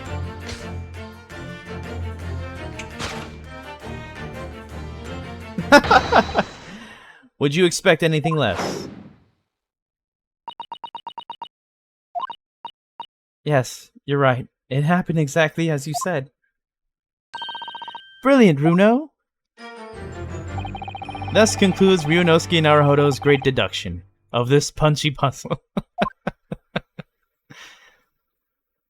This one's probably the best dance of deduction yet.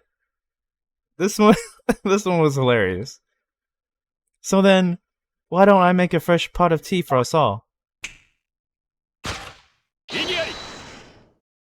He said objection. An admirable performance, Mr. Naruhodo. But in the final act of the show there, you've rather missed everything of importance. Mr. Sholmes, if you would cast your mind back to my earlier deduction. Iris, clearly you're hiding a great secret. What? She is? From the look on her face. Mr. Sholmes must be right. Whatever that great secret is, the cat isn't out of the bag yet. So I put it to you again. You were attempting to abscond with that coffee... Oh my god, you're wrong again, bro.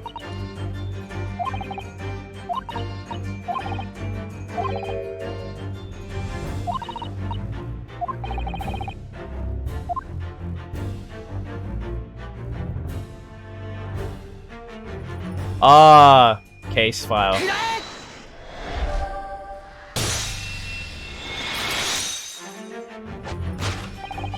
You were attempting to abscond with that case file. Iris, as you know very well, nothing escapes the attention of a great detective. Oh no. We visited Scotland Yard's autopsy laboratory earlier today. And Dr. Gorey informed us that the autopsy report of Clint Van Zeeks had gone missing. Clint Van Zeeks? Yes, I do seem to recall. That some years ago I asked to see the report in question. You were with me, weren't you, Iris?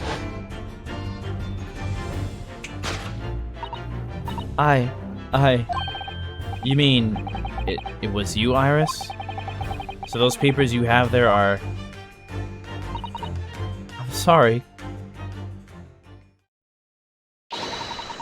Forgive me! Alright, we made a little girl cry. Mission accomplished, everybody. This truly was fuck them kids, bro. Elementary. Nothing new.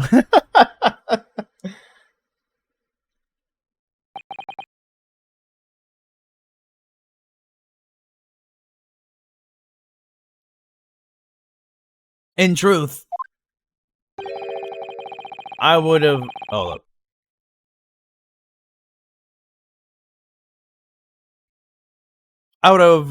I would like to have thought I could have predicted the booby-trapped chest. But it caught me completely off guard that I was very nearly the late consulting detective Herlock Sholmes.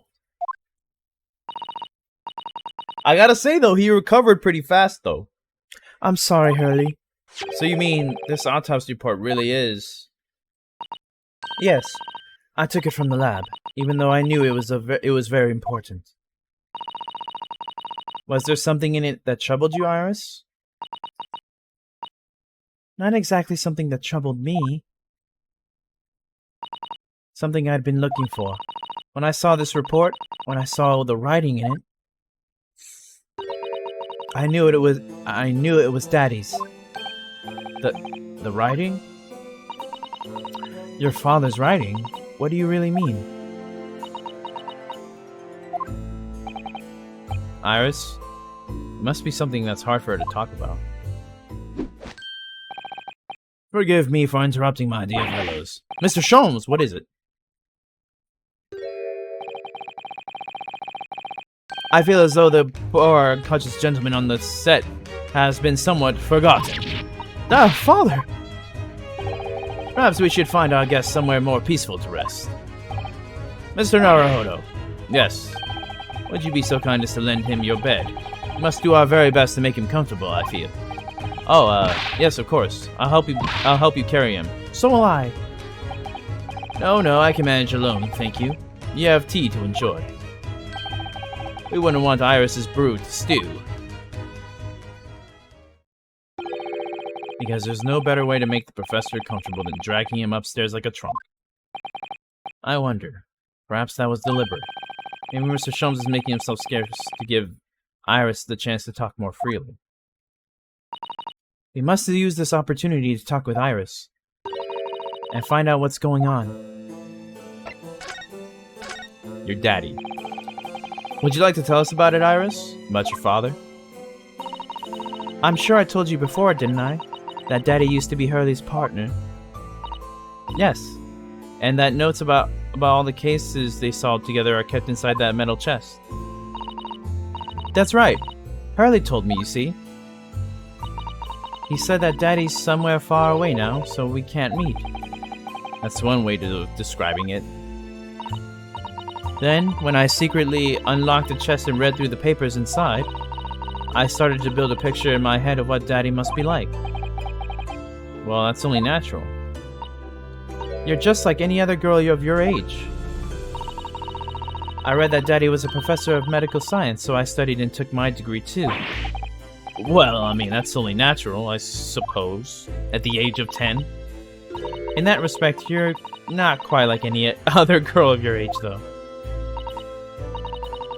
But there was one thing I could never find out. Daddy's name. His name wasn't anywhere on the notes that he'd made about his work with Hurley. But then one day... That's what happened, isn't it? When you saw this autopsy report, you finally managed to work it out. Is that right? Yes. So it was the handwriting in the report that caught her eye. When I saw the writing on the report, I could hardly believe it. I know that handwriting, I thought to myself, because it was the same as the writing you'd seen on your father's case notes. Exactly. I was desperate to compare the two properly. I needed to see them side by side. I asked the doctor in the laboratory, but I was told I couldn't take the report away. And even worse, I was told that was the first and last time we'd be allowed to even look at it there. So you decided to steal it. When I compared the autopsy report with the case notes I had there was no doubt. The handwriting was exactly the same. It was Daddy's. And the signature of the coroner at the bottom of the autopsy report read, Dr. John H. Wilson. So that's how I finally found out. I learned Daddy's name at last. I see. Ever since then, I've called myself Iris Wilson. And that's also when I had the brilliant idea of writing stories all about Daddy's exciting times with Hurley. I decided there and then I'd ride the adventures of Herlock Sholmes. Oh, Iris, I had no idea the stories had quite such a deep personal significance for you. I can see why the autopsy report was so important to her now, and why she was prepared to break the law to get her hands on it.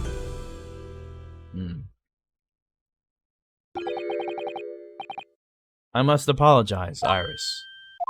Is that the... Oh, it's Sholmes. This really is all my fault. Hurley, I made a promise, you see, that until the time was right, I'd keep the details about your father a secret. I know, I've been very naughty. I'll take the autopsy report back to Dr. Gorey and apologize, I promise. Yes, we'll go together, I think. Then, let me look after it for you until we get there.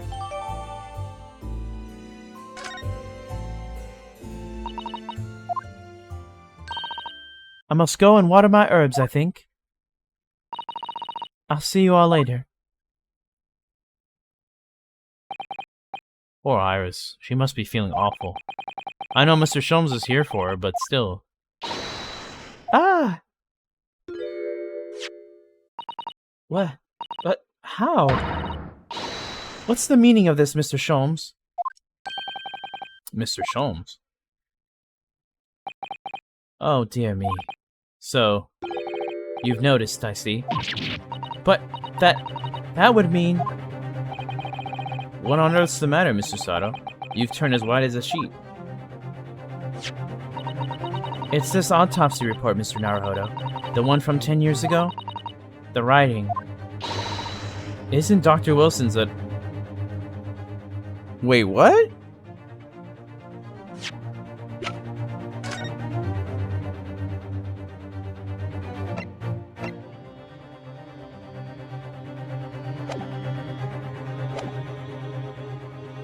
Isn't Dr. Wilson's at all?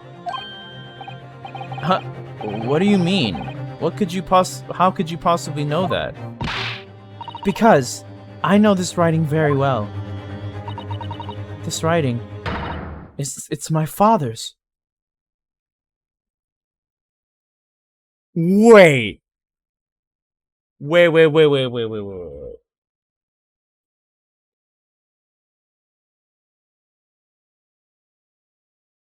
Wait, I gotta take a walk.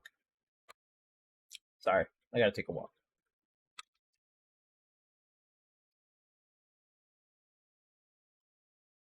So, basically, there's like two possibilities. Either Eugene Mikotoba was banging some bitch in Britain, or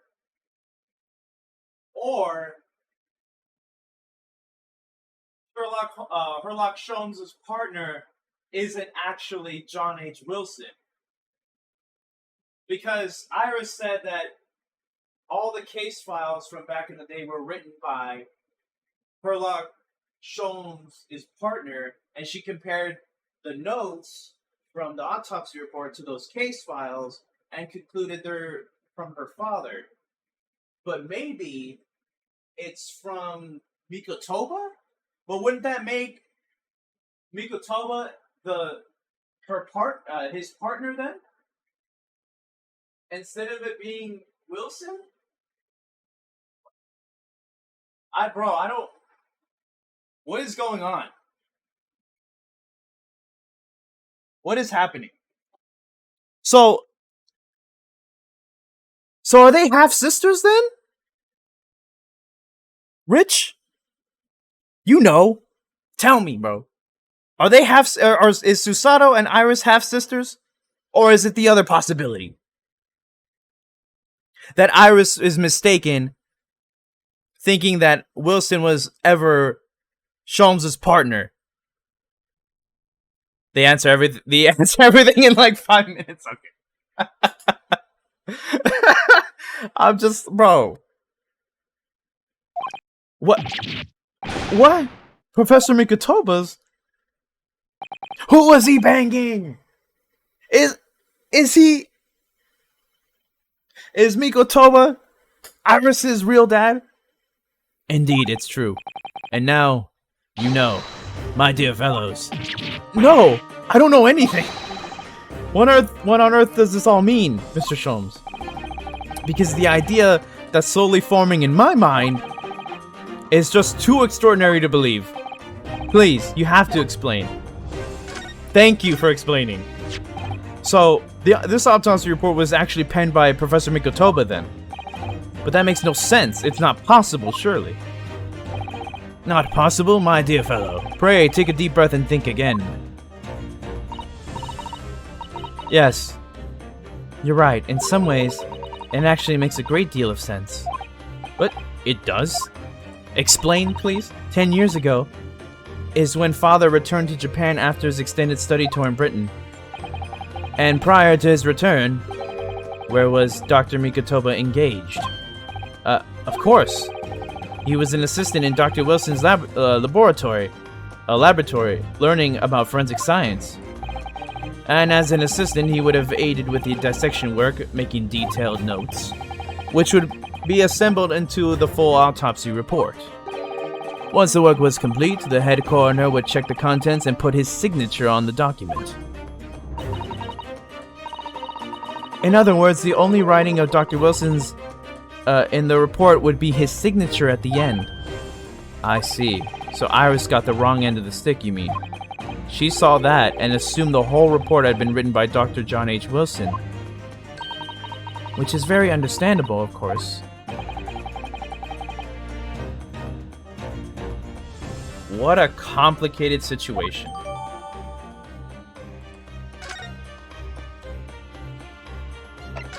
So that leaves... Yeah, so Mikotoba has to be his partner then. Thinking about it, most of what we know about you, Mr. Sholmes, comes from the published stories of your exploits. Yes, the adventures of Herlock Sholmes, written by Iris. And we really have no way of knowing what's fact and what's fiction. Most troubling for you, my dear fellow, I'm sure. So what is this So what about this supposed partner of yours? Did he really exist or not? Ah, you've come straight to the point, I see. And please come straight to the answer, please. Inquiring minds need to know. I believe Iris explained it in one of her installments. He was a trusted comrade and the only person I could truly have called a friend. And did this partner of yours truly make a record of all your cases? Are his notes really stored inside that metal chest? Absolutely, my dear madam. Absolutely. So, where's your partner now? We rarely meet. You see, he lives on the other side of the world. Oh shit, bro! Oh my god! But if this autopsy report and the records of all your old cases were penned by the same hand, and if the autopsy report was written, though not signed by your famous partner, there would only be one logical conclusion. Pray, impress me. Your partner would have to be Eugen Mikotoba. In other words, Miss Susato's father. On my word, Mr. Naruhodo. Yes? You are coming along wonderfully. You have hit upon the method at last. You finally grasped the art of deduction. You mean to say... Allow me to introduce you. Oh, shit! To my great friend and partner, Mikotoba. Professor Mikotoba. Oh my... Let's fucking go! Bro, what? What is going on? Bro, there's been too many plot twists. Bro, we found out that Vigil actually isn't an asshole. Most likely he was fucked over. We found out Gregson is actually working for the Reaper. He's part of this secret organization. And now we're finding out that Herlock Sholmes' partner was Susato's father? What the What is... Does this mean that you're the real Dr. Wilson? Oh, no, my dear. I'm still my old self, Eugen Mikotoba, your father. Oh, of course. This is obviously too much for Susato-san to take in. I must say, though, how my old friend has attained worldwide celebrity as a great mystery solver is the greatest mystery of all. I still remember the first time we met. Pray remind me, when was it again? Mikotoba? 16 years ago, Sholmes. Yes, quite. 16 years ago. I had just arrived from Japan with Sashiro and Genshin. I was in search of lodgings close to the hospital, some comfortable rooms at a reasonable price, but rents are devilishly high in that particular area. That's right.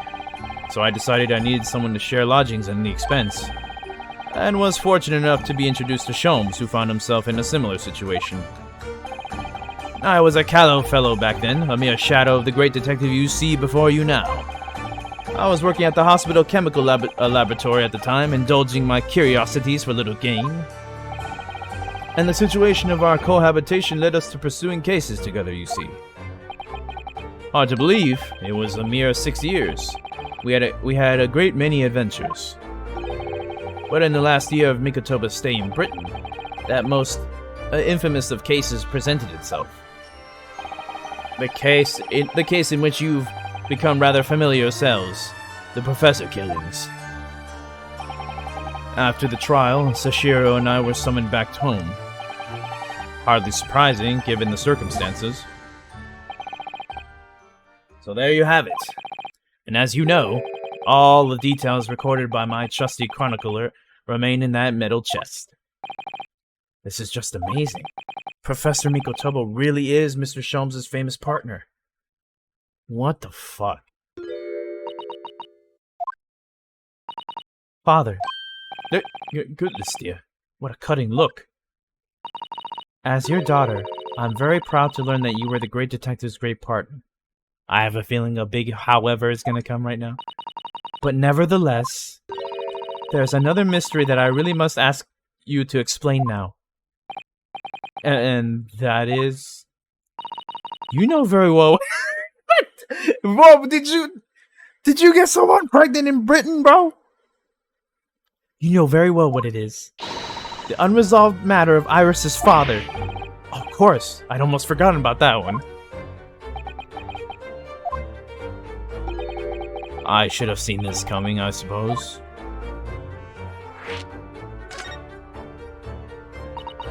Iris told us that all the notes about the Great Detective's adventures that are in that metal chest were written by her father. Isn't that correct, Mr. Sholmes? That is indeed what I told the young Iris. But if you're Mr. Sholmes' partner, father, and you wrote all those case notes, then Iris' father must be you. Duh. On my word, Miss Susato. You are coming along wonderfully as well. You two have hit upon the method at last. You've finally grasped the art of deduction. What you've always told me, Father, is that my mother died when I was born 16 years ago, and you left me in grandmother's care whilst you embarked on your study tour of Britain, and I've always accepted that. But all this about Iris... Oh, there it is. Susato-san's ice cold stare. Oh no. I'm losing so many frames. No, not in the good part. I must be like a fucking slideshow right now. No.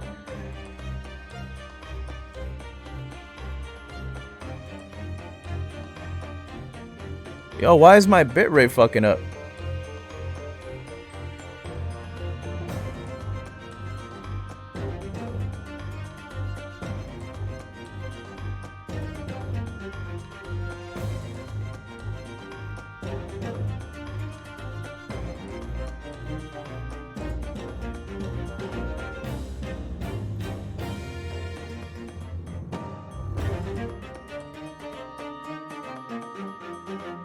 Come on, bro. Not now, bro. Please. Yo, why is my internet fucking up? I am dropping hella frames. Oh shit, the quality looked like ass. Damn you, Spectrum! Bro! Come on, bro. Level out, please.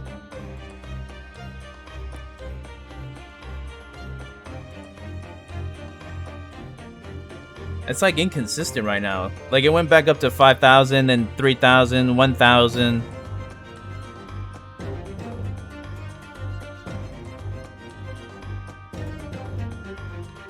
Jesus Christ, bro. Dropping so many goddamn frames.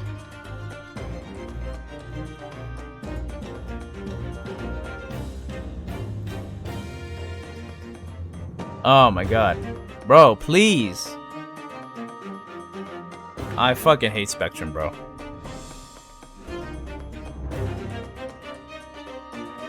Spectrum knew the twists were coming. They're like, we can't let them know. Poor network connection. Come on, bro. It was working this whole time. Now it wants to be like, bro, what you mean? You trying to do something? You're trying to enjoy these twists with everybody? Fuck no. We're not gonna allow you.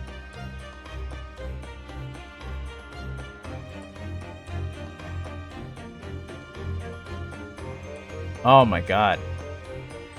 Something must be going on. Because it never does this at this time.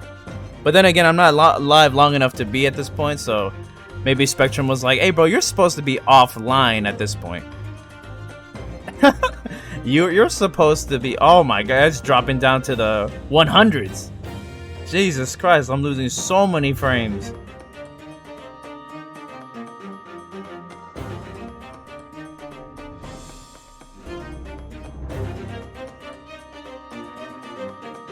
Oh my god.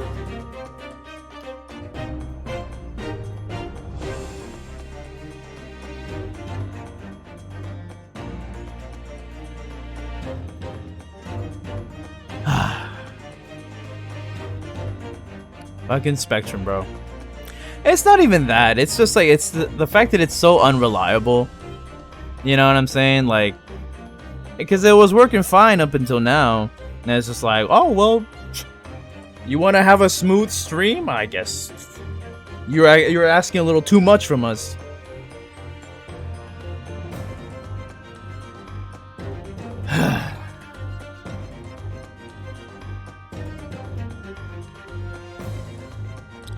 Let me see if I can do something on my end. Let's see. Do.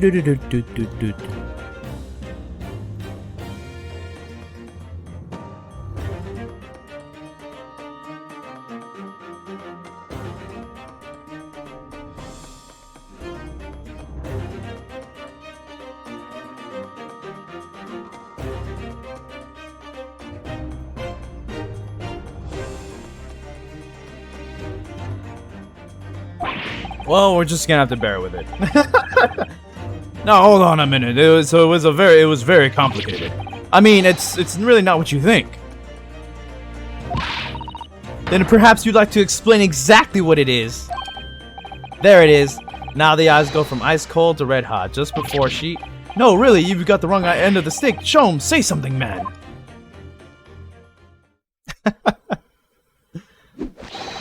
That's quite enough, my fiery fellows. Mr. Sholmes, we need to get all dressed up. Whilst I don't like to interrupt this exciting exploration of the past, Mikotoba and I have an urgent matter that requires a short excursion. But it's very late, Mr. Sholmes. Where must you go?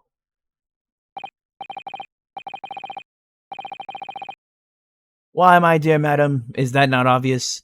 My partner and I must pursue our natural enemies.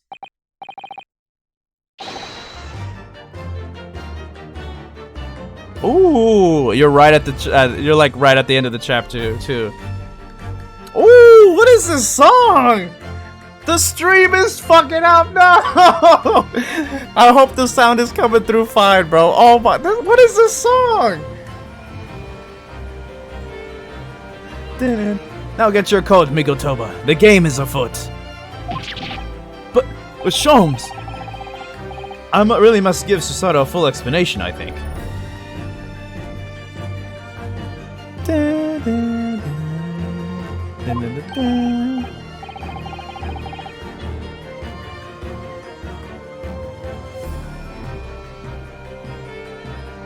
Later, my dear fellow, later. Our carriage awaits downstairs already.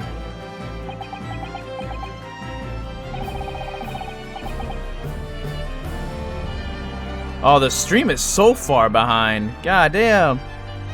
Oh, now it's so unstable. Like, now it's at 9,000, 7,000. Oh, it's just all over the place. But it's still unstable, though.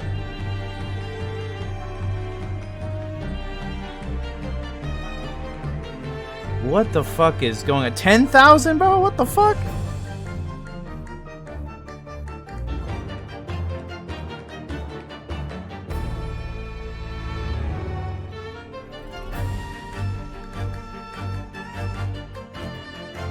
You haven't changed one iota, have you? I mean, really. I visit our home after 10 long years, and when I open that chest in a fit of nostalgia, I quite inexplicably pass out.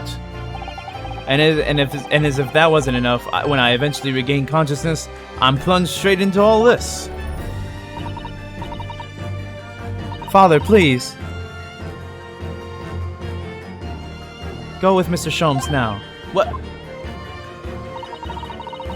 I've no doubt that whatever happened, you were acting in everyone's best interests.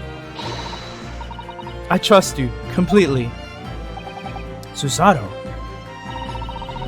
And sending the great detective and his great partner off on renewed adventures together is more than I could have hoped for. Is more than I could have hoped for in my wildest dreams. Okay, it's balancing out. The frames are fine. The frames are fine. Thank you. Oh my god, bro. Fuck Spectrum anyway, though, bro. But bro, this song is so good. What is this song called, Richard? Oh, I'm still really behind. Oh no, it's unstable again. No, it's unstable. Very well then. We'll speak again later.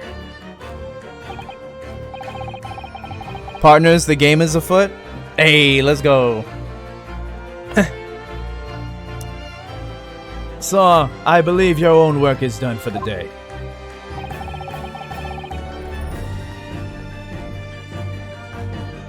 I wish you the best of luck for tomorrow.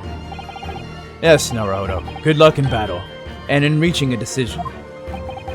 A decision? About whether to go back to Japan, I suppose. I missed the beginning of the song because of the lag. Oh my god, fuck Spectrum, bro. So much happened that day that I barely knew what to do with myself. It would only be later that I come to realize how amidst the chaos I'd unleashed were all the clues I needed to finally unearth the truth.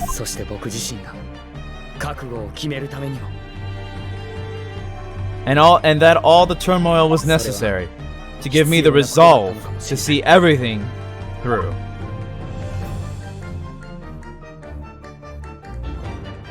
It really happened at the end of the chapter, bro. Oh my god. I blame Spectrum and the legendary pair achievement unlocked. Hell yeah, I want to save it, bro. Well, luckily it was only a little part, but it was such a good part, though. Damn. I will be filing a complaint. But that's going to be the end for me, guys. I went a little bit longer today. Just because I wanted to get to the trial. Oh snap! We're literally at case 5. What the fuck? Oh shit! Case 5. The next one might be the last one. Only one trial left. You said it was pretty long though, right? So it might be split into 2, depending. I only went this long because like I wanted to get to the next trial. I didn't think the next one would be case 5 actually. But who knows? We'll see. Thank you all for coming out. Thank you so much for the support, guys, for the likes, the retweets. Sorry about the lag, everyone, at the end. Hopefully the video on YouTube doesn't really have that lag. Oh, now that I'm ending the stream, it says that it's excellent and I'm not dropping any frames. So, what the fuck? What the fuck? But hopefully the YouTube video doesn't have these problems. It can be roughly 7 to 9 hours. Yeah, that's probably gonna be 2 parts. Yeah, might be 3. We'll see. We'll see. But yeah, that makes sense. But thank you all for coming out. I appreciate it. Thank you to positive_attitude for following me. I appreciate it, and the discussions we had about Ace Attorney. Yes, everyone can tell if you're watching the VOD that I like to talk about Ace Attorney a lot, and mostly about all the problems it has. But this game, bro, just this part alone had so many twists and truths revealed that, like, Jesus Christ, it was so good. And this isn't even the final part. We still have a whole trial to go through, and that'll be the end of the game. So we're close. We're close to finishing this game. I can't wait. I want to see the ending. I want to know how it all ends. My voice is like almost gone because I've been streaming for almost 5 hours. Jesus Christ. But hopefully tomorrow there's no issues. I'll restart my router and everything, so we'll see. But you know how Spectrum is. But and I think that's all I want to say. Like I said, thank you guys for all the support. And yeah, and that'll be it. Hopefully you guys can come through tomorrow, and I will see you guys. Next trial is gonna be wild. You already know, bro. Every time Richard has said something's gonna be wild, it's pretty fucking wild. So stay tuned for that. But anyways, guys, thank you for watching. Be sure to like, follow, and subscribe. And I will see you guys next time. Peace.